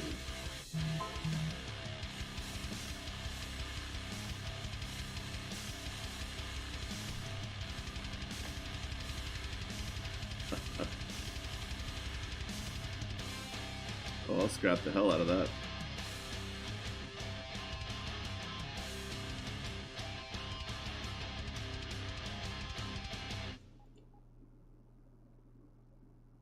Yep, all of them.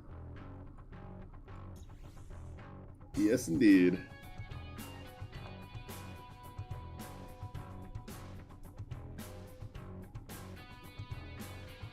And that debris field never came back.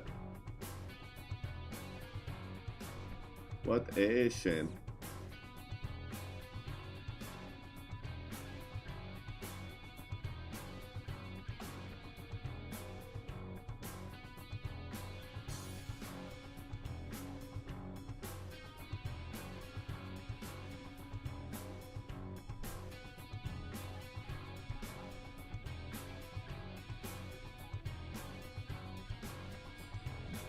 That guy was just flying towards his death for no reason.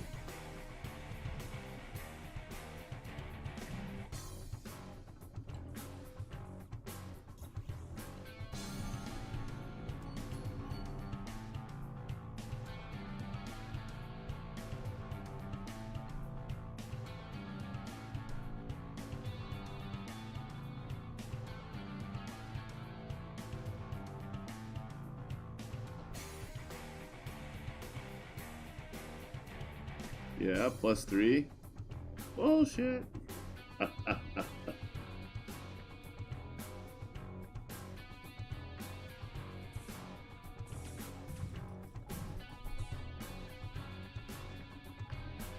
What? Just derelict. I mean, you can buy pirate ships if you're friendly with the pirates. Otherwise, yeah.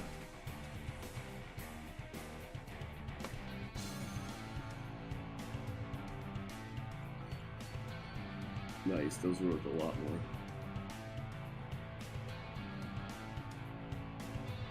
Damn. It's gonna keep going broke on specialists.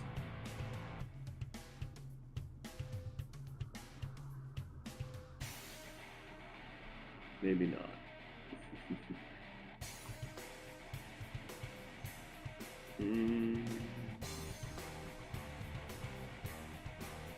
Oh, improve. Well, I haven't really needed it much anyway.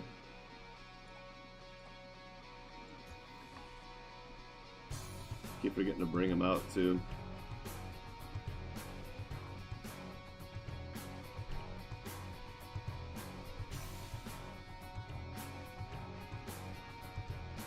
Well, let's roam around a little bit, see what's out here.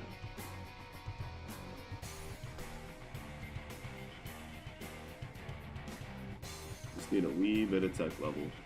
You stop slowing me down, asshole. I'm surrounded by assholes.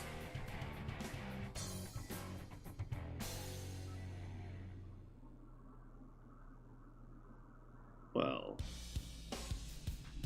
that'd be too easy though.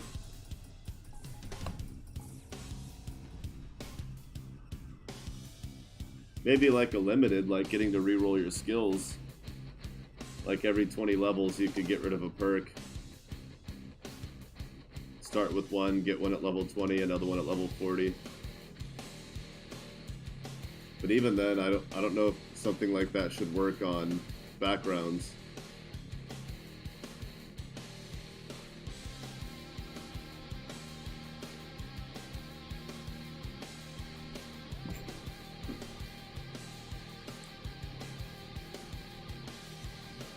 I don't know, maybe it'd be nice.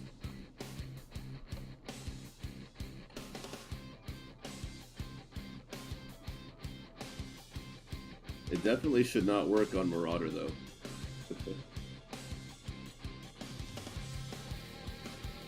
That one you should have to wait out. Maybe you could pay off the bounty, but I don't know. Maybe. That's a tough one.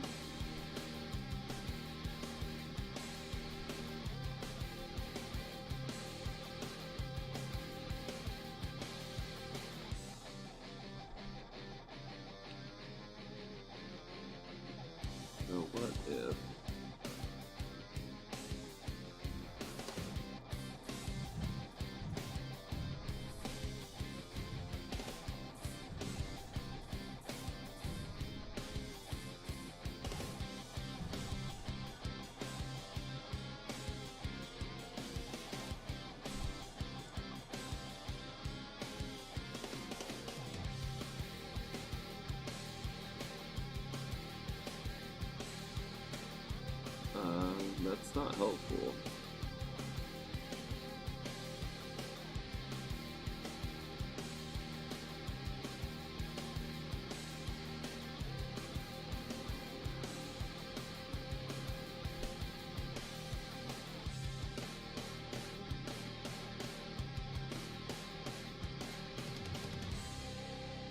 How do I...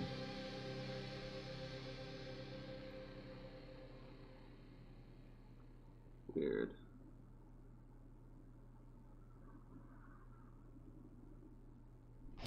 Oh well, I guess they don't want me to help them. No big deal.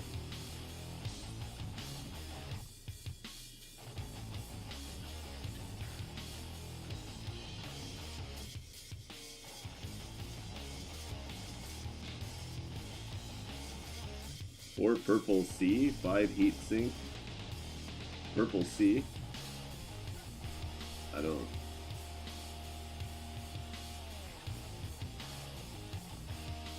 Oh, purple core, 5 heat sink. Oh, you're building a weapon. Okay. Give me a second. I'll put it together, but I mean, purple cores are the higher range version. So if that's something you want, then yeah, that would be the way to go. Otherwise, you'd get more damage out of a green core.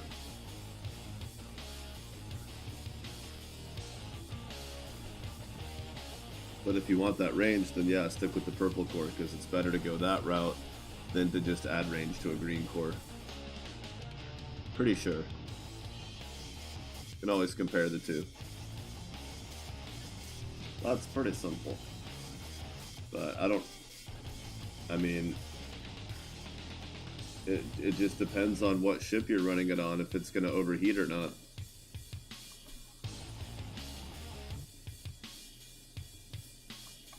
There's no way that I can really narrow down exactly what your use case is going to be, so...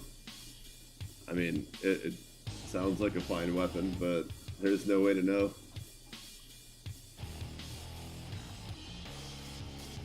Now, if you go to your G menu here and take a screenshot of basically what you're working with power-wise, right?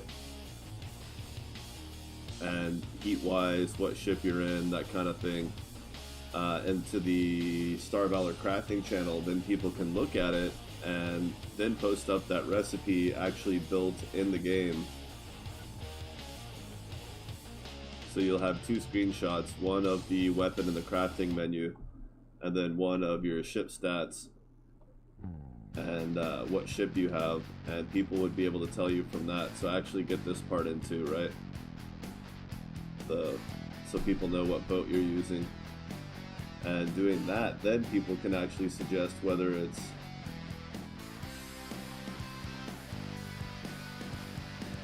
oh, well, you can make anything point defense. Purple's not automatically point defense.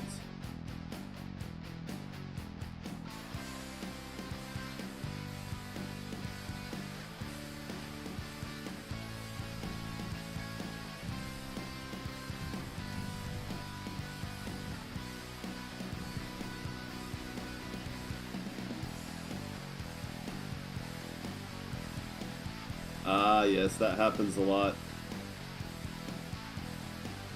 White collar is one of the more tragic perks in the game. It's made many a space captain very, very sad.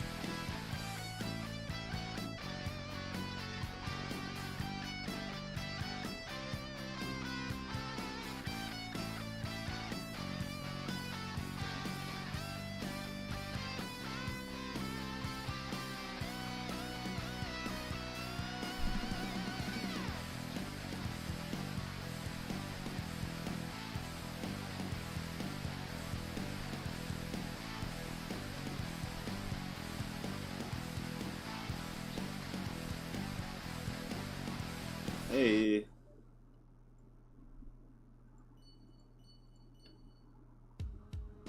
Nice. Base speed 27, acceleration 1.5 up to 30.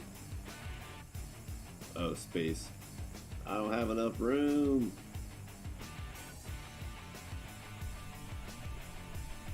Alright. Much better.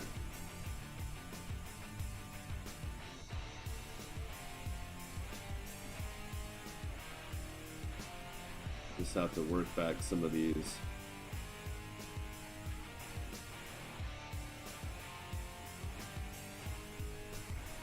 $88.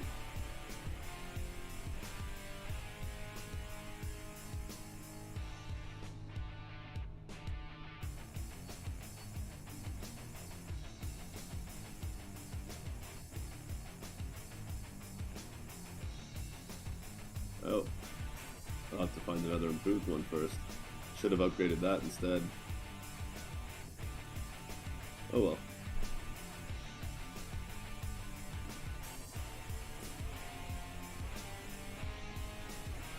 That'll take forever to overheat. Perfect.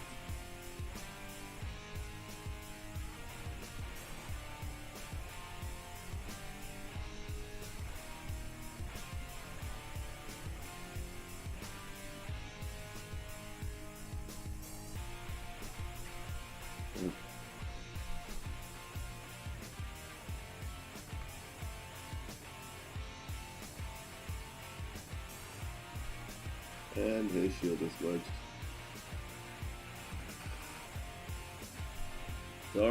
Taurus is a fun one.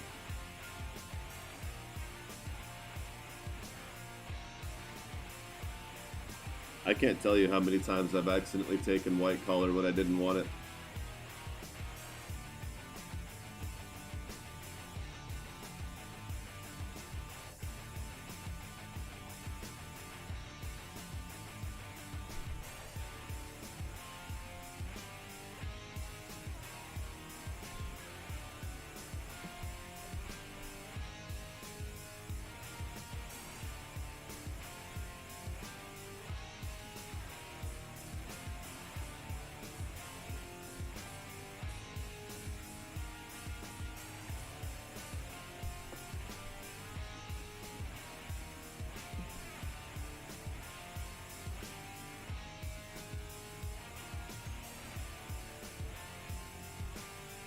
Can't wait for optics.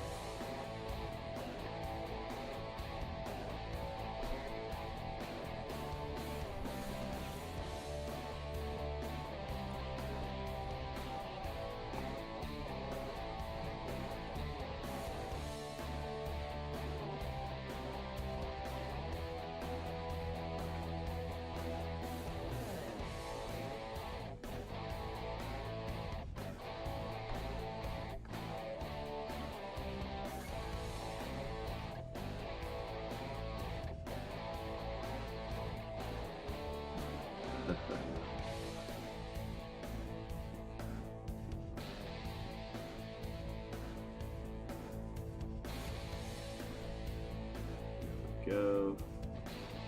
I guess I don't really need to explore this anymore. I don't really need my tech level up for anything in particular right now, so we'll forgo the excessive exploration since we're not really getting a lot out of it anyway. Level 14 system and level 20. I mean, we'll get some cash, but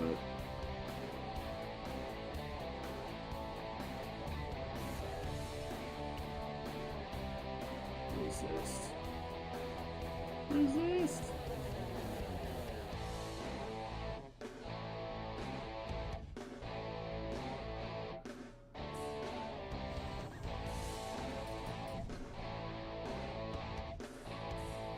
Jack, you're in the way. Thank you.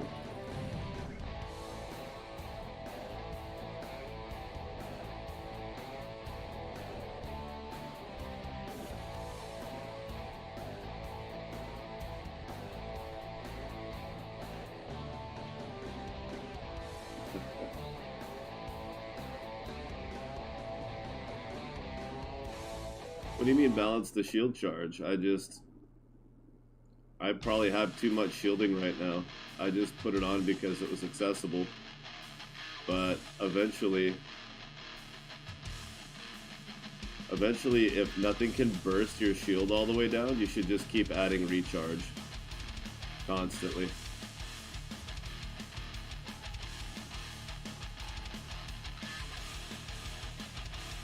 Okay, very small, independent, high population. Way too high a level.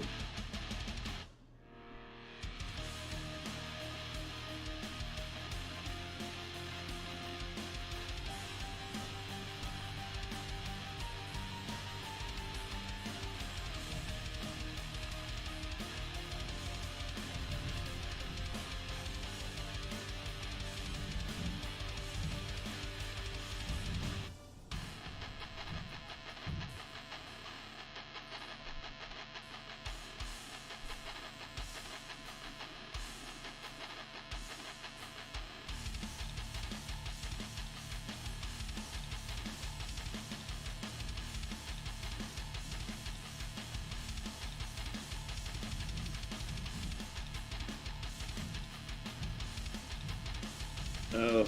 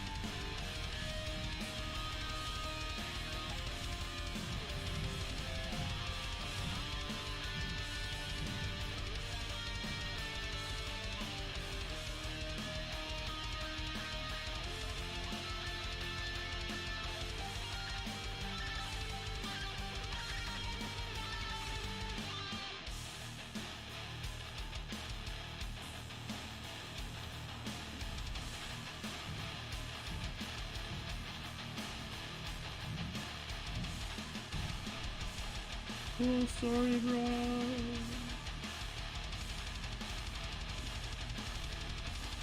Jesus, Jack, make that more inappropriate, why don't you? Fucking weirdo. Cool.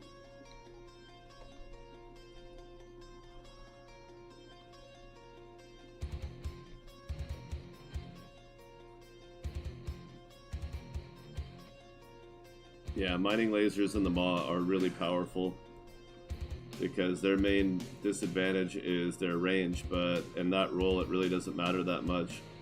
I mean, yeah, the arms can shoot past and weapons can shoot past the arms if you set them up with long range, but you don't really need to. You just run around scooping stuff up and zapping it.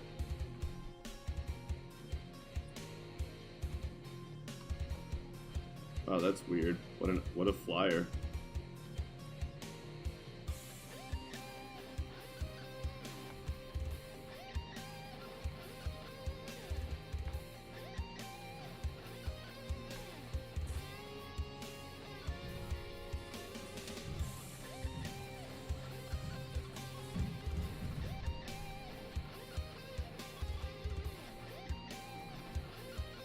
Alright, Fleet Commander's at natural 11.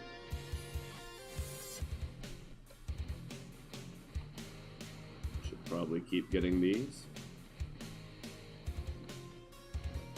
Jump gate's not a bad thing to find. Alright, time to load up on some more gyros. As soon as we find some more level 2 chargers, I'm going to swap out to keep my shield charge around 150. And then we'll see if they have some better gyros on hand.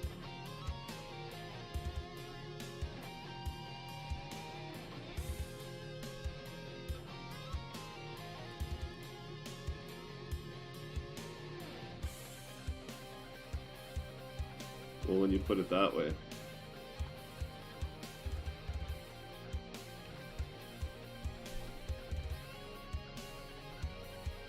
Ramming weapons override collision damage. That's it.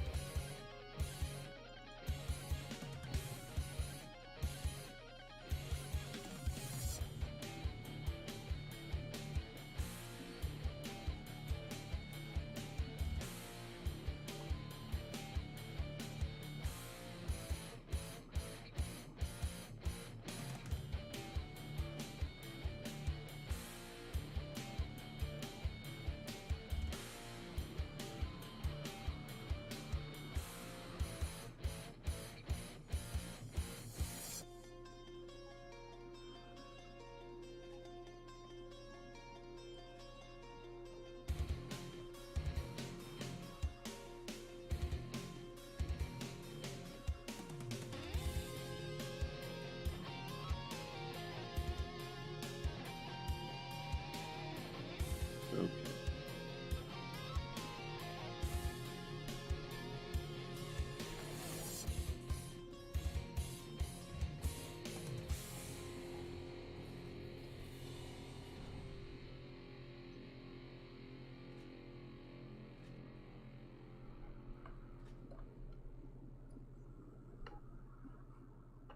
Yeah, is that your new best buddy? Is that your new best friend?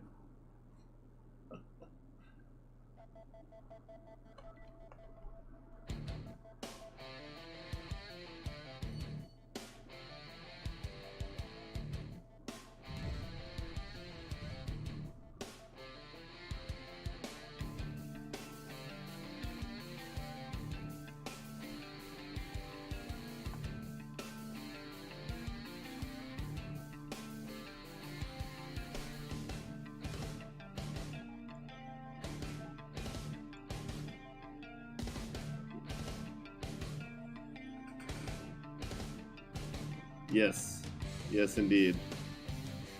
That can be a big problem.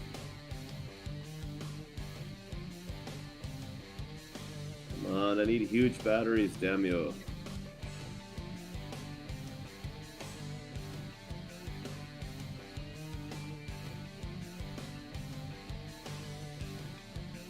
Okay.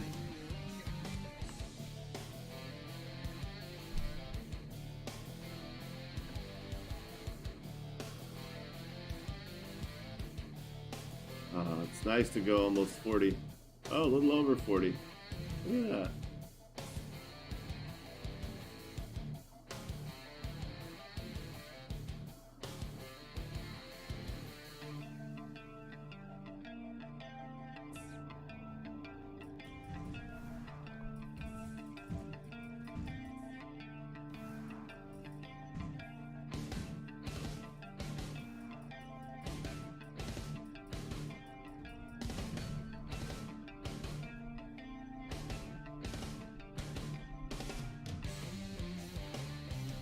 Yeah, no kidding. They definitely help there.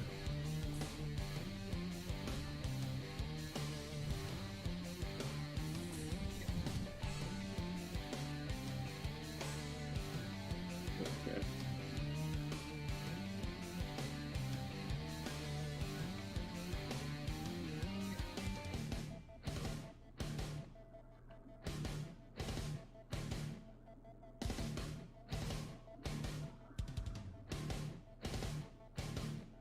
Excellent.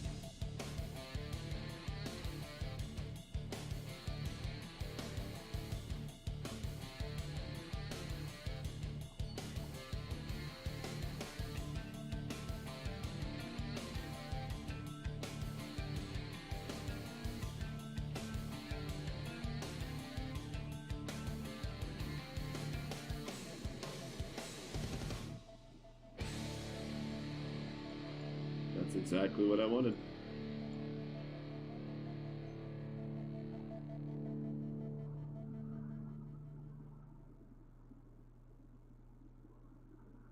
Yeah, we'll save it for beams.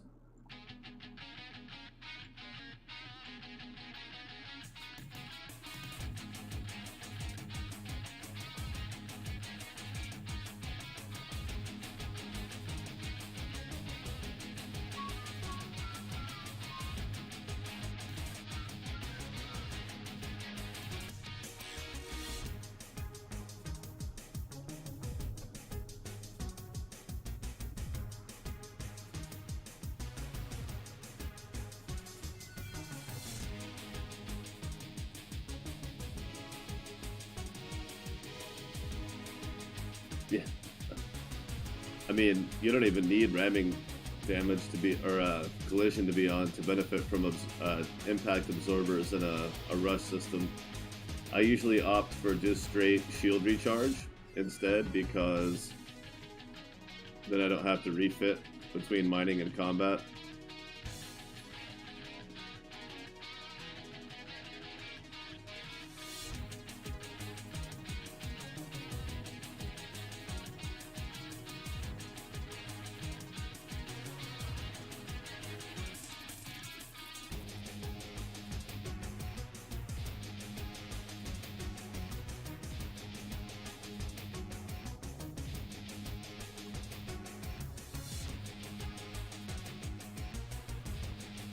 Oh yeah, you. You haven't picked anything up?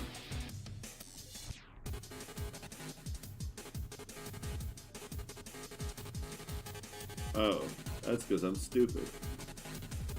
I gave you a tractor beam instead of a collector beam. Oh my.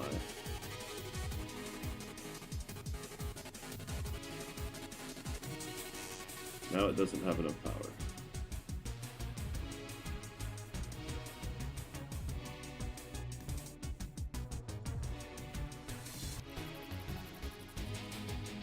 That should be enough.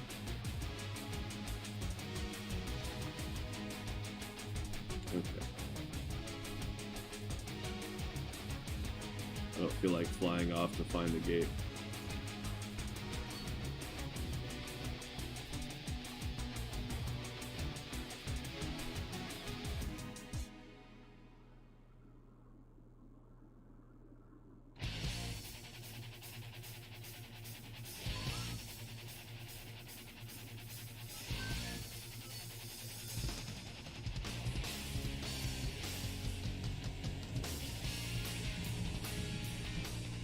Neat.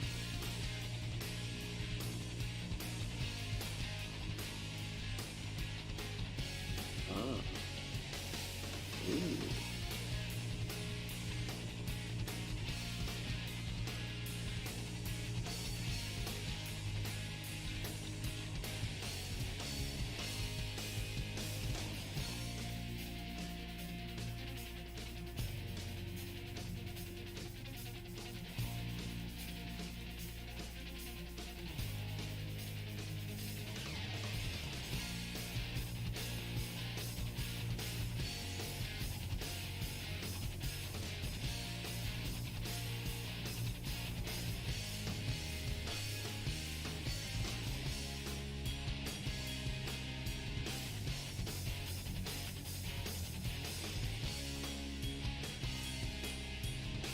Tractor beam should work too. Nah, some things are too small for a tractor beam to lock onto. It's a different kind of grabness, I think.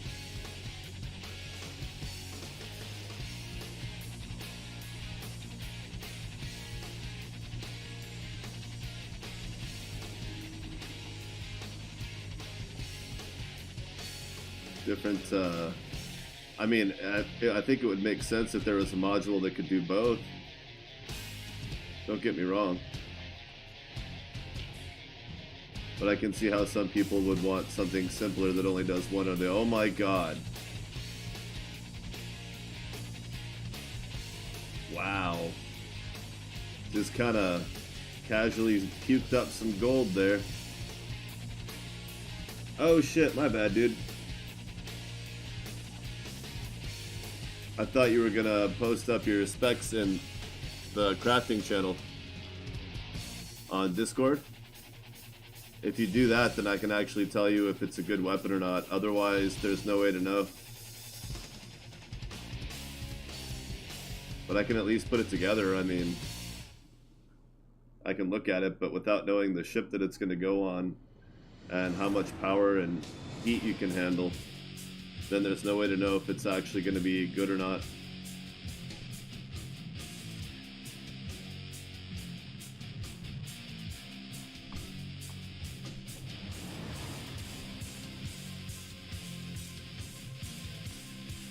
Plus, it also depends on this right here too.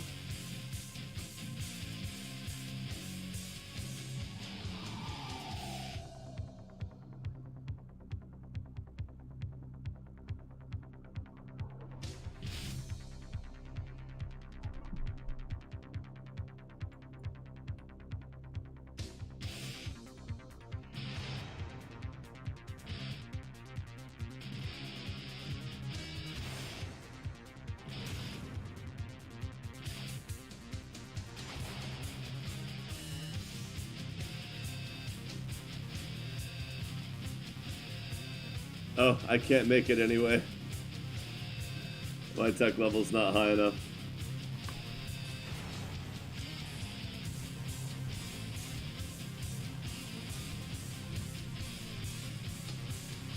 Wow, it's really hot in here.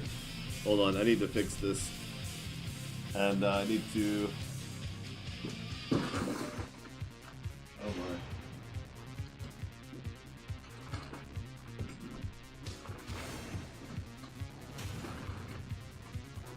Need to go set the oven for a pizza real quick.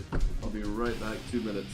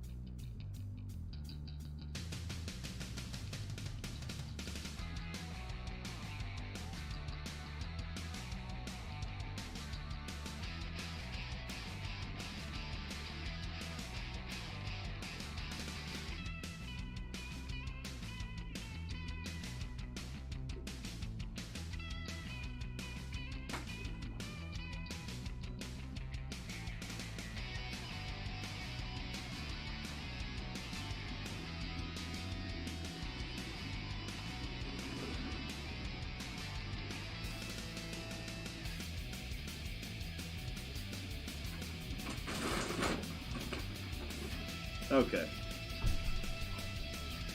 Sorry, for some reason it just got ridiculously hot in here. And I got really hungry at the same time. Whoops.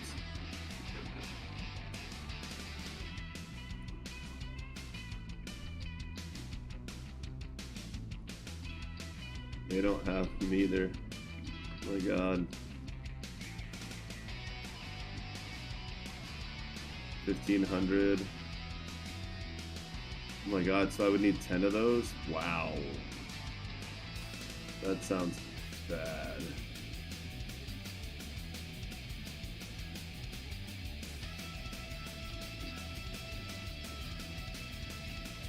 Oh, that's not gonna help.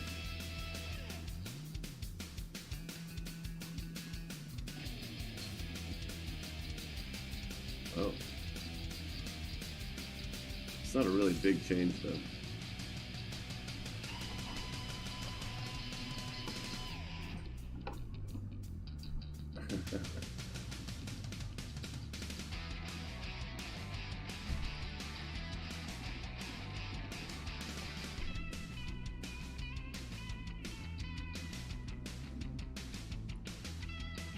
Hi, kitty. What's up, little bud? Oh, hey. Aww. Who's a sweet kitty? Say hello, world. Say hello. Oh, isn't she nice? She's so sweet. She said, as long as you pet me afterward, I don't mind. Yes, I'll pet you. Oh.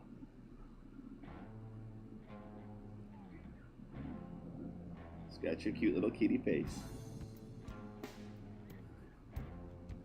Woo! There she goes.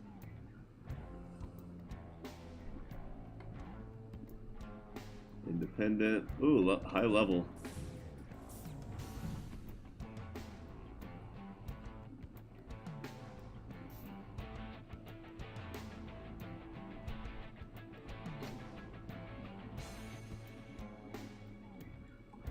What you want, little Kika? What you want? Okay. She said, I just want to be cute and bother you, that's all. Nothing special. Just kitty stuff. Usual kitty stuff.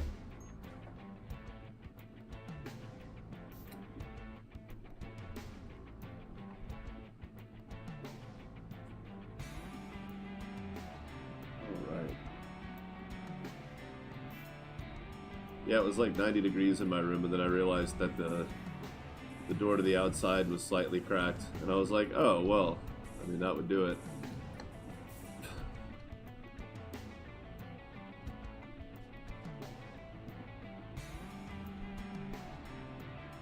Not exactly the land of cool evenings right now.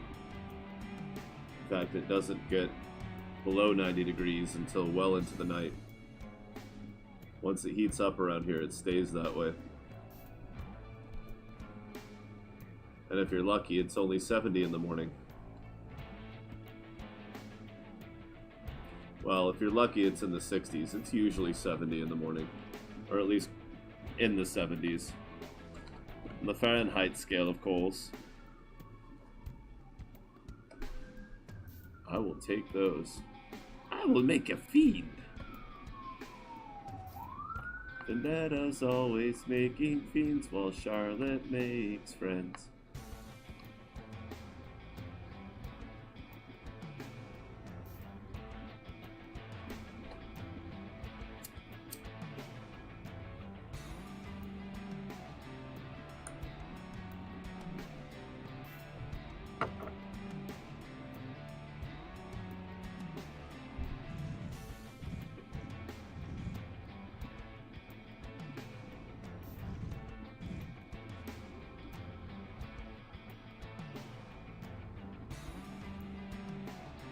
Oh,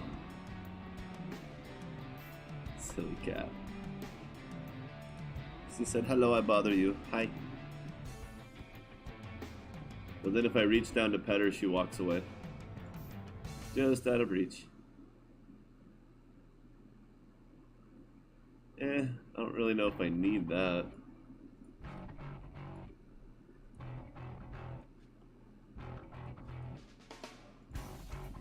Damn.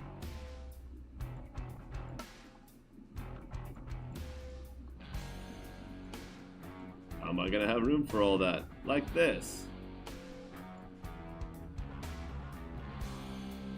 2 of those. So that's 33. 35. Oh, I can't use them yet? Oh my god. But why? I like really need those.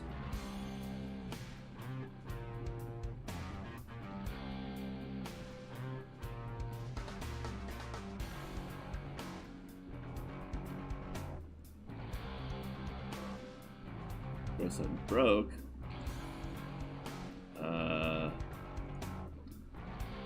Still broke.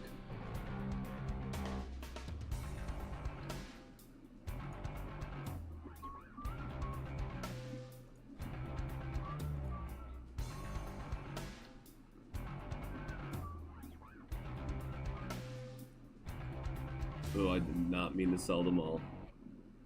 Oh well.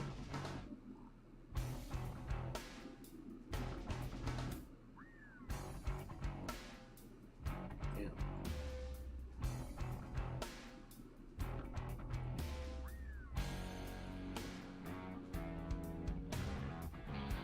What are you doing, cat? Those are my toes, thank you.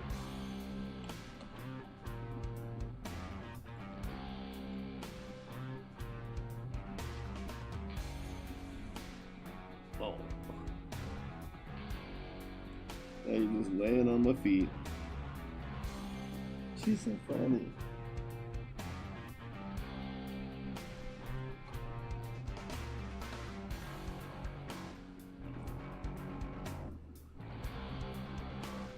She had to bother me a certain amount before she would let me pet her.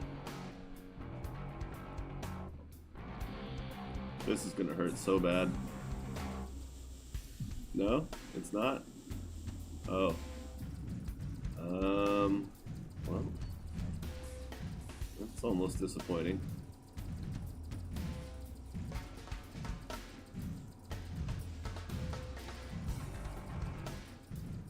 It'll be over before he tags all of my drones. Jeez. Okay.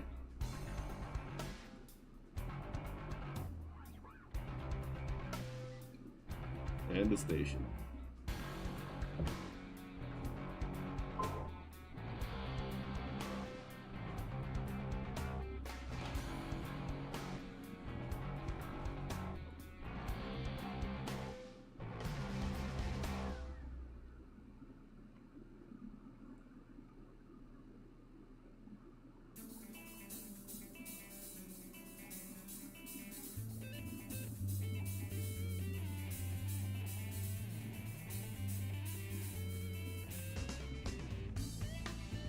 Finally got rid of that stupid thing.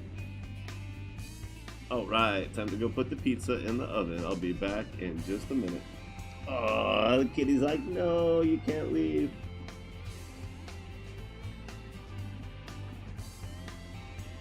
Oh, I mean, you can do the same thing on Steam. Just take 2 screenshots. Take a screenshot of this screen with your equipment showing, but mostly just this, but also equipment so we can like suggest where to improve things, and then go to the crafting, make that weapon, make the recipe up for that weapon you were looking at, because I can't even make the recipe. But take both of those screenshots, post them into the top, the primary post, and post it up in Steam. People will give you feedback. Hang on, give me 2 seconds.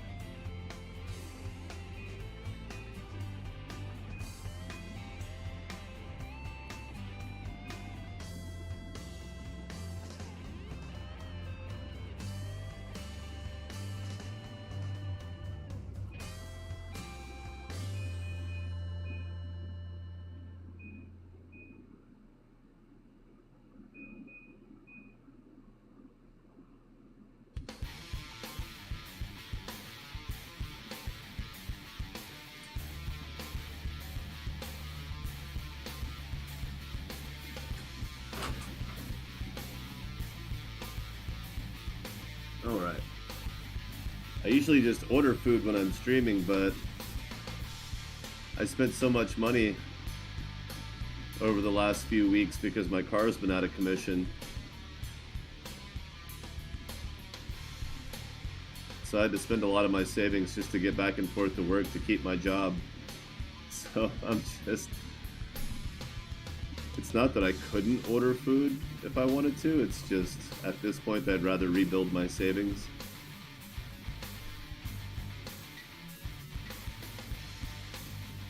So unfortunately that means occasionally I have to run to the kitchen and make food.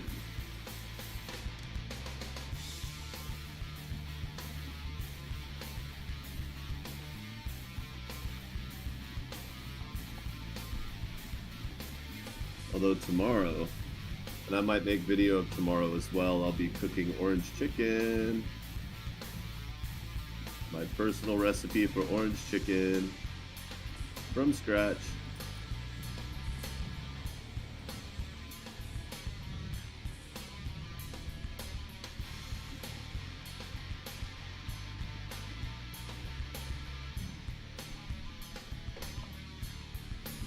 Hello, kitty.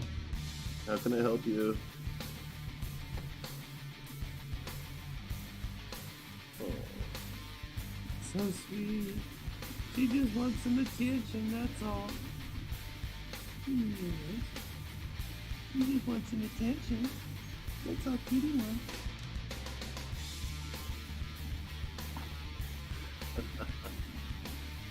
Oh, goodness.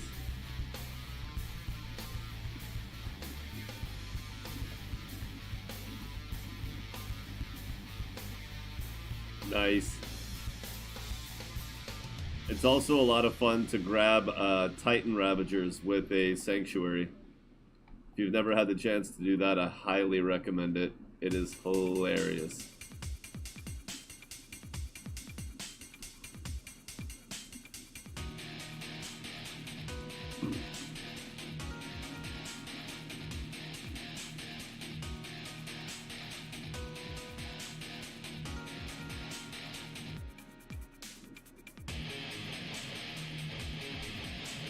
Oh, hello.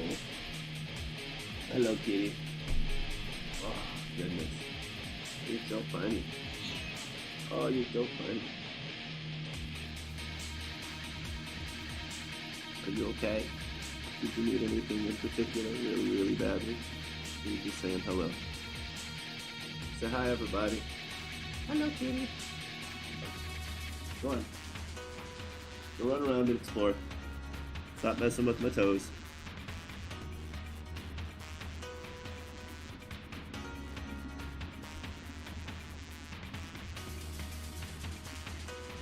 Whoops.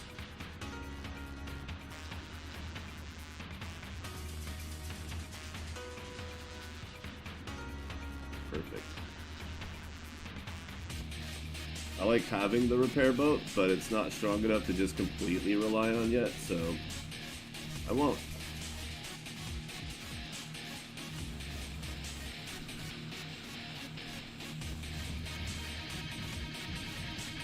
Ah. Oh my god. Oh my god.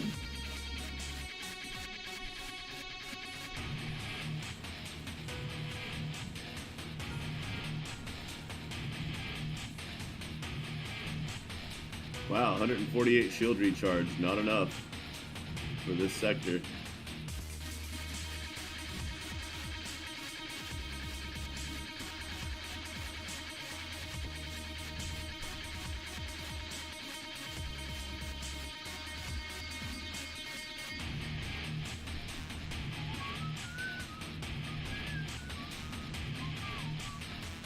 I could have a cruiser in my fleet now.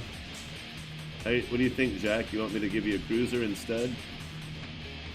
What if it's a Horizon? You still want it?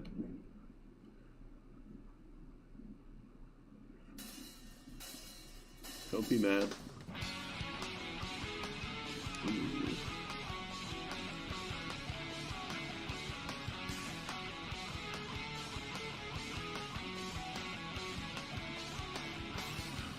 I don't know, that's a tempting engineer at this point. When I have such a... Did I ever get that third one on? No. I don't think I need it though. Seems like I got enough going on here.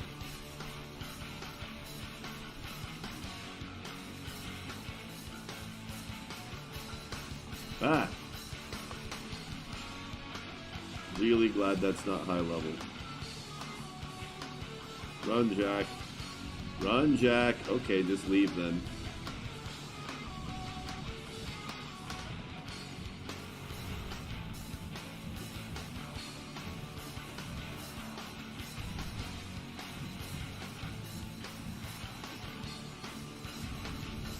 Damn.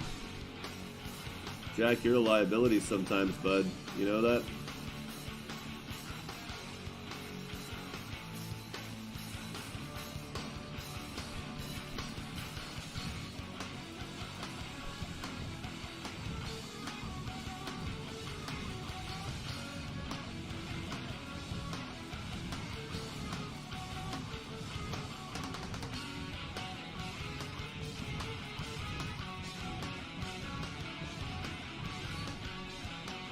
That'll do. Oh my.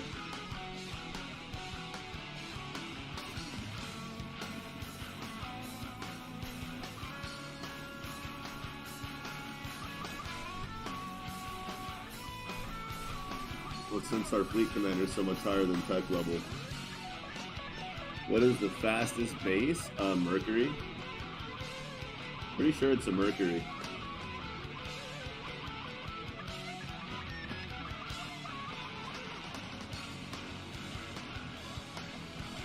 I mean,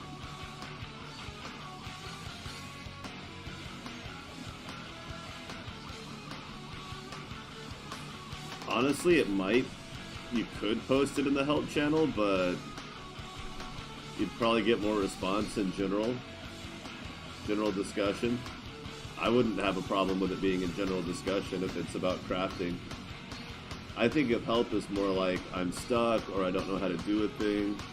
Some people use help just for like general feedback, but honestly I would put that in general discussion just because it's more of a discussion topic. I think it's not a cut and dry answer question. So yes, the Mercury will be part of the racing ships, but I have a feeling that you'll be allowed to use whatever ship you want. It'll just be like, you know, do you want to use something that's too slow or not? Or do you want to use something that's designed for the purpose and fast enough?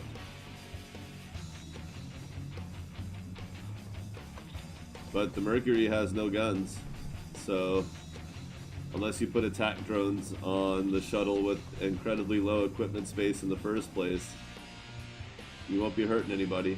I mean, maybe ramming damage if you're really into that kind of thing, but again, enough absorption to pull off a ramming build in a Mercury is pretty tough.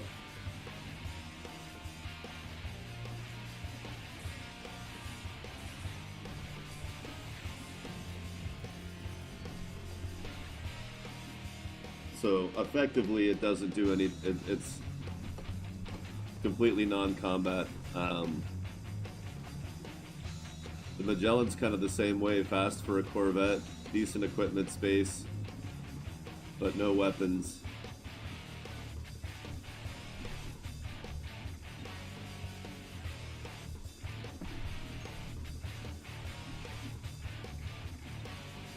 There it is. I had a feeling that was going to be it.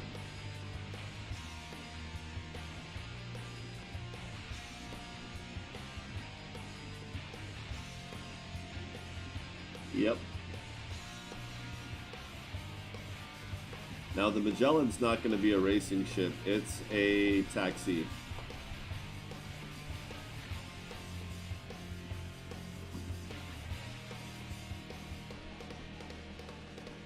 Which is why it can carry so many people. Oh, I really like that bright green, crazy looking star.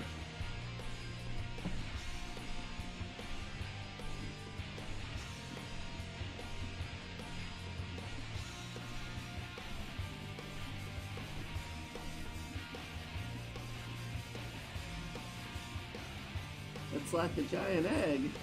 Oh, it's all squishy.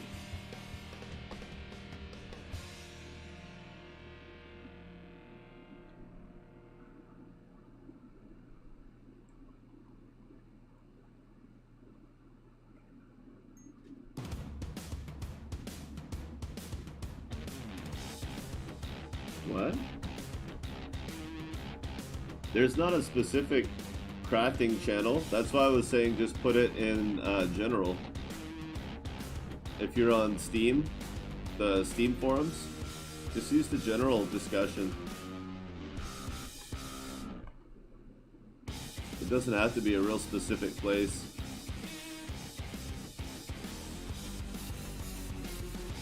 the reason things like modding, help, bugs and crashes, suggestions, the reason those are separate forums is because there's a high percentage of people that just won't give a shit, and so it would just look like spam to them. And the people who are interested in that kind of thing tend to not mind migrating to an organized area for it. Finally!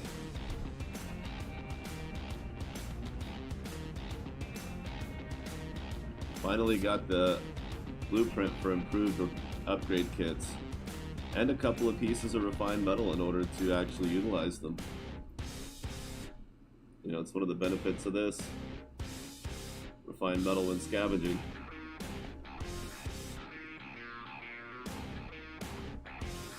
Well, since we're pointed at it and close by, we'll go ahead and go save again.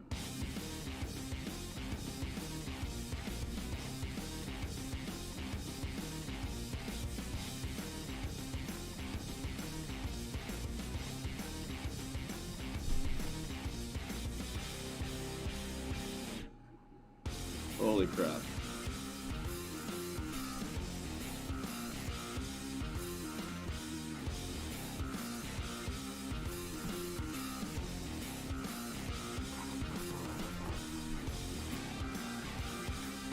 It's one thing I like to do on these long journeys is take the time to answer some questions about Steam.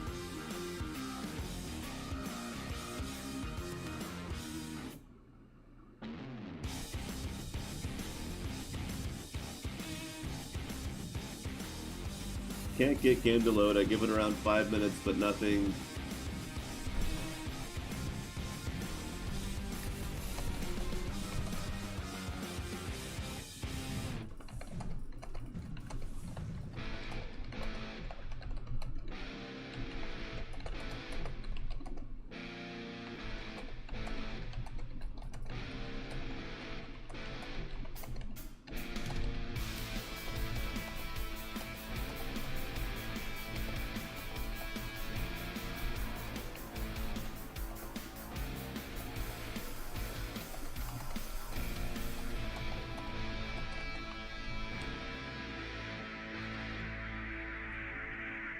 I just flat out stopped, huh?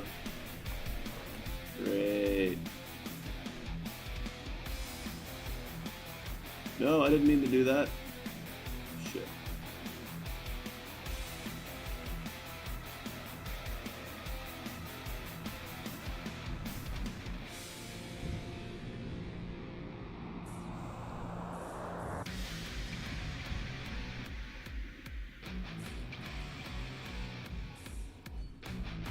Neat.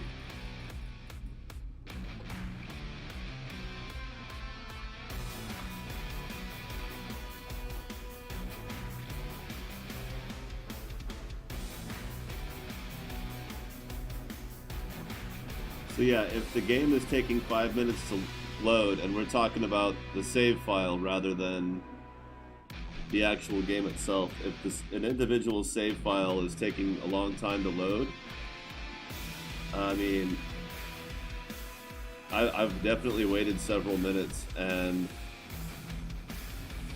but that's for really big files. But I also have a decent computer,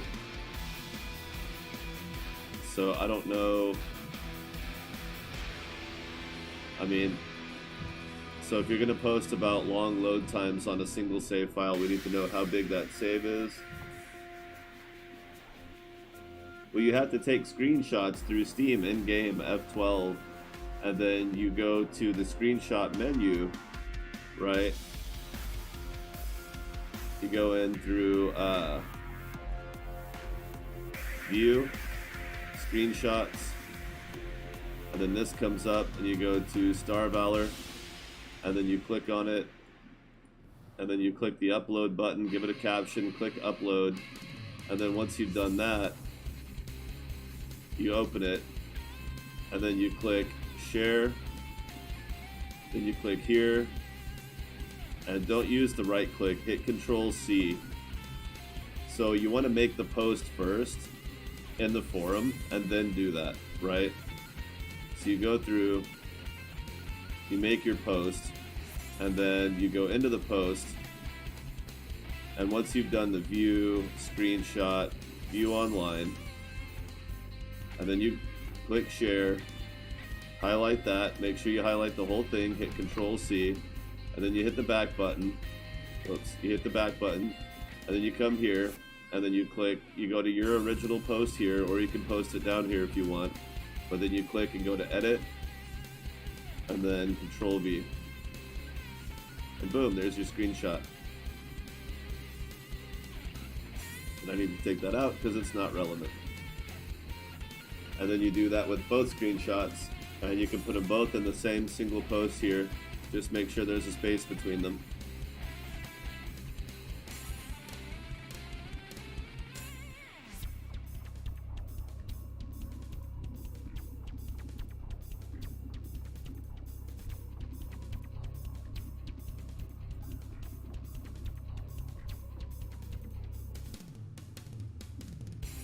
Yeah, see, general chat asking for crafting ideas. That's where it goes. That's a good place for it.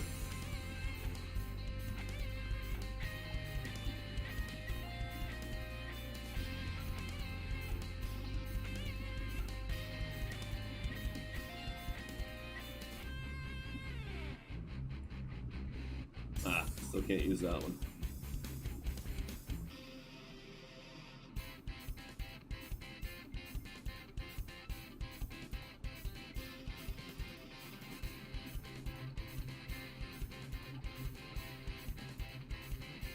Might as well.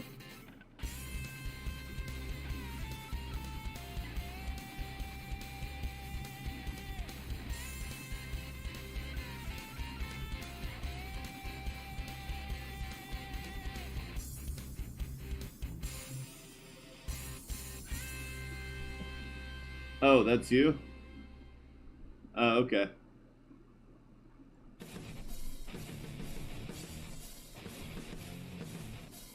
I thought that was just a big coincidence because it was a slightly different question.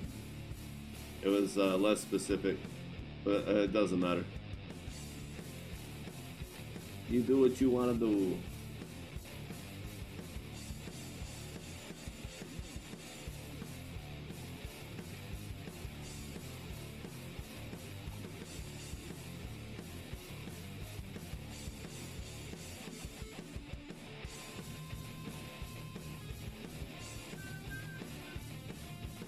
Oh, wait.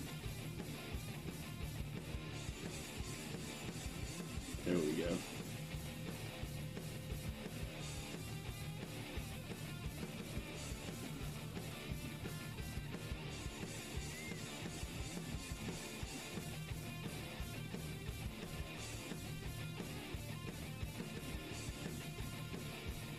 All right, see you later.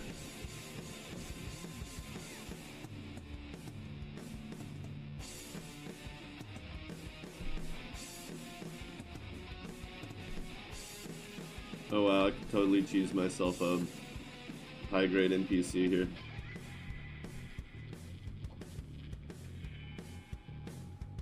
Oh no, I accidentally saved after I got him, huh? Oh, my fleet ship got destroyed. Damn it. That was my fleet captain. I'm an idiot. Oh well, I was sick of his bullshit anyway. Need a better boat.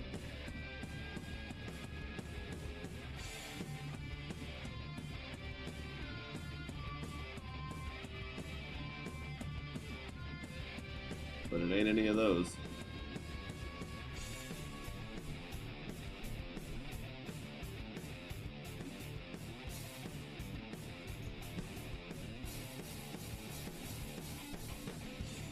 Wait, I should have gone here. Oops.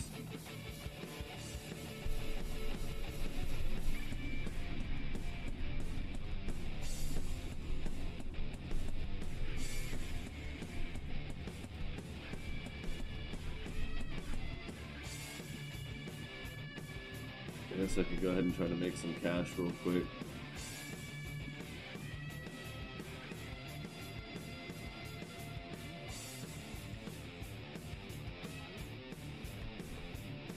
Oh, come on.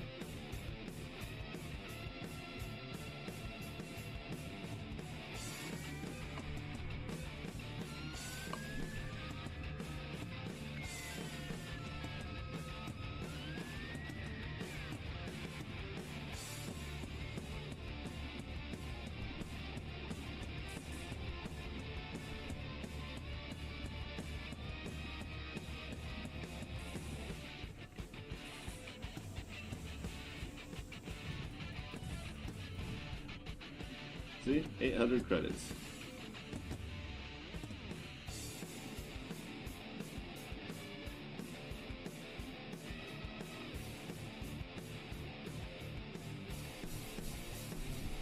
Just have to make sure that doesn't go over 25.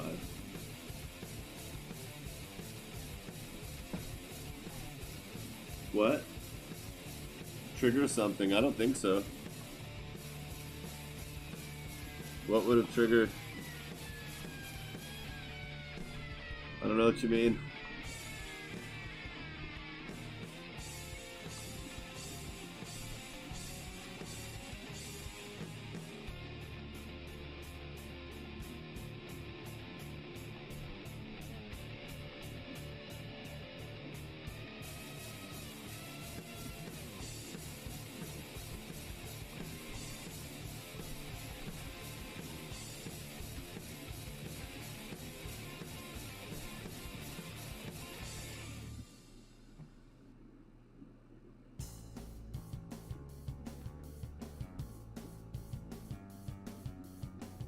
I don't see it.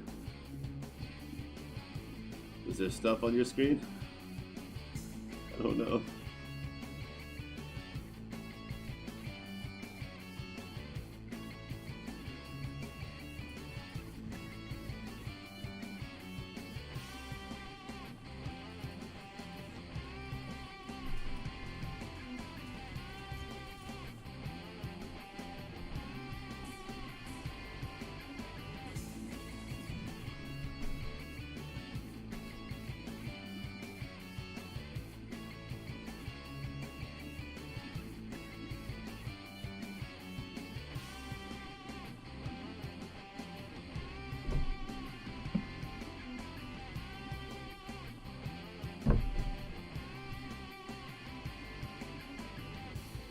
Oh, damn.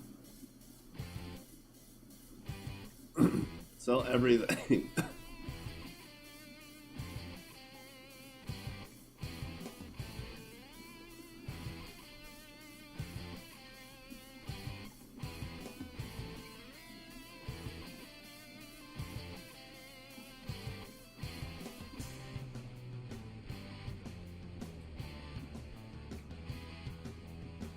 Oh, yeah.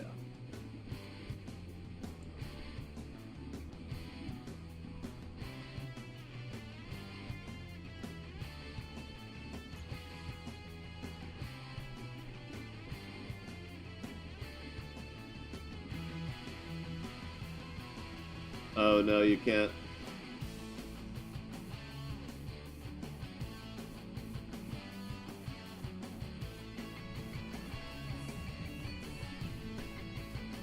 Is it censoring me without even giving me the option to review it first? Is it censoring my chat channel? I'll have to look into that. I don't know, YouTube might do that. That would be unfortunate, but you never know. Things you don't know about.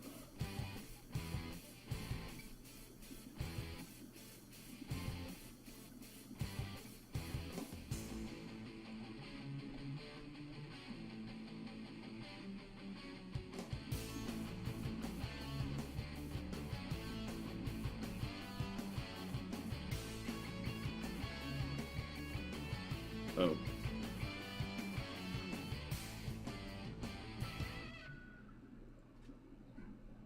Oops.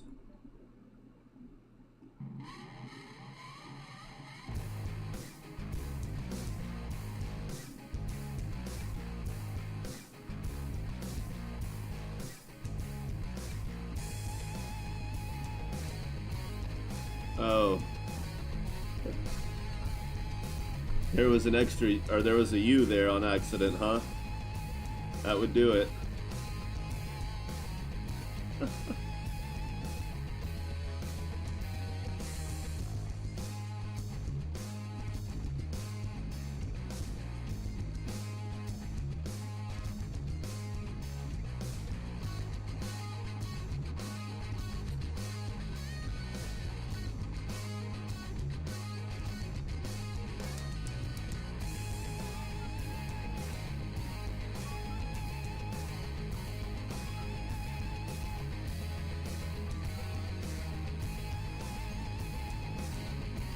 Oh shit.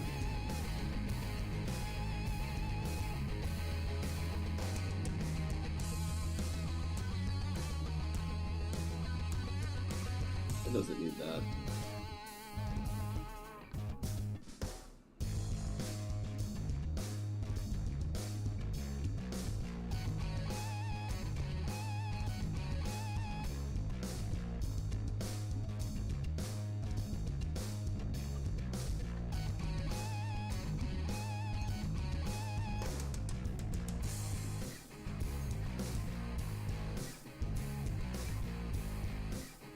Oh, crap.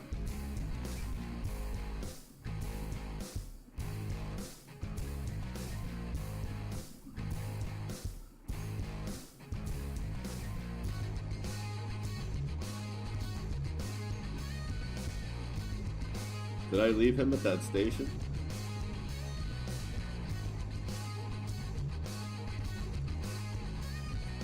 Oh wait, that's not... You're not a pilot. A pilot gunner? Fine.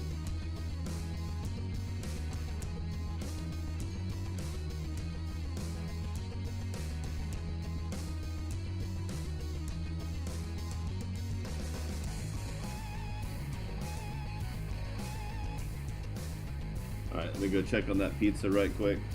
Get some more water in my bottle.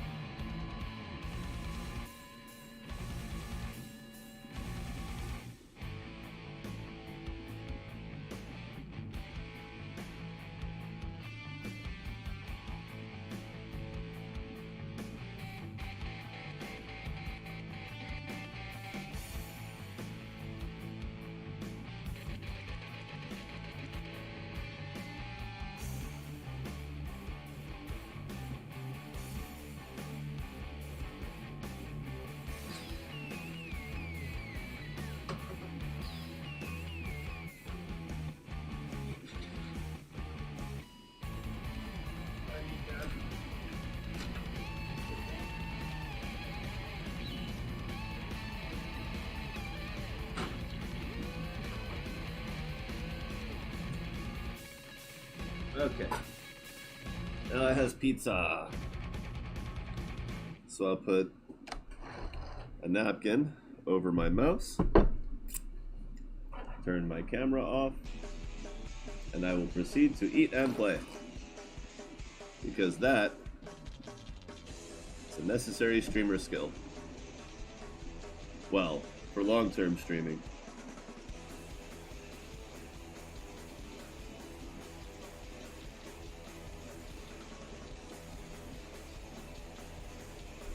Okay, Eleanor. Try to be less crappy than the other guy. I think you can do that. He was pretty crappy.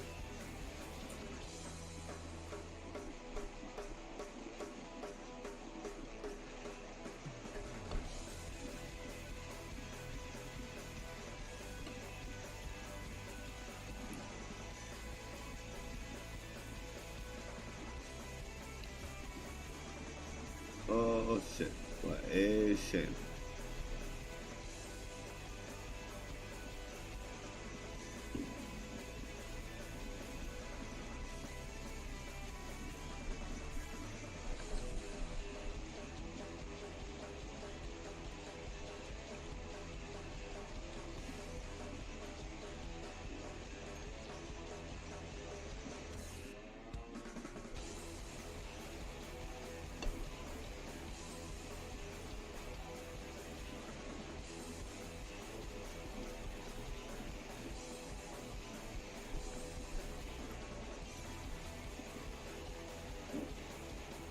Let's see.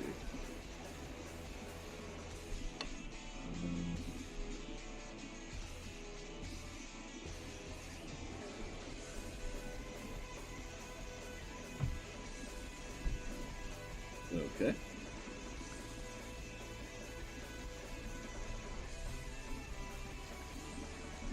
Oh.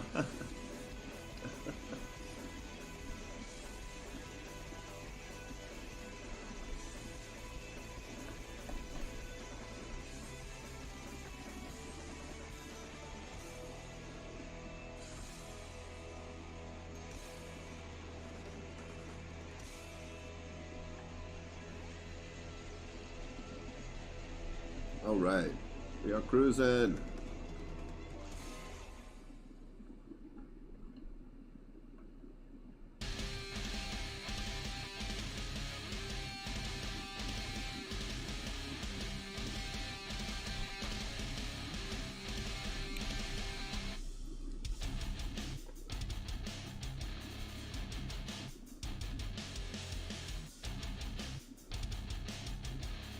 Why does this guy like being in my way? That's so weird.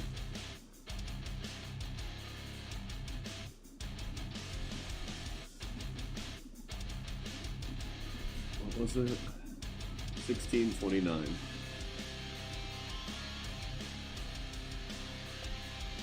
Station.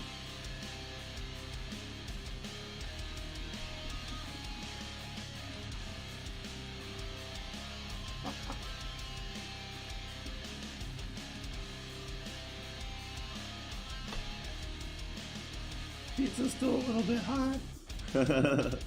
Little hot still. But it's tasty.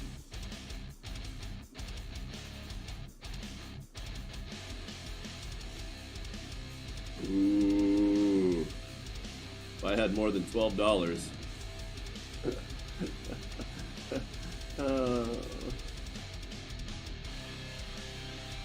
Let's just work there.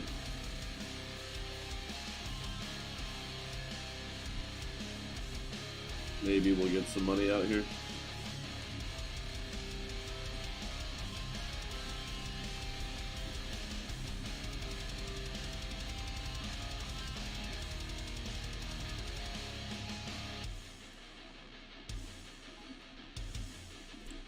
Yes, I saw it.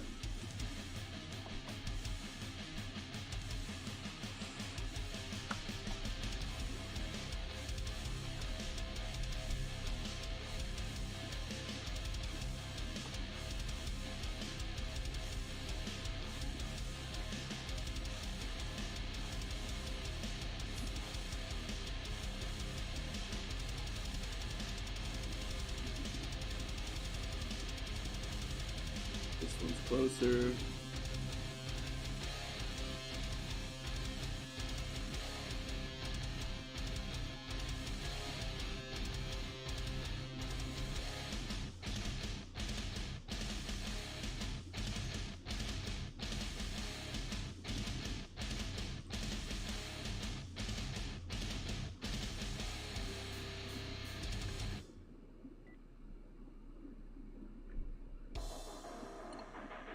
One slice down.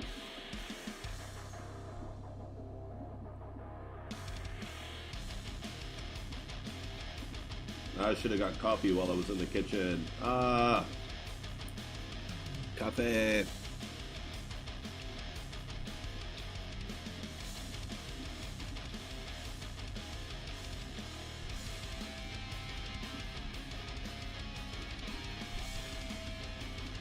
I have to be careful, my space pilot went back above.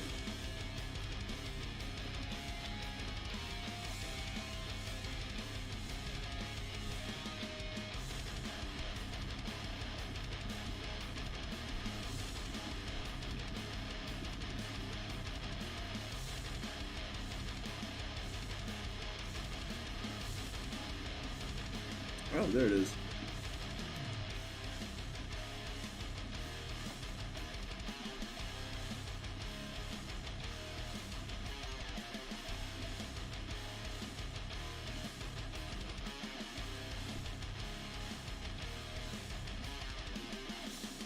I don't know why people hate looking for those so much. It's fun to slow down. Change pace. If it's not enhancing the game for you, then just skip them. Right? If you're not having more fun, then just don't do it.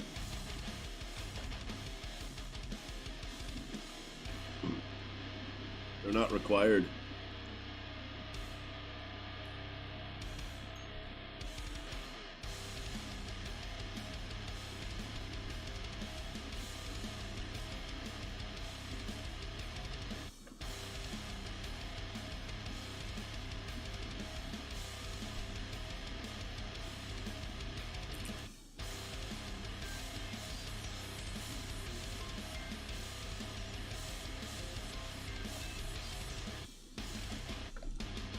Yeah, you can't self-repair with beams.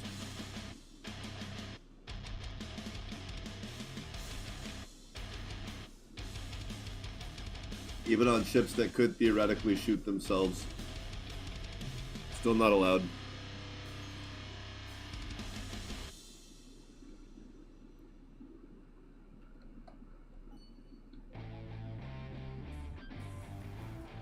At least not that I've ever seen.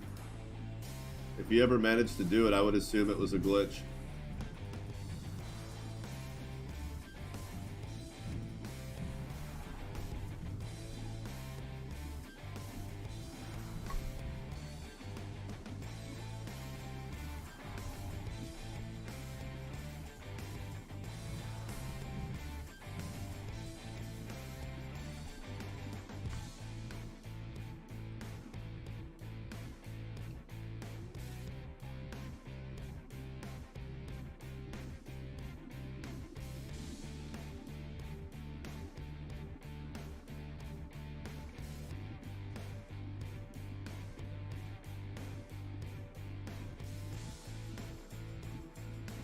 There we go.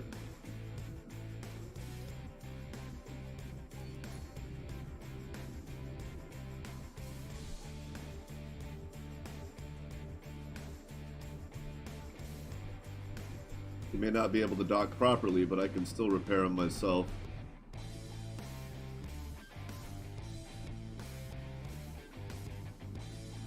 Of course, the reason I warped him in and then killed the ship was to make sure it counted towards space pilot. I mean, fleet commander and not space pilot.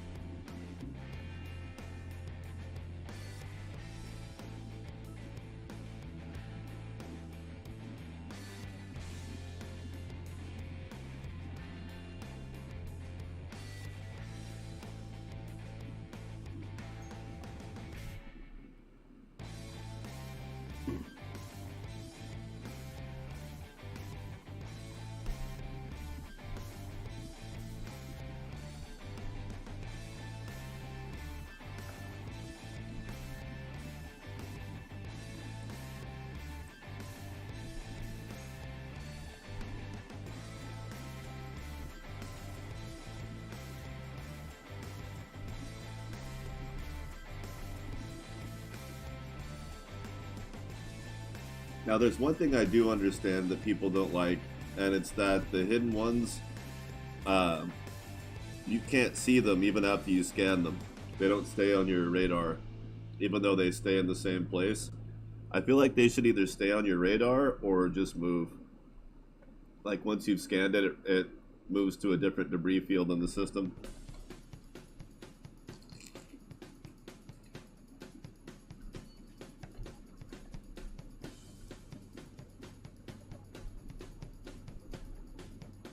Okay, now tech level's catching up to Fleet Commander. So it is time to go.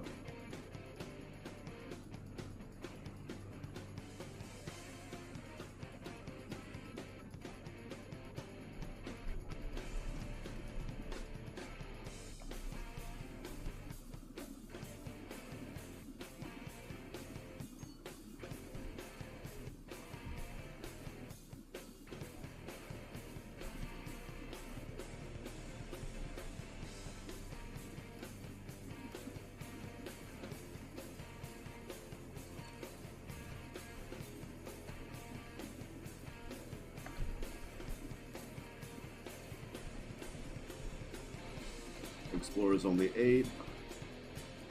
Hidden debris field.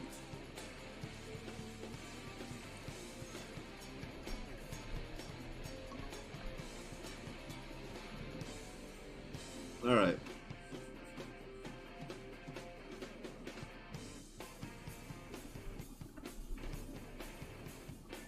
I think that's enough food for the moment. We're gonna go save. Almost 50. Our speed's almost 50. That's pretty cool, man.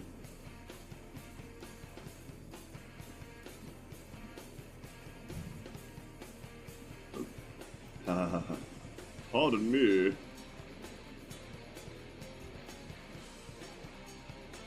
Oh my.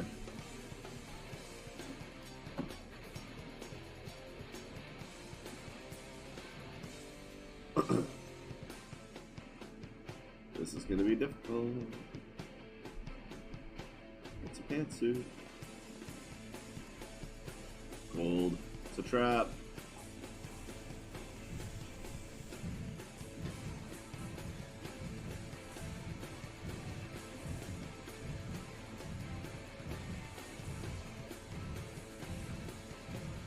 They're like, should we get involved or maybe we should wait? Which one's gonna be dumber?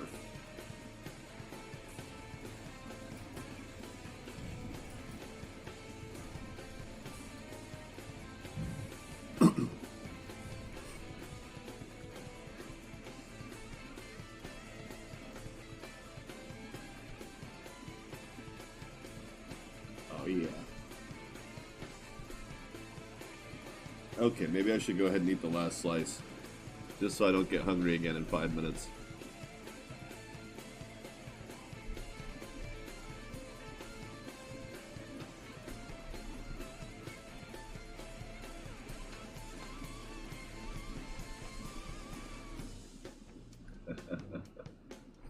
I hope that chewing's not all over the mic, but oh well. What are you gonna do, right?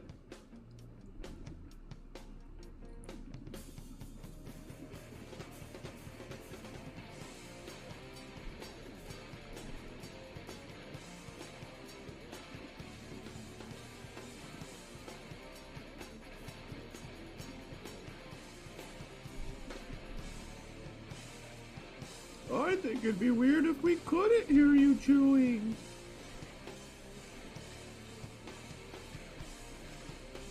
Who said that?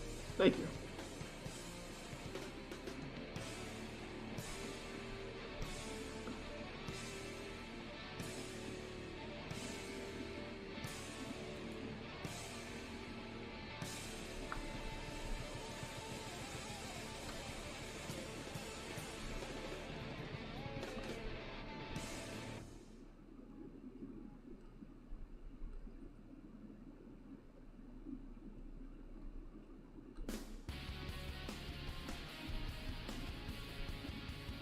Oh wow. It's actually an Earth-like planet. Blue, green, clouds. it looks like they got a serious fire going on there, unless that's just a mountain range.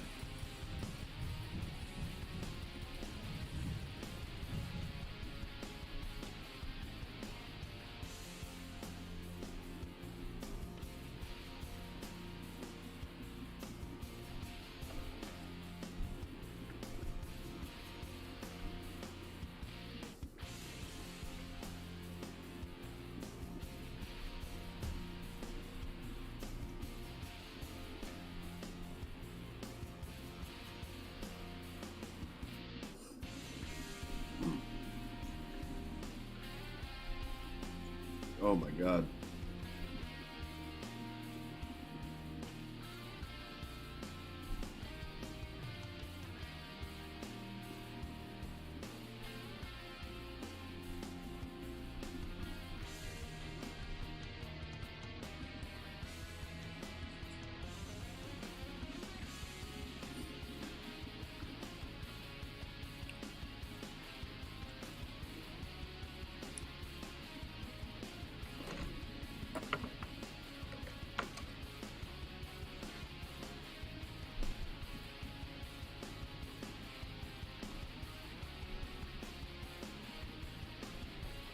It's just money lying around, waiting for me to be found by me. Oh, come on. Gimme.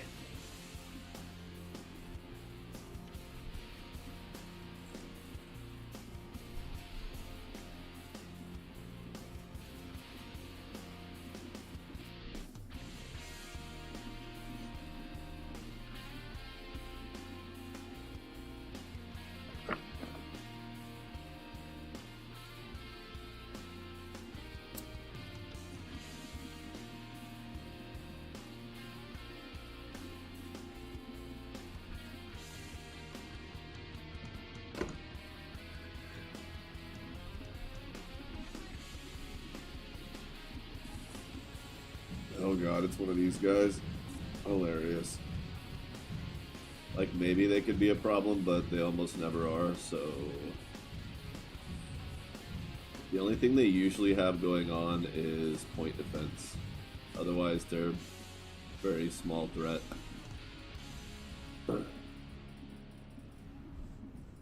Alright.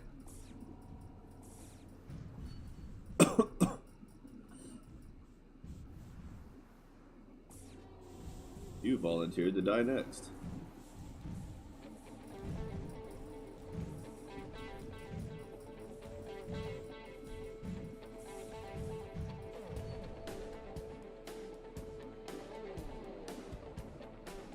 Beautiful.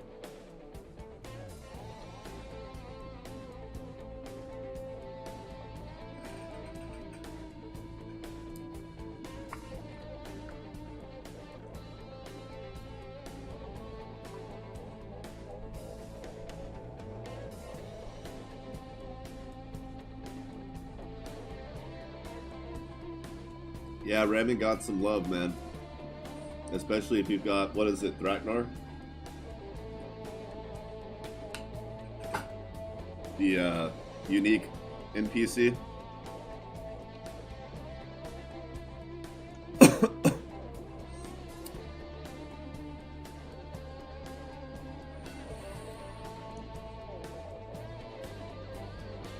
That is some old pipe tobacco, good lord.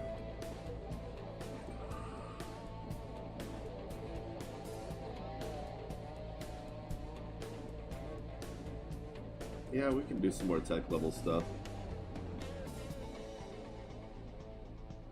I don't think I've had a single hostile warp in. Do I not have any? I have one.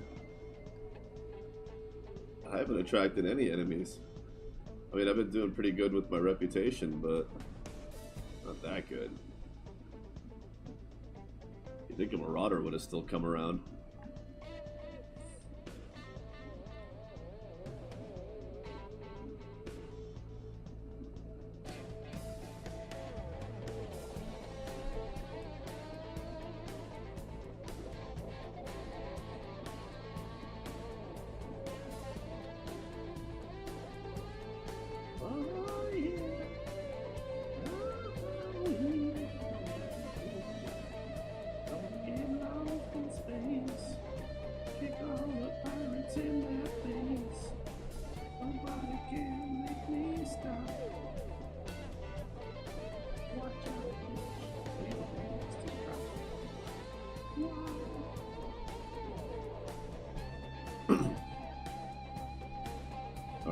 19,000.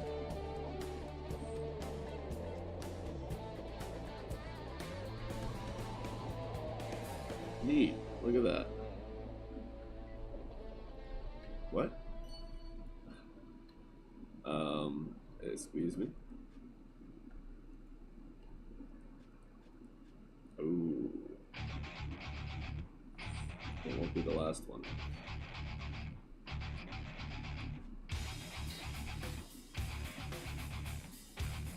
Ha! That's enough by itself.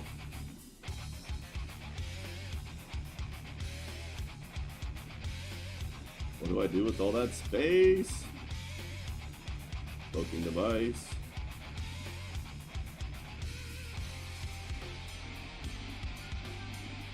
Before we go crazy, let's see what they have in case it changes. Nothing. Unless I want to buy a bunch of these. And I do.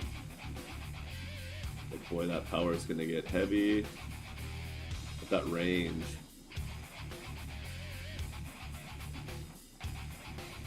These are 130. It's not that much more range, is it?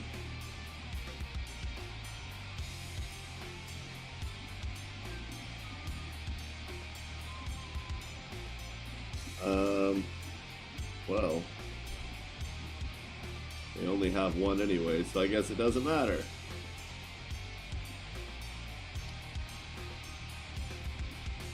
And only one of those. Wow, I should have kept that other one. Damn. Scrapped it. Learned that shit. Next time. Next time.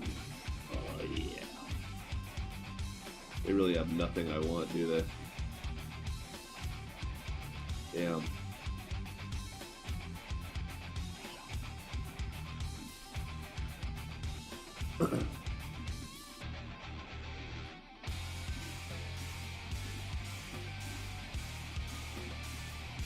Actually, I probably should have kept that.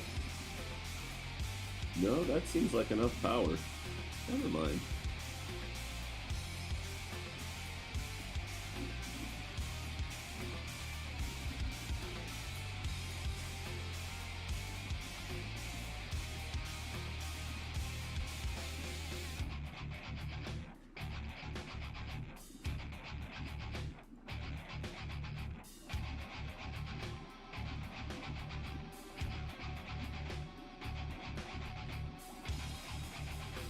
There we go.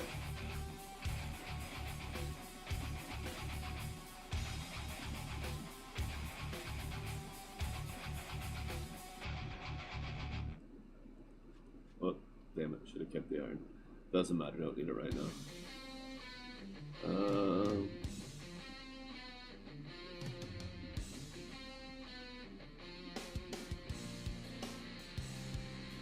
What? That's not what I meant to do. I think I just wasted one of my improved kits. But I kinda don't care. Because I got 200 shield charge. Or, yeah, I do.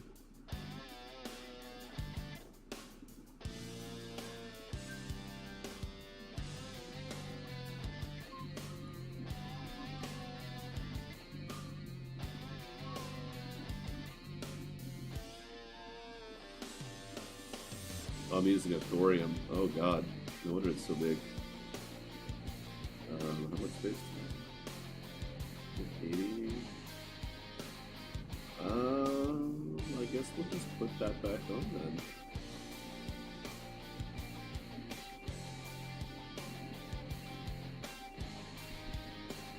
I doubt I'm gonna fly to the pirate hideout and then come back here, but maybe it'll be really good and worth it somehow.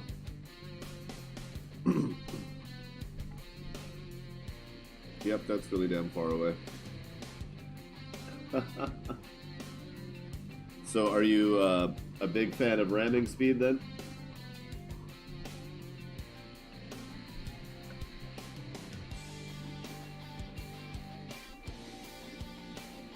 Wait a minute.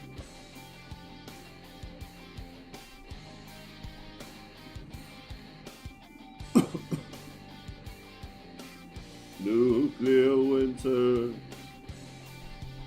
James Baxter.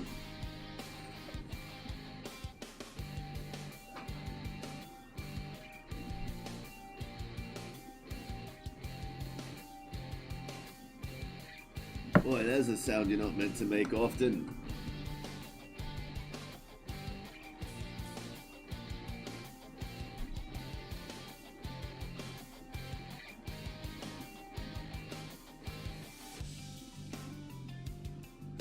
Oh man.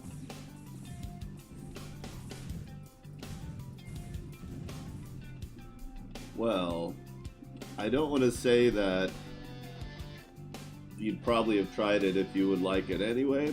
I certainly didn't try ramming very early on. I was not a big fan of it.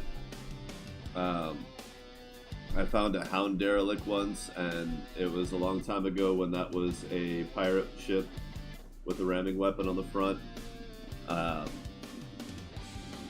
But eventually I just learned to like it, and it helped when the Cerberus came along, because I was always kind of a Dreadnought fan anyway.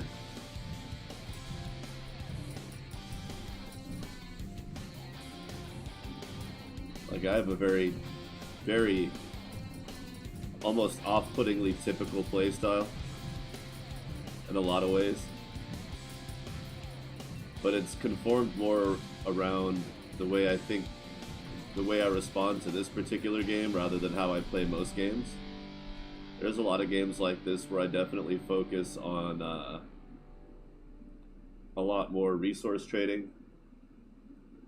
But I don't do it in Endless Sky either, which is weird because that game really benefits from it too.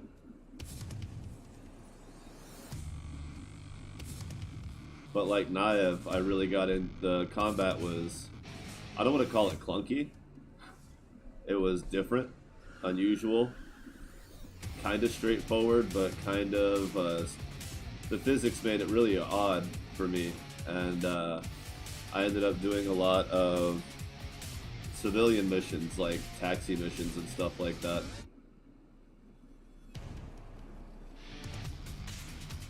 And then a lot of commodity trading on top of it.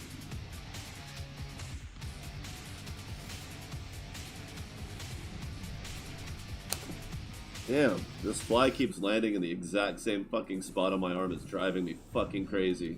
I just had to say it out loud so I wasn't sitting here slapping myself like an asshole and nobody knew why. That's why.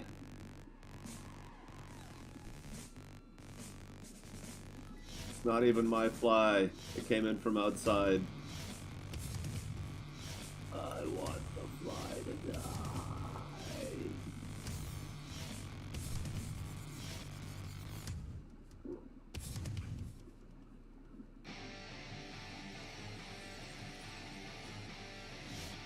Hey, that makes sense, man. That's just how life is sometimes. Oh yeah, what were the potential rewards there? I didn't even really... Yeah, I don't care about that.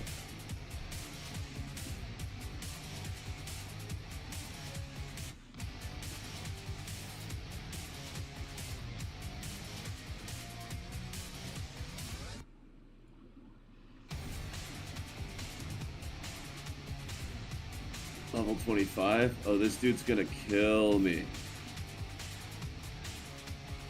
I'm gonna have to... Oh, and it's a... Is that a claymore? Yeah. This is gonna hurt so bad. Oh, and it's a repair ship too, just like me. Of course, he's got Vulcan and PD. Raising the stakes on me.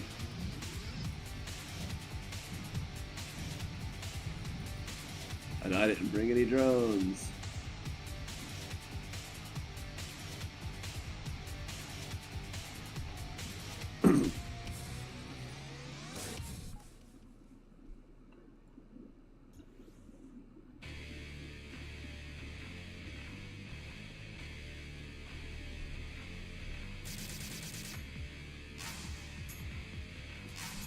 Sweet. Love to find some drones in the trash.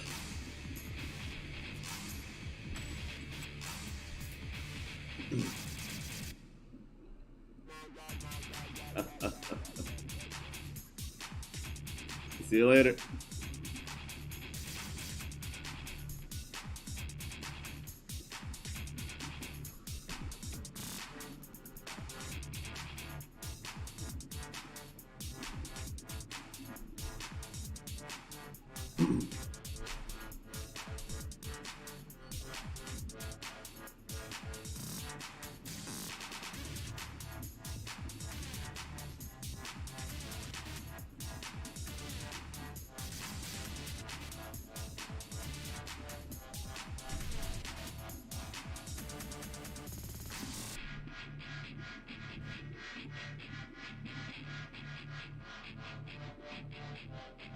Even without his booster, he's still losing power.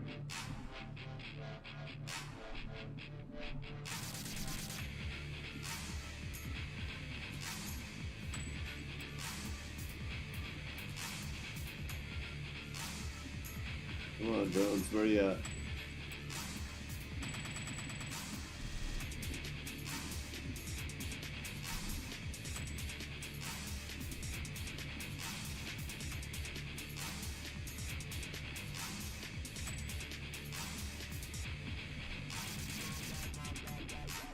This takes too long without drones.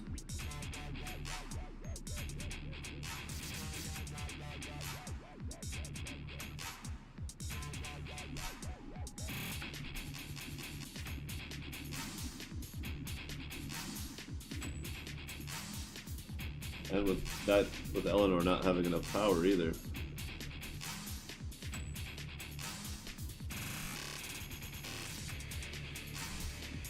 I'm gonna kill the fly. Will drive me insane.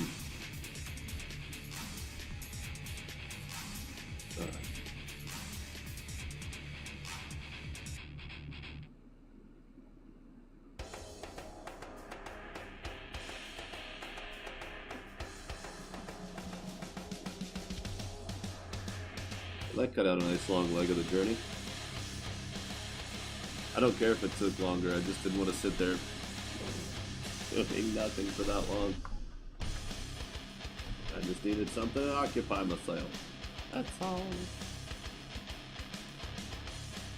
Alright. I can take this Ravager.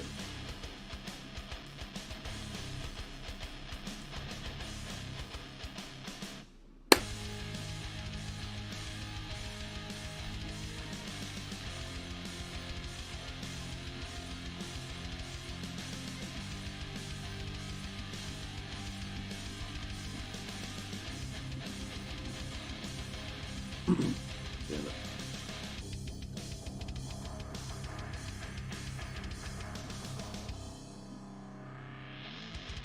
I don't have anything for that other than upgrades.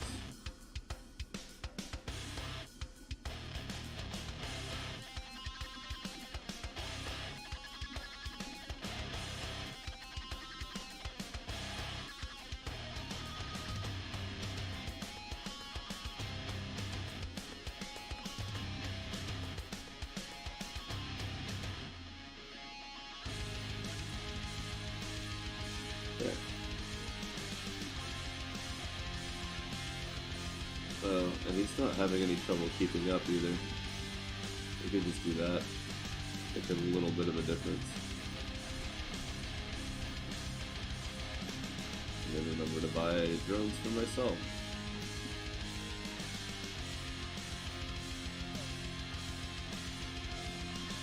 Boom, baby.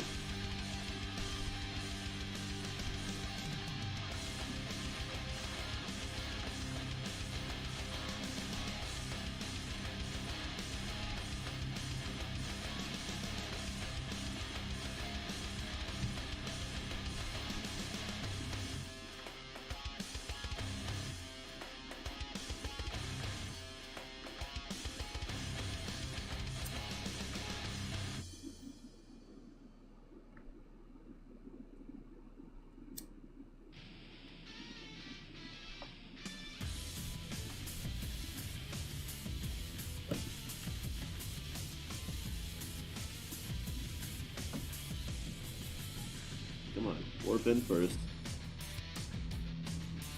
Then save. Then warp. Then kill.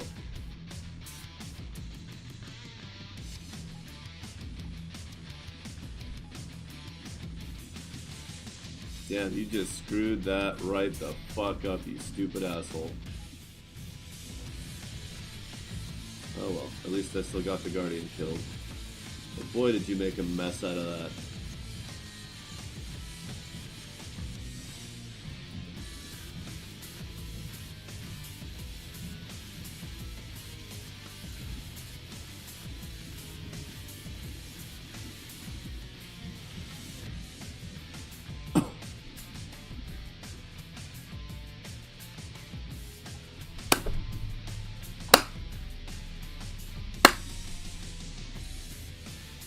Almost got it.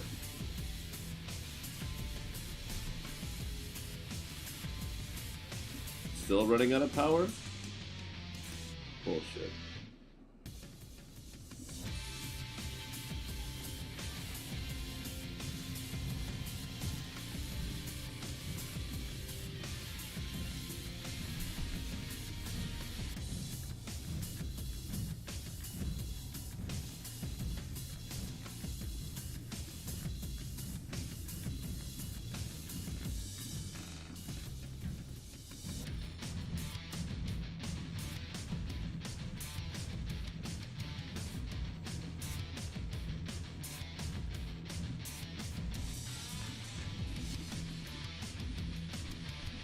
Wow. Delightful upgrade.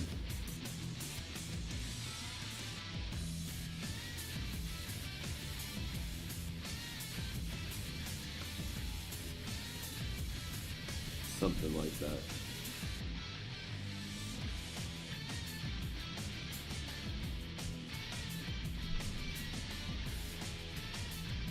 Those things only take like 3 each. 2 times 6 is 18. You should have enough power.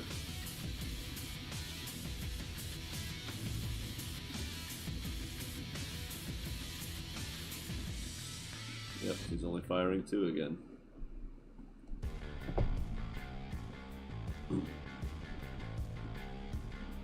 Welcome everybody. How we doing today? Are we excited to see this big bastard Ravager go over 50 finally? It's only been 6 hours. What do you want? Oh boy. How about some full-blown combat finally?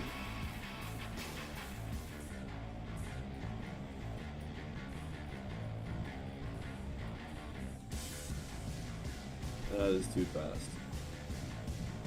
I'm gonna be saying that a lot, it seems.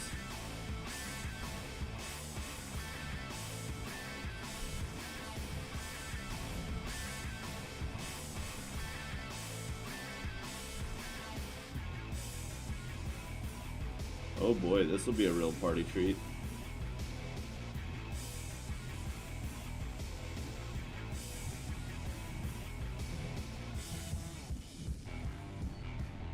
Yeah, that didn't work out very well for you, did it? Tech level 27. I find it hard to believe I won't find another one before then. We might as well use it to move through the tech levels faster. Oh, she doesn't have enough power for her drones also. That's what's draining all the power, is the drone base.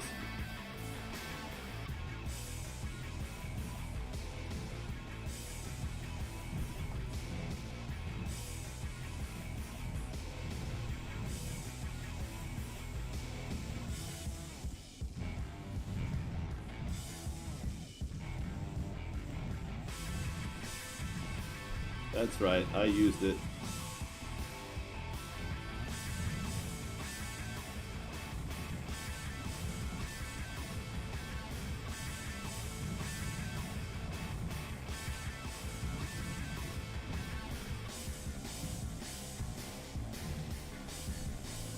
Now we're getting right the hell out of here.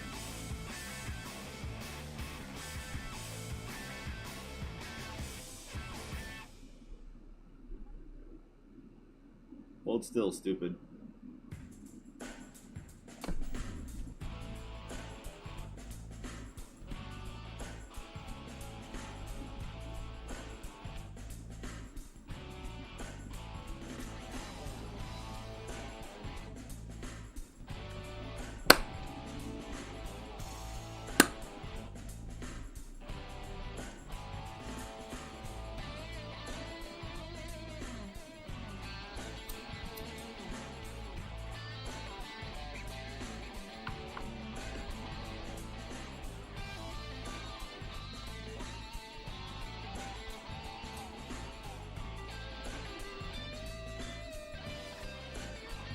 Eleanor, we got enough to put you in a Corvette.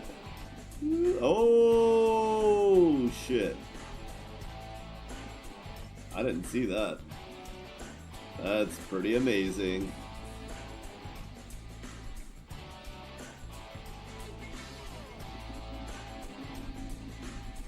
I just wanted to see something incredible. Okay, Johnny.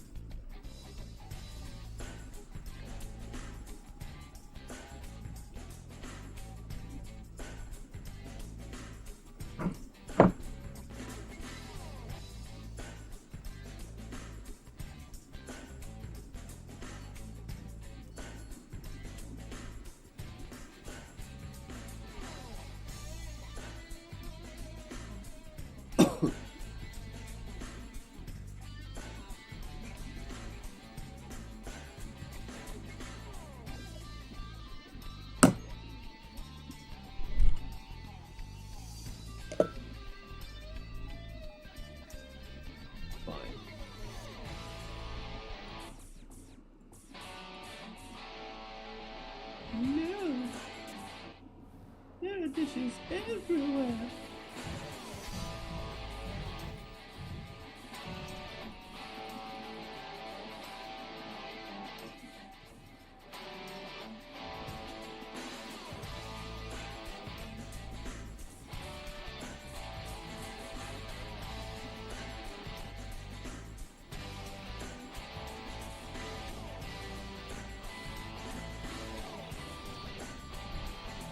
Doing the I'm out of missiles dance finally.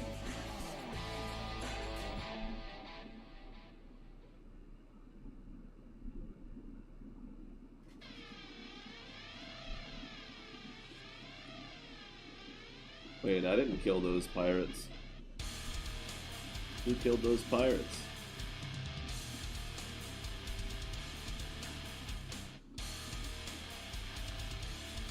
The chase is on. Hey, Eleanor? Somewhere else, bud. Thanks. That's not what I meant.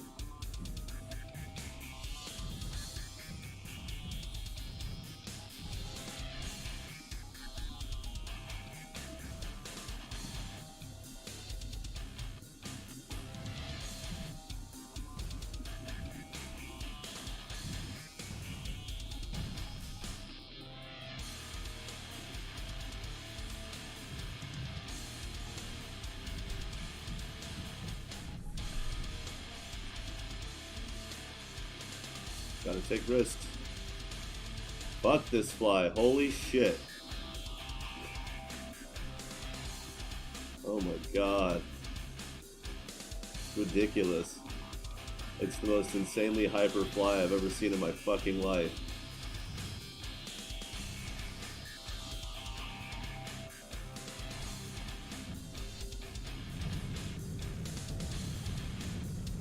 Ah! Whoa. I almost lost that one. This isn't gonna go much better, is it? Oh, he can't get through my shield. But his friends might.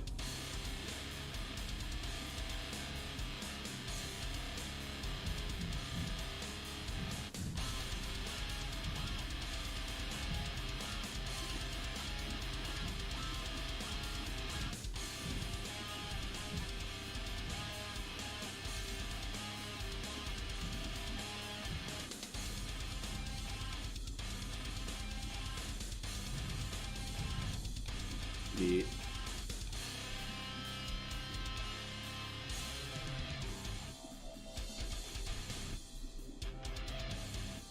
Alright, we'll get a little bit of armor built up.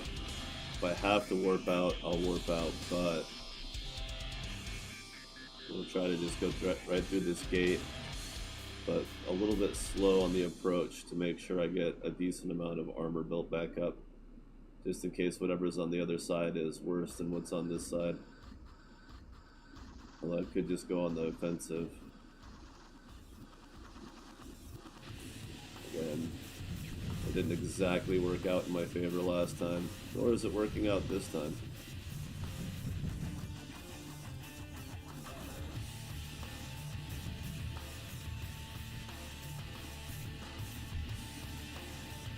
At least this is low-level pirates, so I don't have to worry too much. Although I guess I could have used my barrier, but against that dreadnought, I should have thought of that.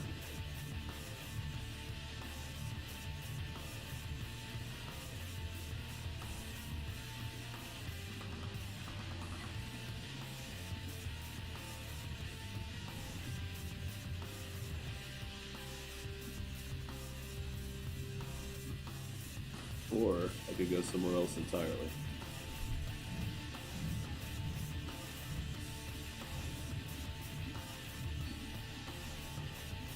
Oh, okay. Much better. Not.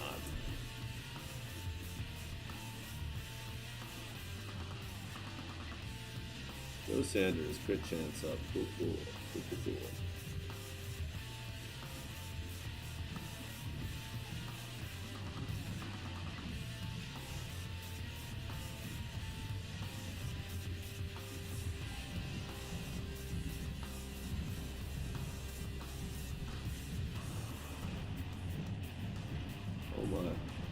Wow, I'm getting my ass kicked out here. I don't even know what level that system was, though. That was probably important information.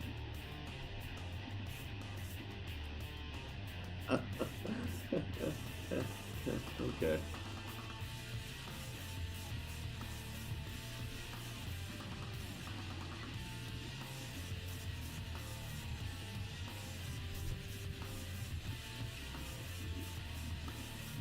Beautiful.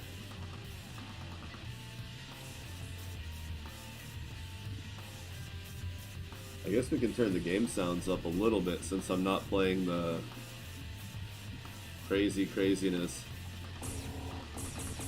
At least hear it a little bit, right? Not super loud, but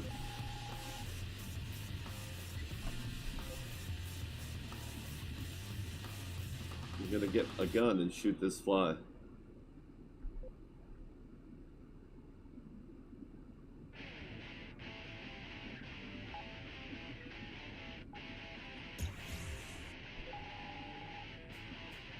Well, that's just gross. It is a large nebula, though. I already have fun with maps. But if I didn't, I still would not take the time to do it now. Because that would be boring as hell.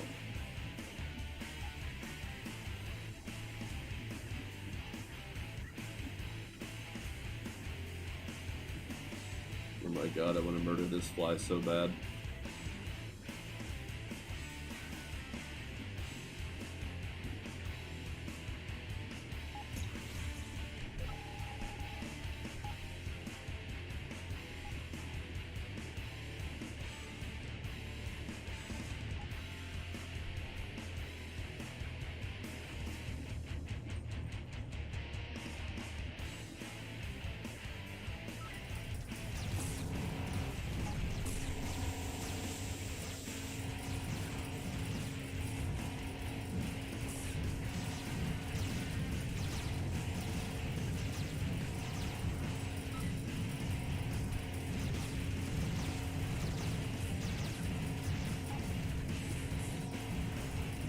No, it's too late for that.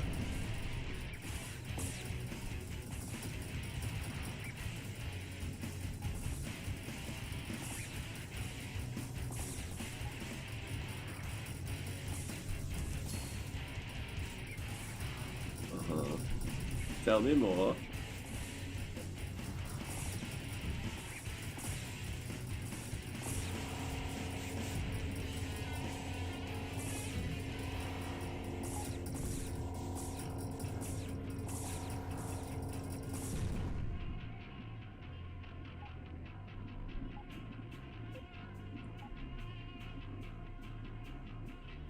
You could get off me now. That'd be cool.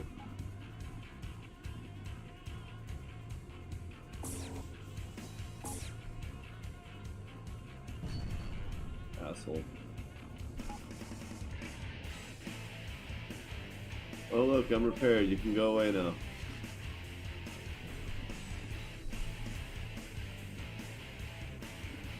Yay, lucky relic. Move, asshole. Why would you do that? Why would you get between me and a relic? What the hell? The NPCs in this particular system have gone completely stupid.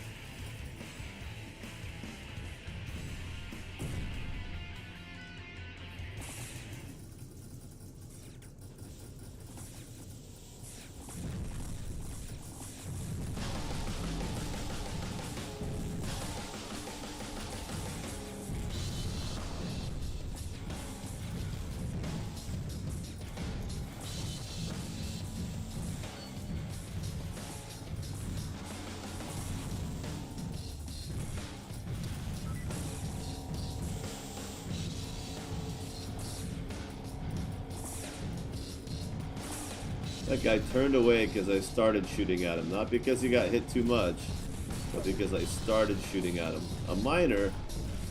Oh, hell no.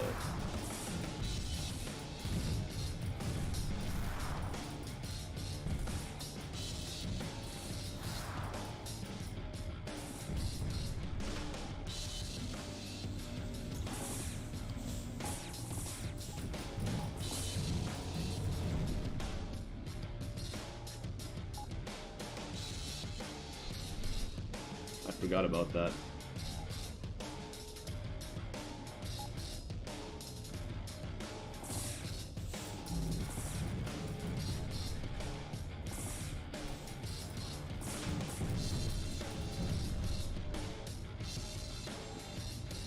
Cash money, look at that. All of a sudden we're earning big.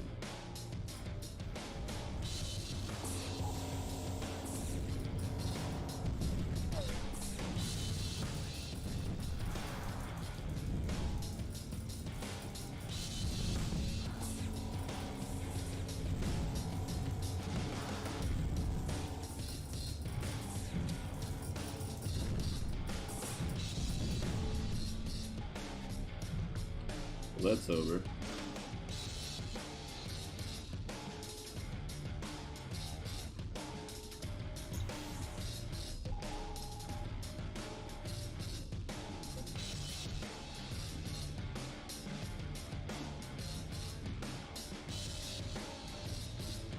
Okay, not bad, not bad. Gonna cruise around for a minute, see if we can't find the gates. Although that's unlikely.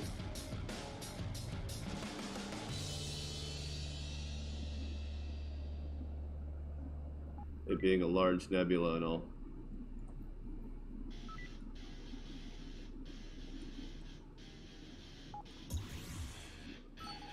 Oh, I just found it.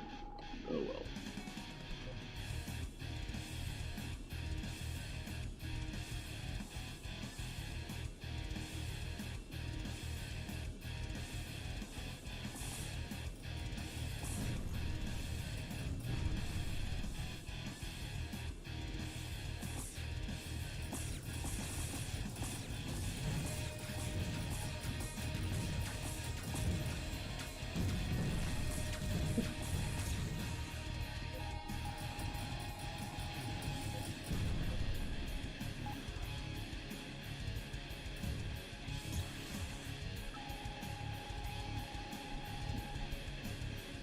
Is that an 8 or a 3?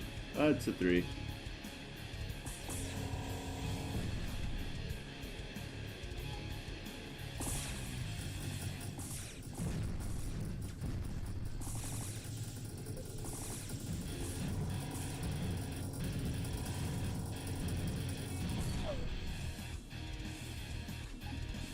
Yeah, it doesn't overwrite minor.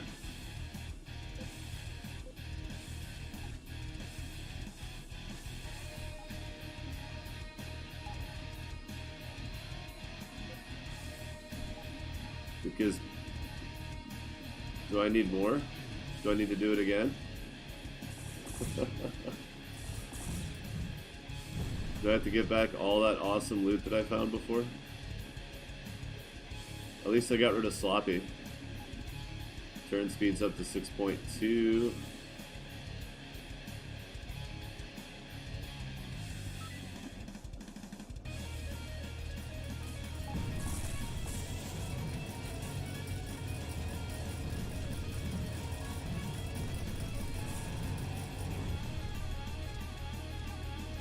Nope.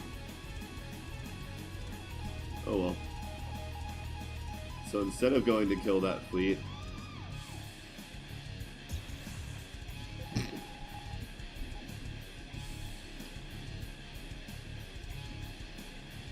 I need to go get affiliated with Rebels now, before I do anything else.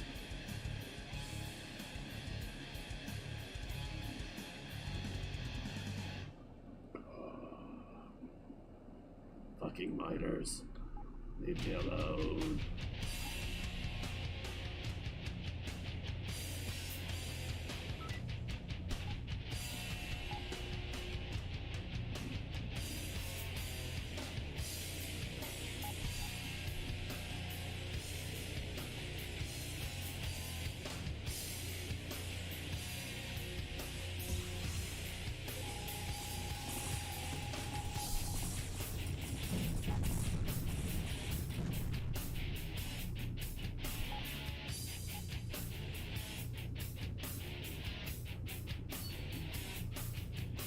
Gained pilot.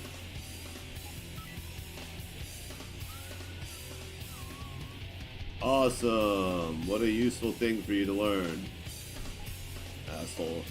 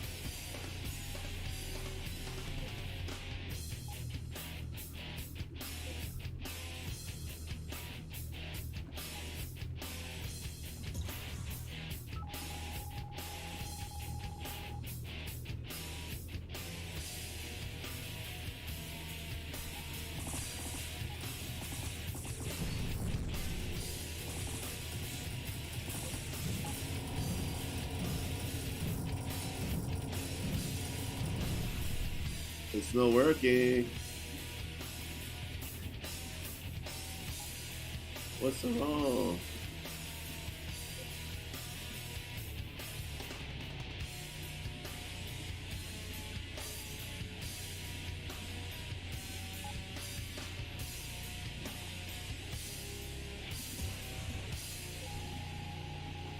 Whoops. That one.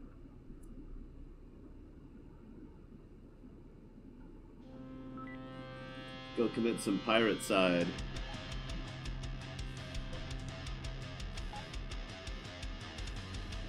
I could go drop off my loot, but it hardly seems necessary.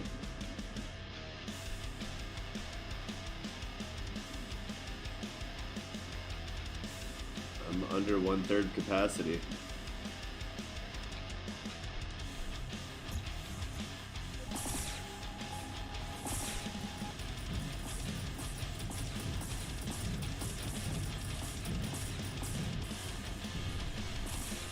Cool.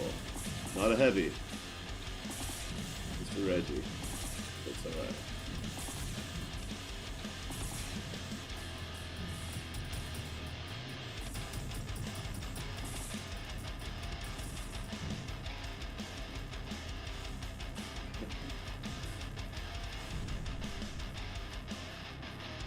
Nice try with it, Vulcan.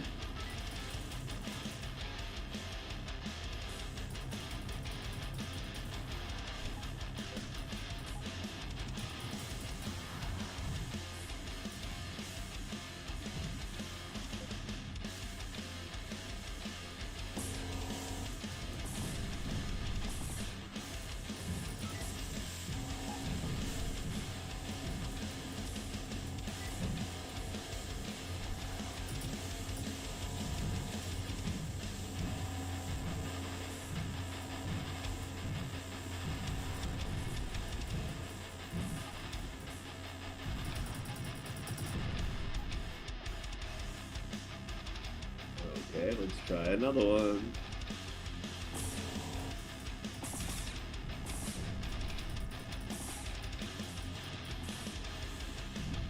$13,000. Yeah, I'd say I'm ready for the Children of Terra. Any minute now.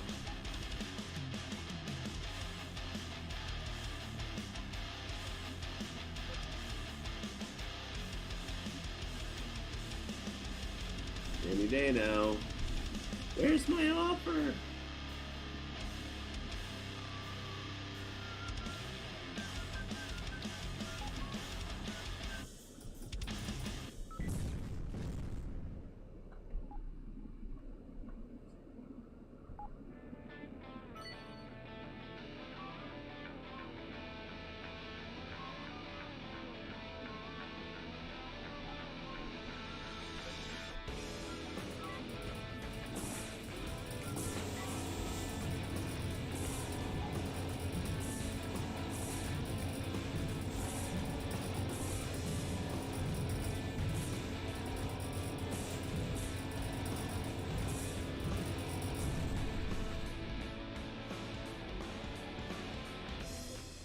Technomancers.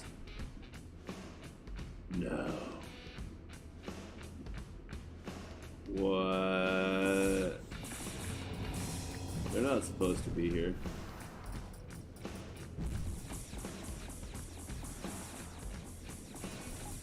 I don't want to kill their station either.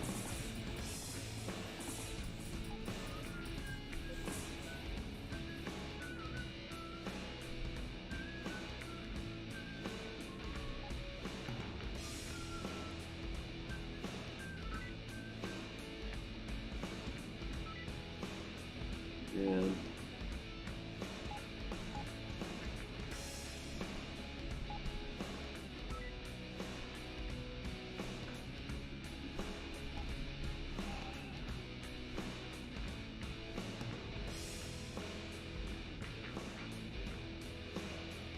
Yikes.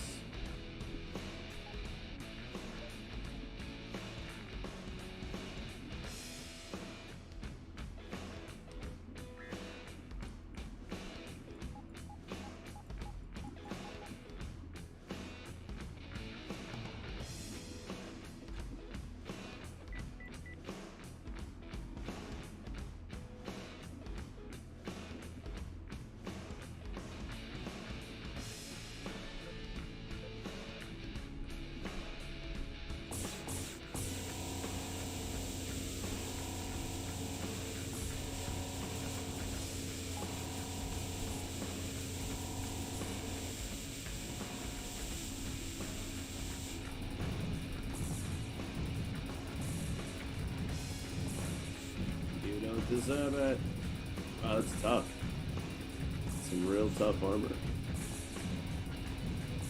Wow.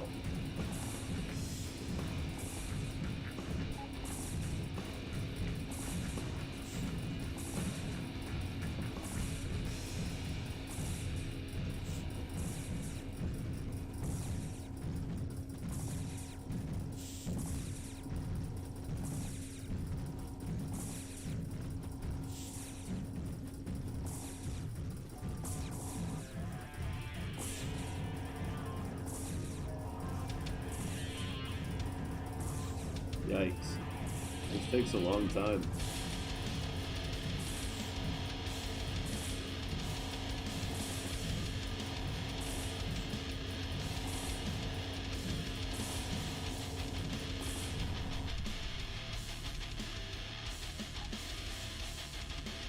They didn't care.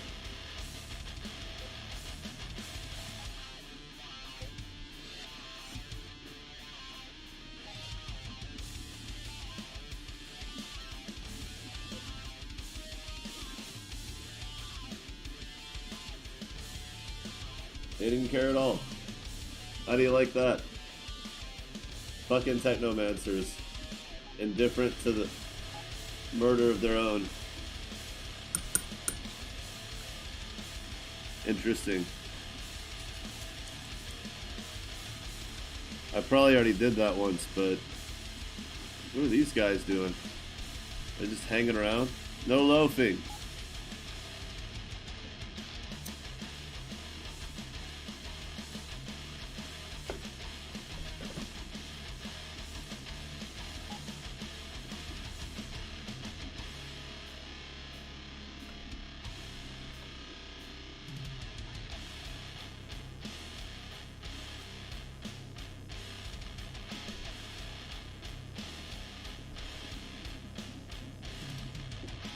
Very delightful.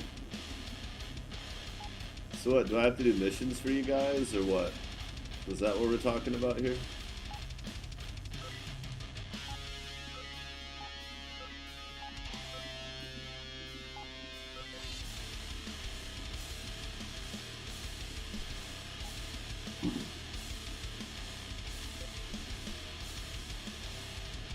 Wait.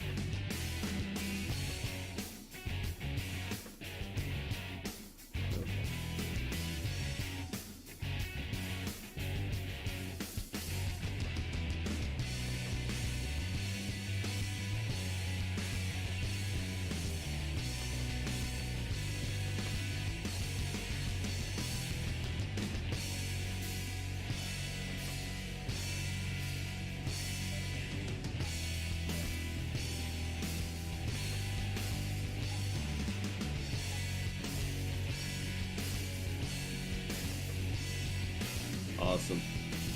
Yeah, we're gonna make this work.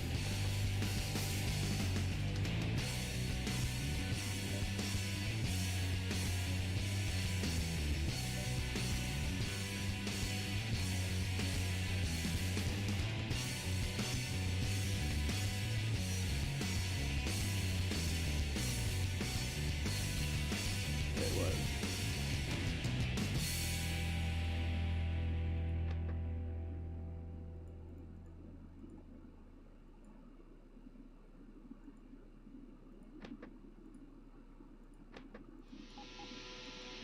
Okay.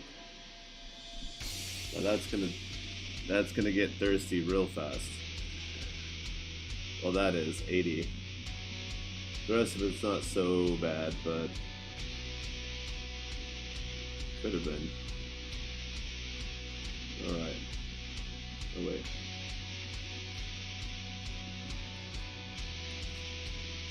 Okay. We have nothing else cool here.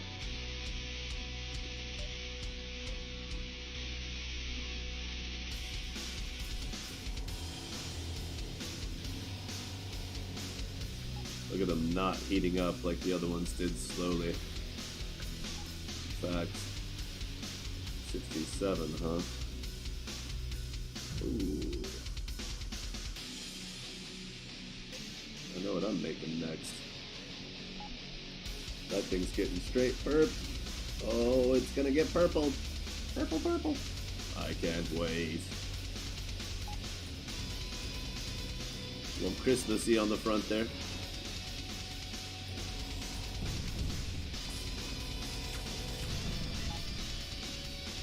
Wow, wow, wow.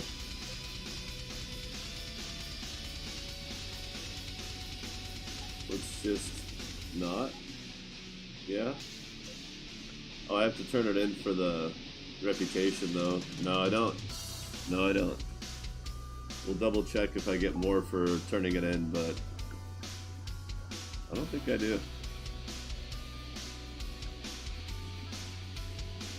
I think we're gonna be A-okay.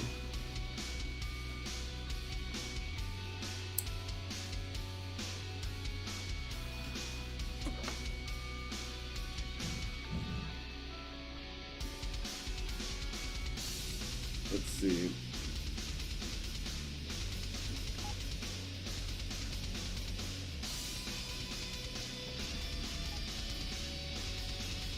$94.08.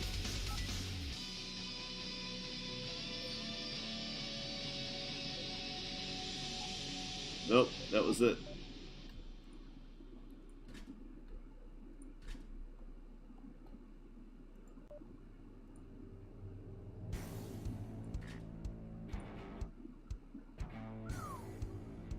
Tough audience.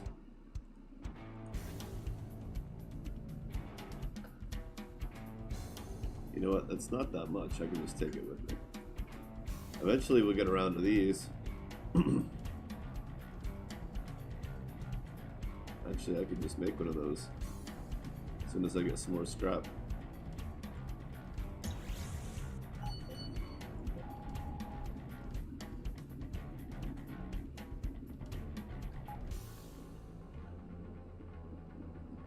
Yes, indeed. We'll just make our own. Extra damage resistance.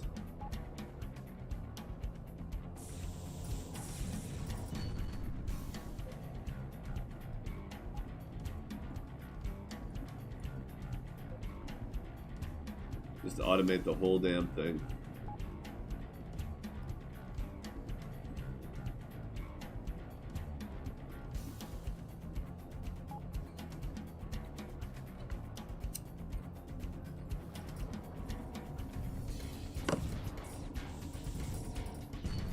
Yay.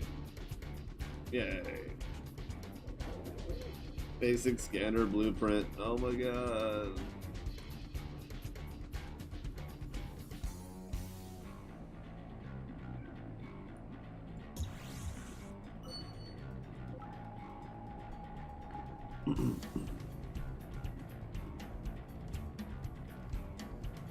Yeah.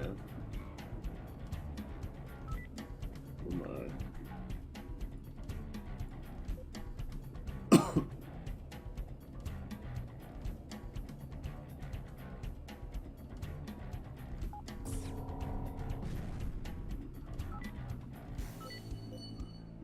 Yay. Still waiting for the whatchamacallit warp charge.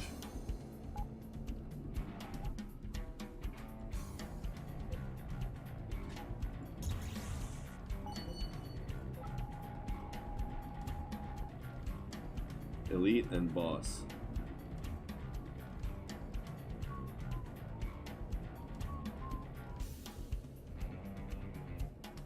Oh yeah.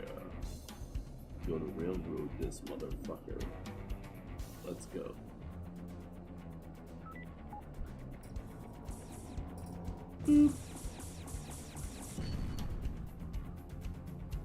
Yeah, probably that. Oh my.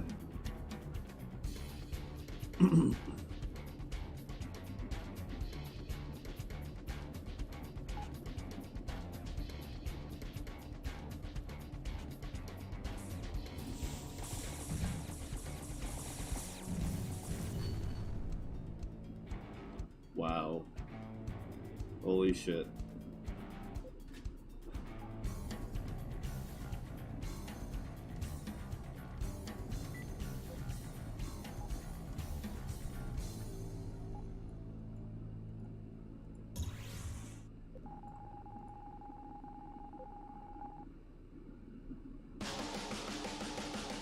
Oh yeah.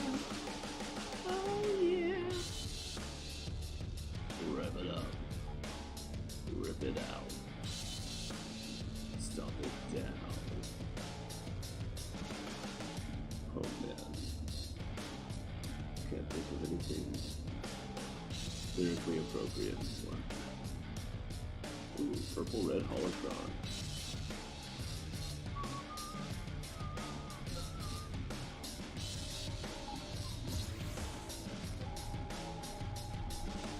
Now that's what I was hoping for. Oh look, I'm allied.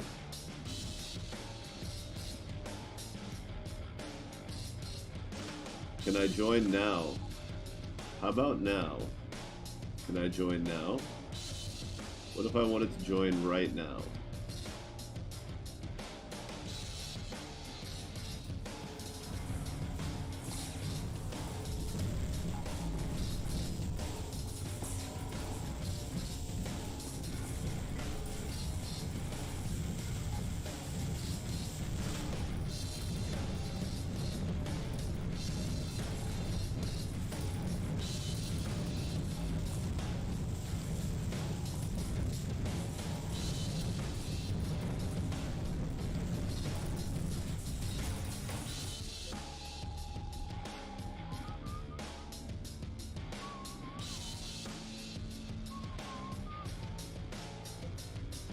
What did I do wrong?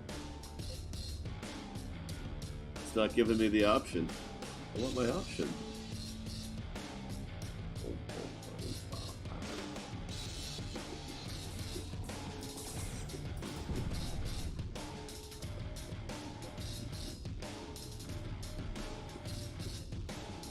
We're gonna fly there anyway because I don't.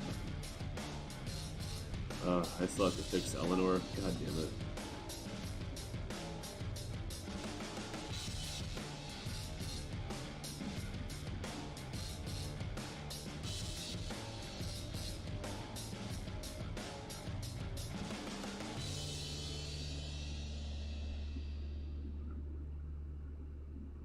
Everybody's helping out, right?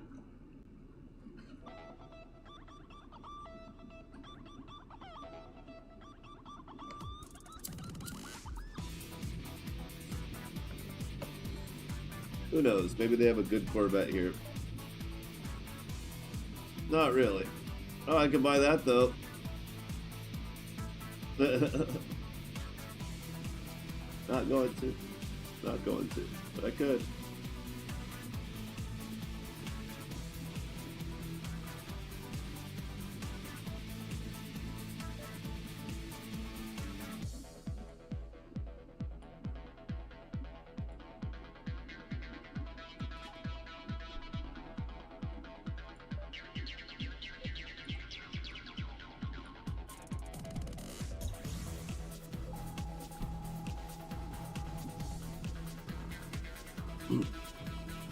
We'll fix you in a minute, Eleanor. I want to make sure I get here in time.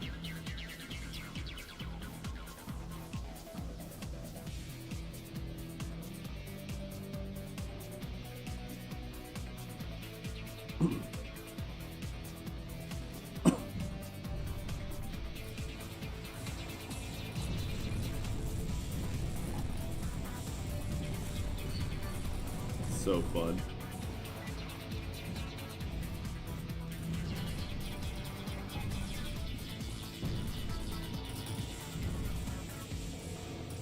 Somebody actually did a decent amount of damage to me. Must have been them missiles.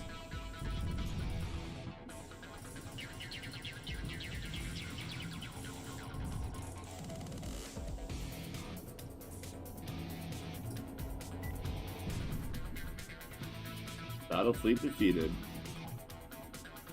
Reputation could not be higher.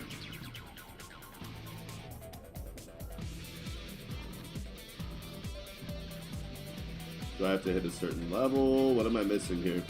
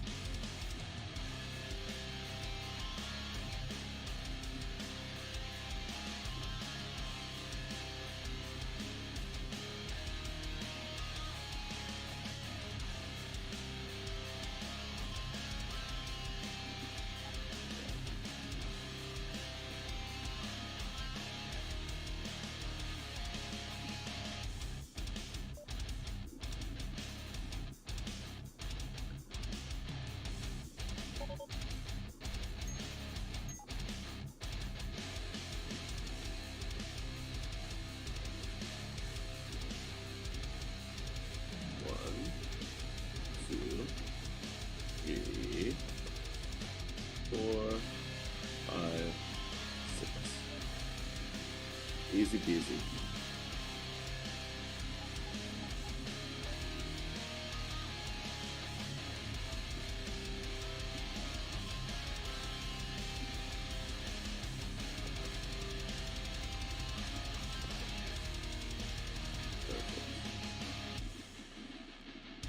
Now.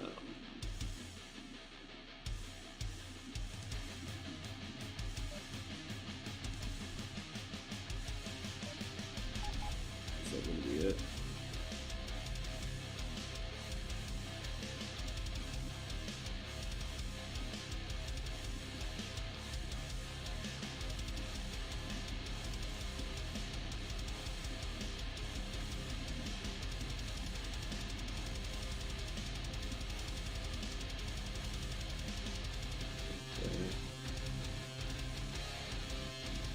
He's not going to be an issue, is it?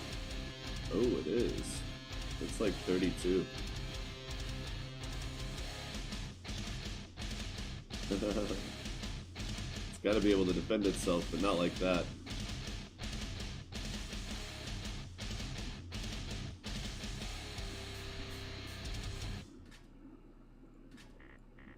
Yikes.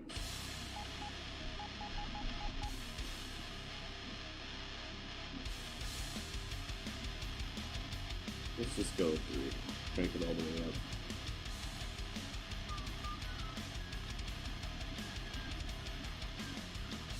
Or just 2, you know. 2's fine.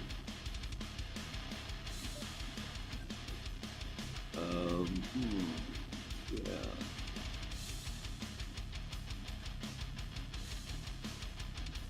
$35. Yep, 35 is enough.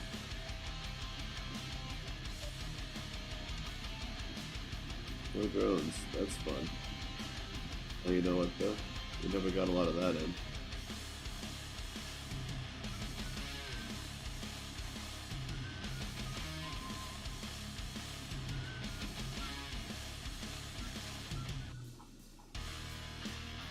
thought I gave it a collector on the dragon. Oh no, that got destroyed with the Triton, that's right. Alright.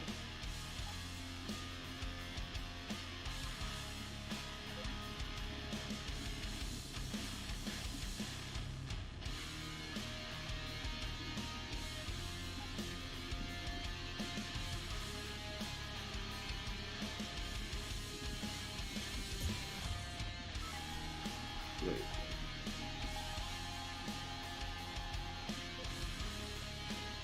Should I look for other rebels? I don't think this is gonna help.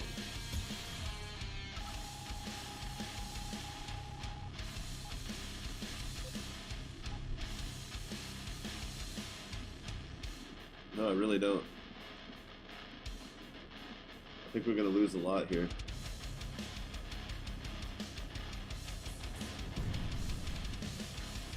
A lot of time.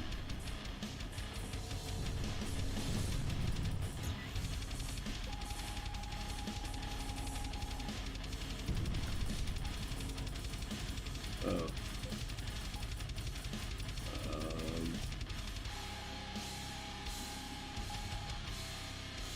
Okay.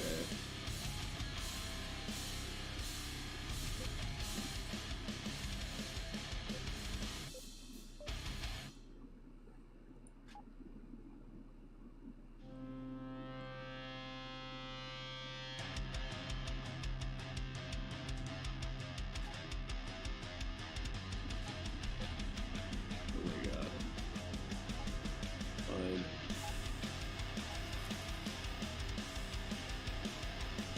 Apparently I don't get to be a rebel.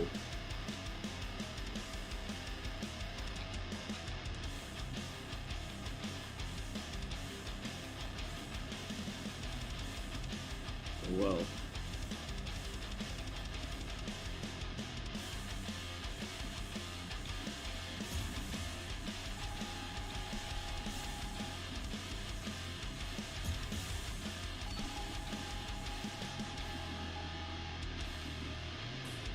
Be funny if I had to get that one first.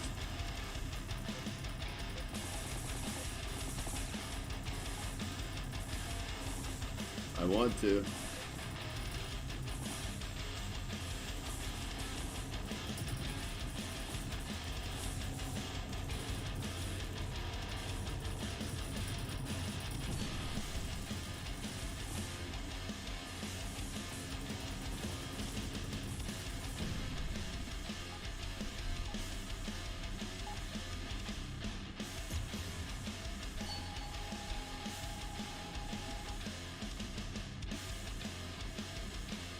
We can still get big fleet battles without a Zeus.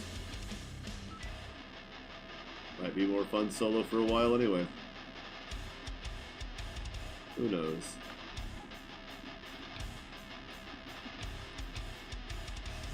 Wow, that went up really fast. What the hell?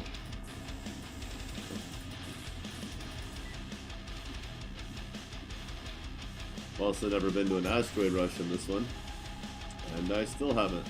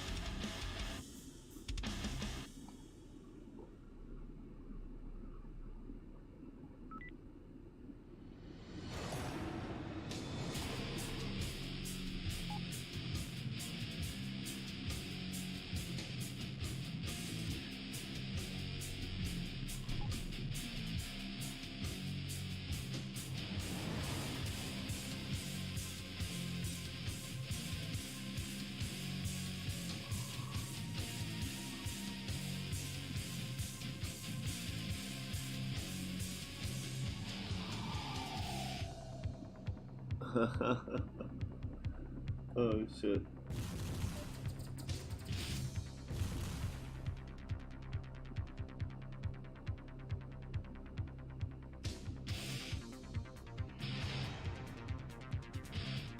Yikes.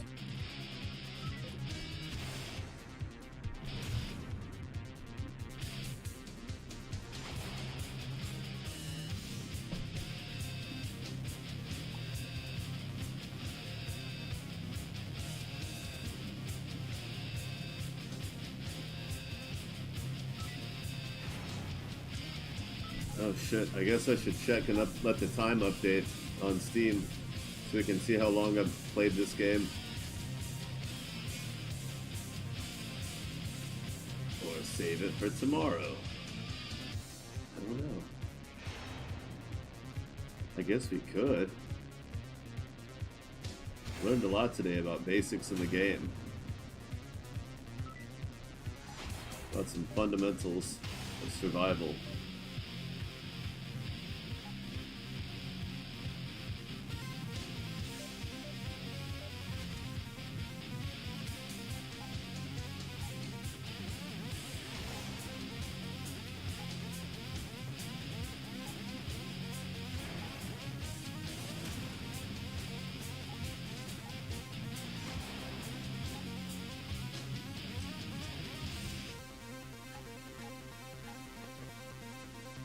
There.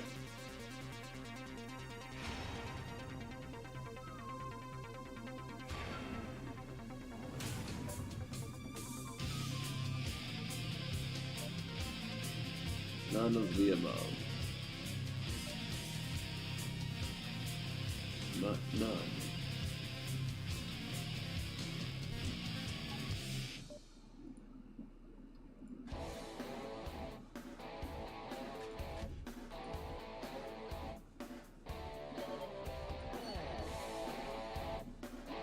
Alright, save it. Let's check our...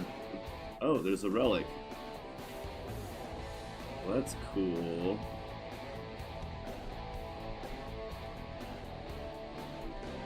How do you like that?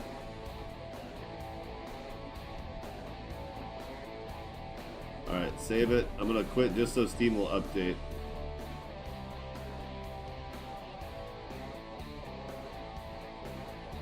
$1998.6. Hot damn.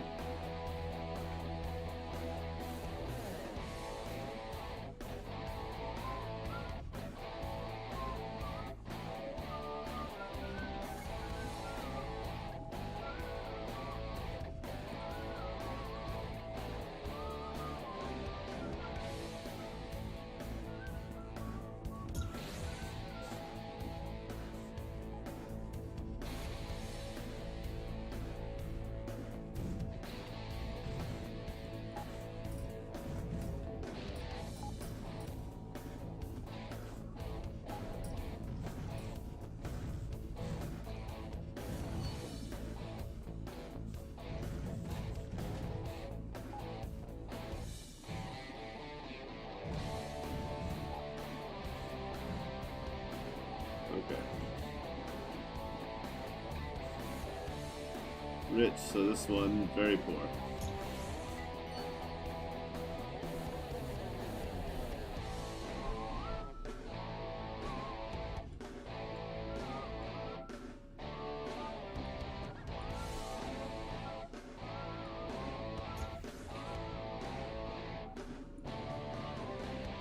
Oh yeah.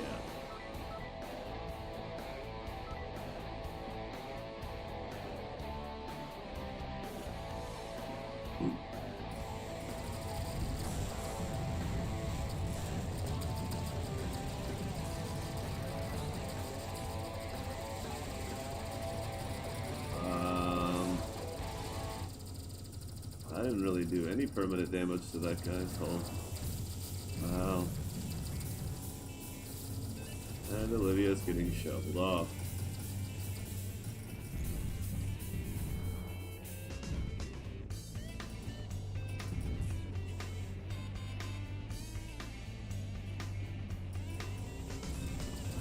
Oh, whoops.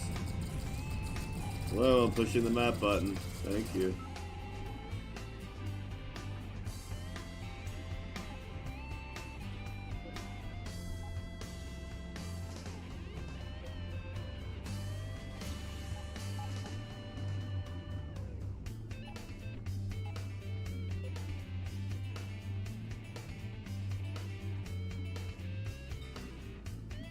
Okay, there we go.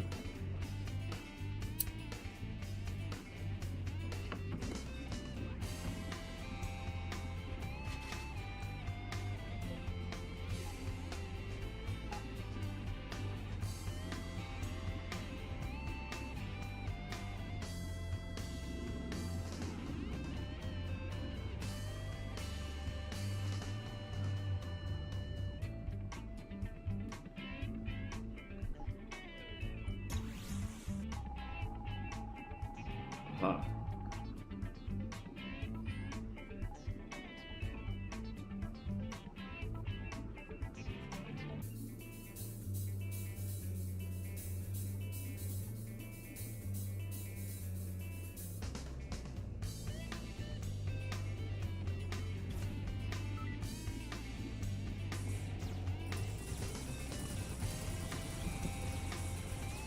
Stupid shovel.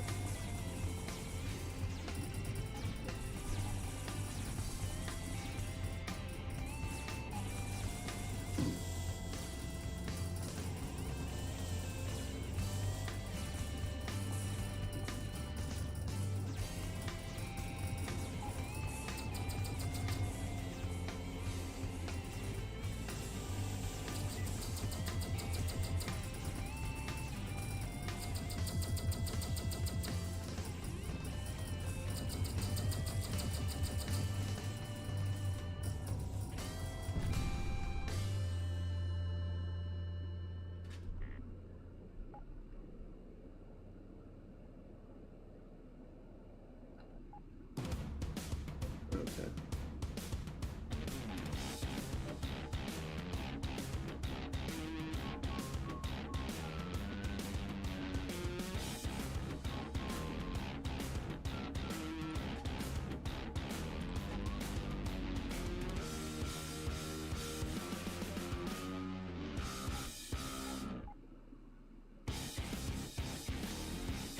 Oh yeah.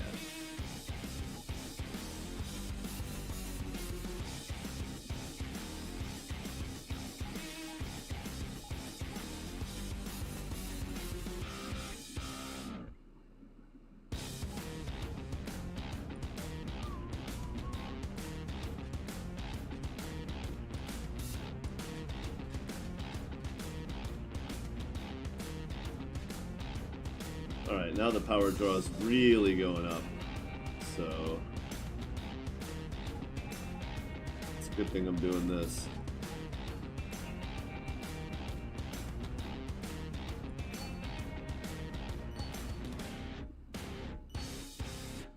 Oh yeah.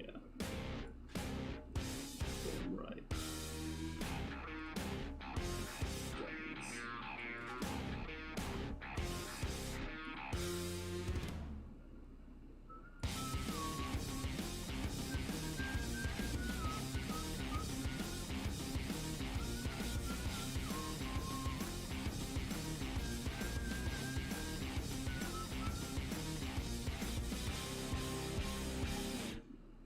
Weird.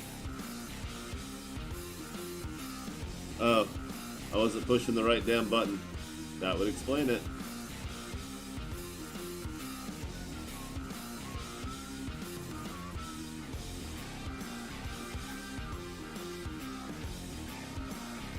So there's 100.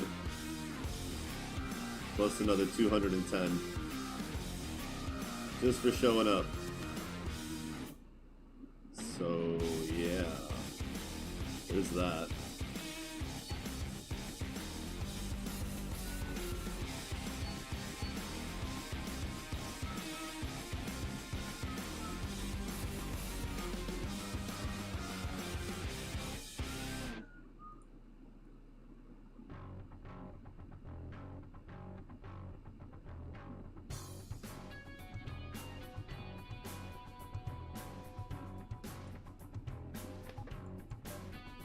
Go. 48, 47, 50, 50.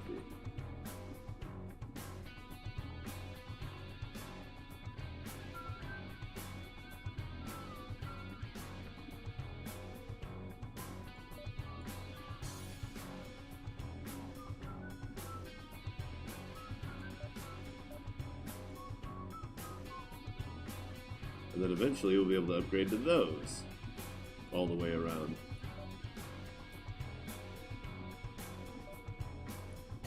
Or just make custom ones, I guess.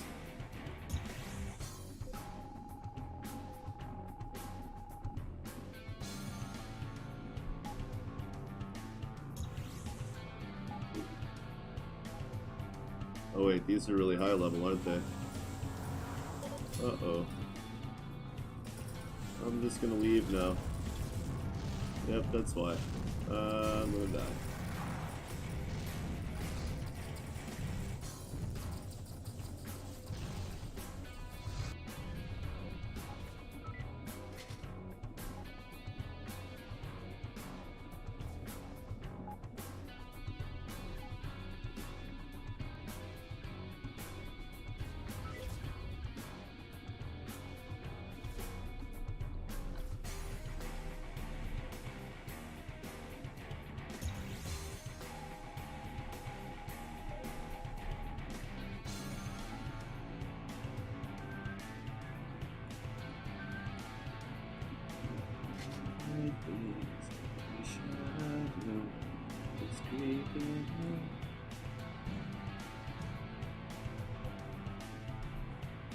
Now it's my time.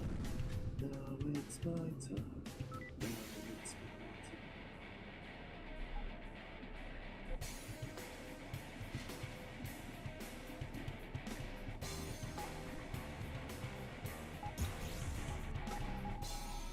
Damn it.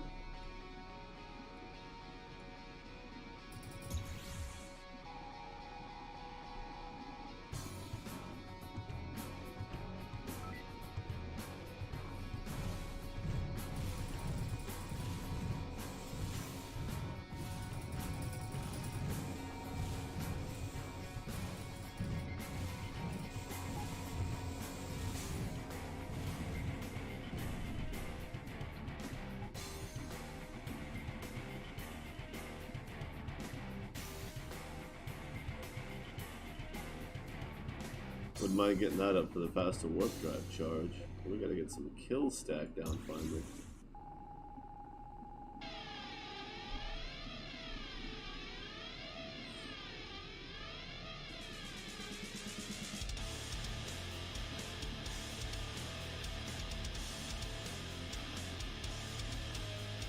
I really did want a couple of Zeus escorts for this, but oh well. I guess I'll have to settle for something else.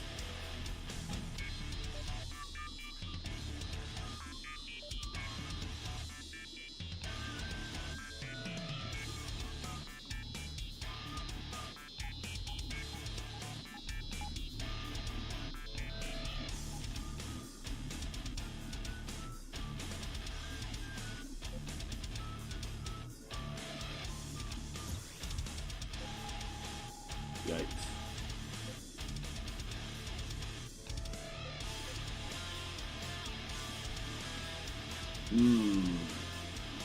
Interesting.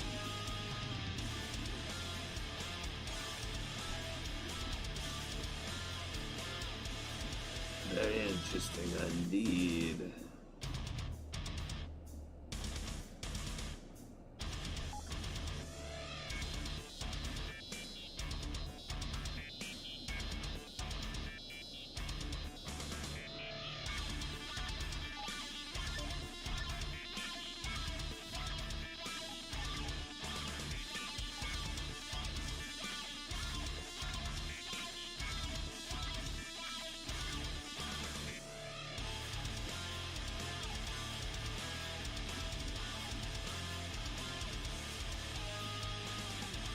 $215.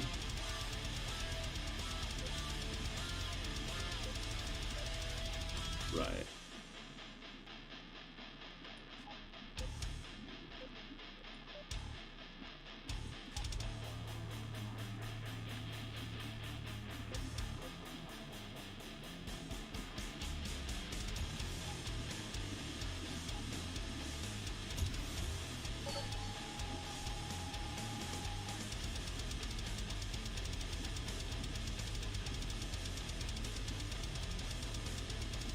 Hack and slash, bitches. Hack and slash. Yeah, I see it.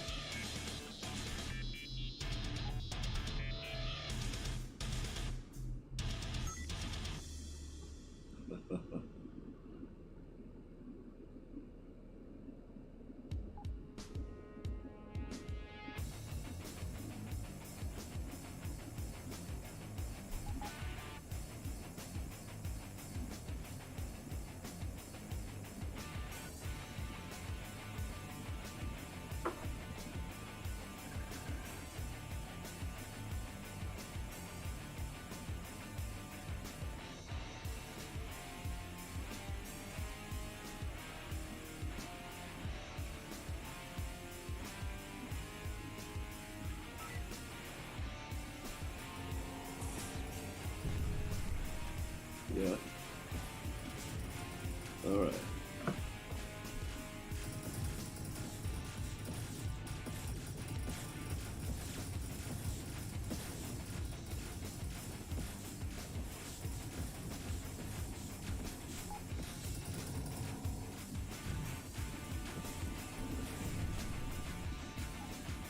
It's almost like that pirate didn't know what a Cerberus is.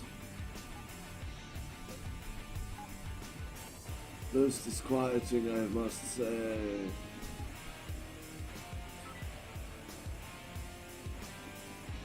Oh no! I did not get a Hephaestus. Because I don't want it. Not this time.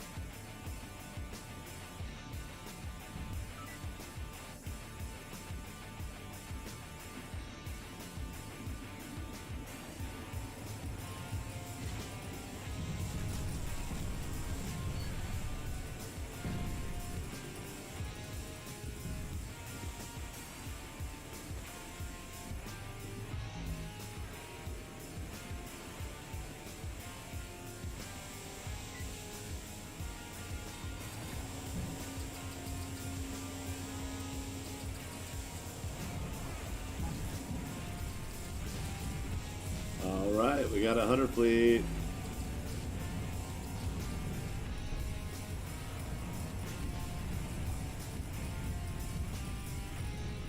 Too bad I'm gonna die. Wow, I didn't cloak in time? Me? Didn't cloak in time? Moi? Did I just die to the first hunter fleet? Wow. It's nauseating.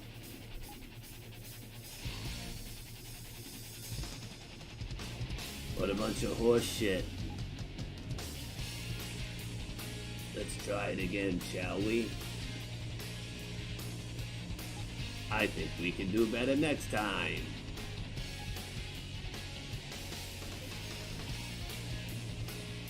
Murder them all.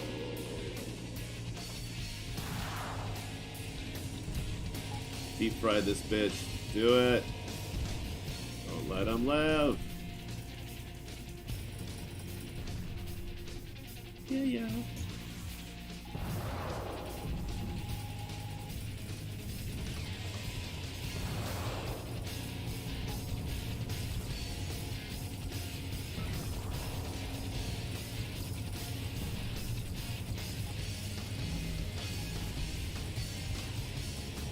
Whoops. Not the optimal use case for that.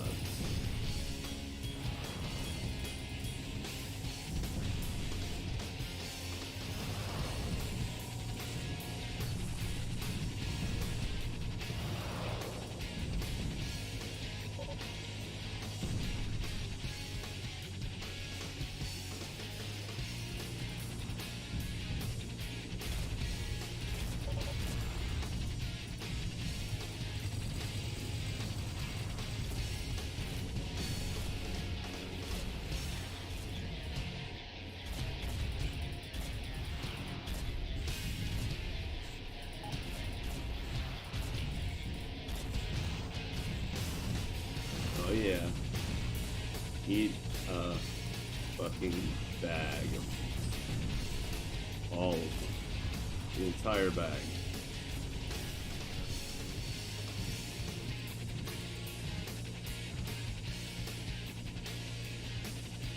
Boop.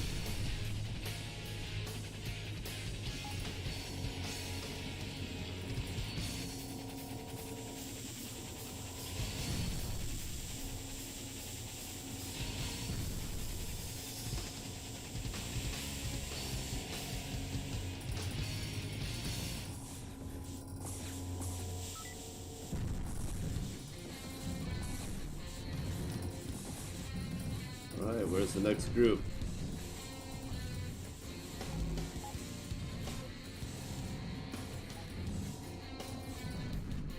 Ah, shit.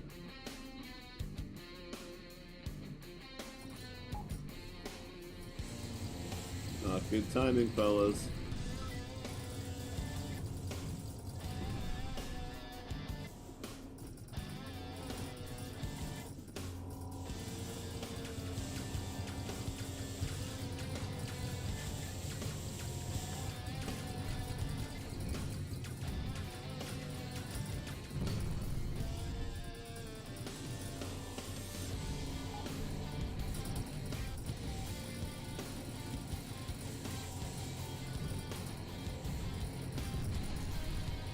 Oh, he sure got some self-preservation built in, but now he's dead.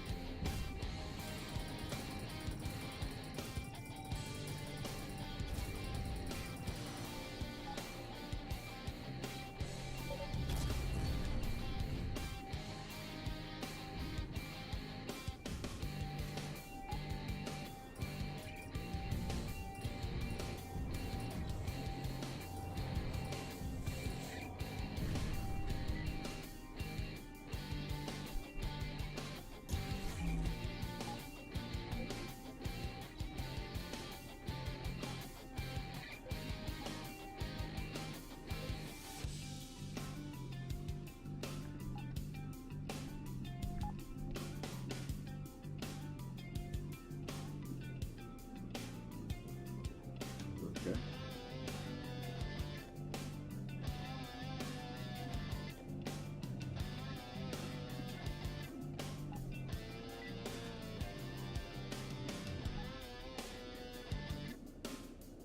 Off we go. So that was my vengeance run. I got to take revenge for dying before. Self-vengeance. Deny my hands of vengeance.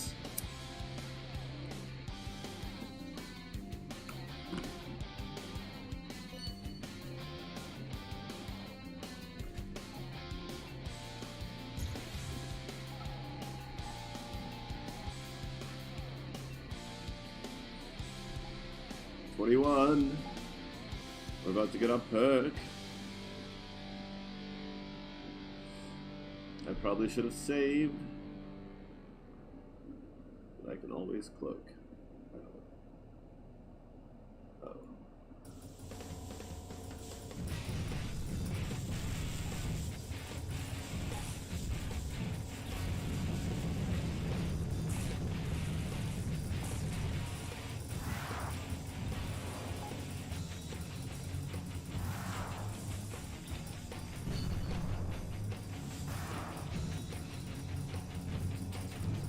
Hey, Olivia.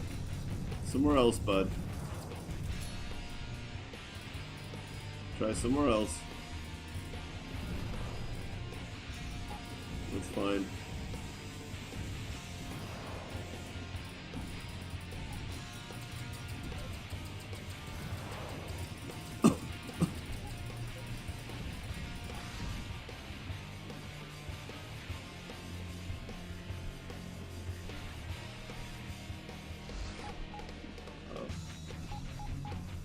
still. Yep.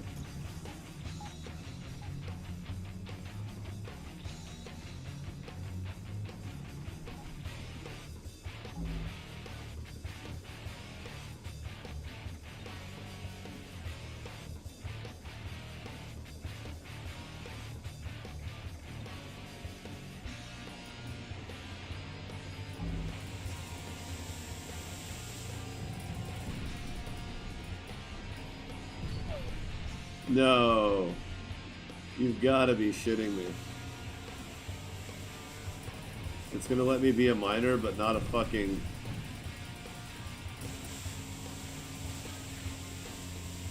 It won't let me be a rebel. Skip. No thanks. Well, that sucks ass. Still kind of annoyed.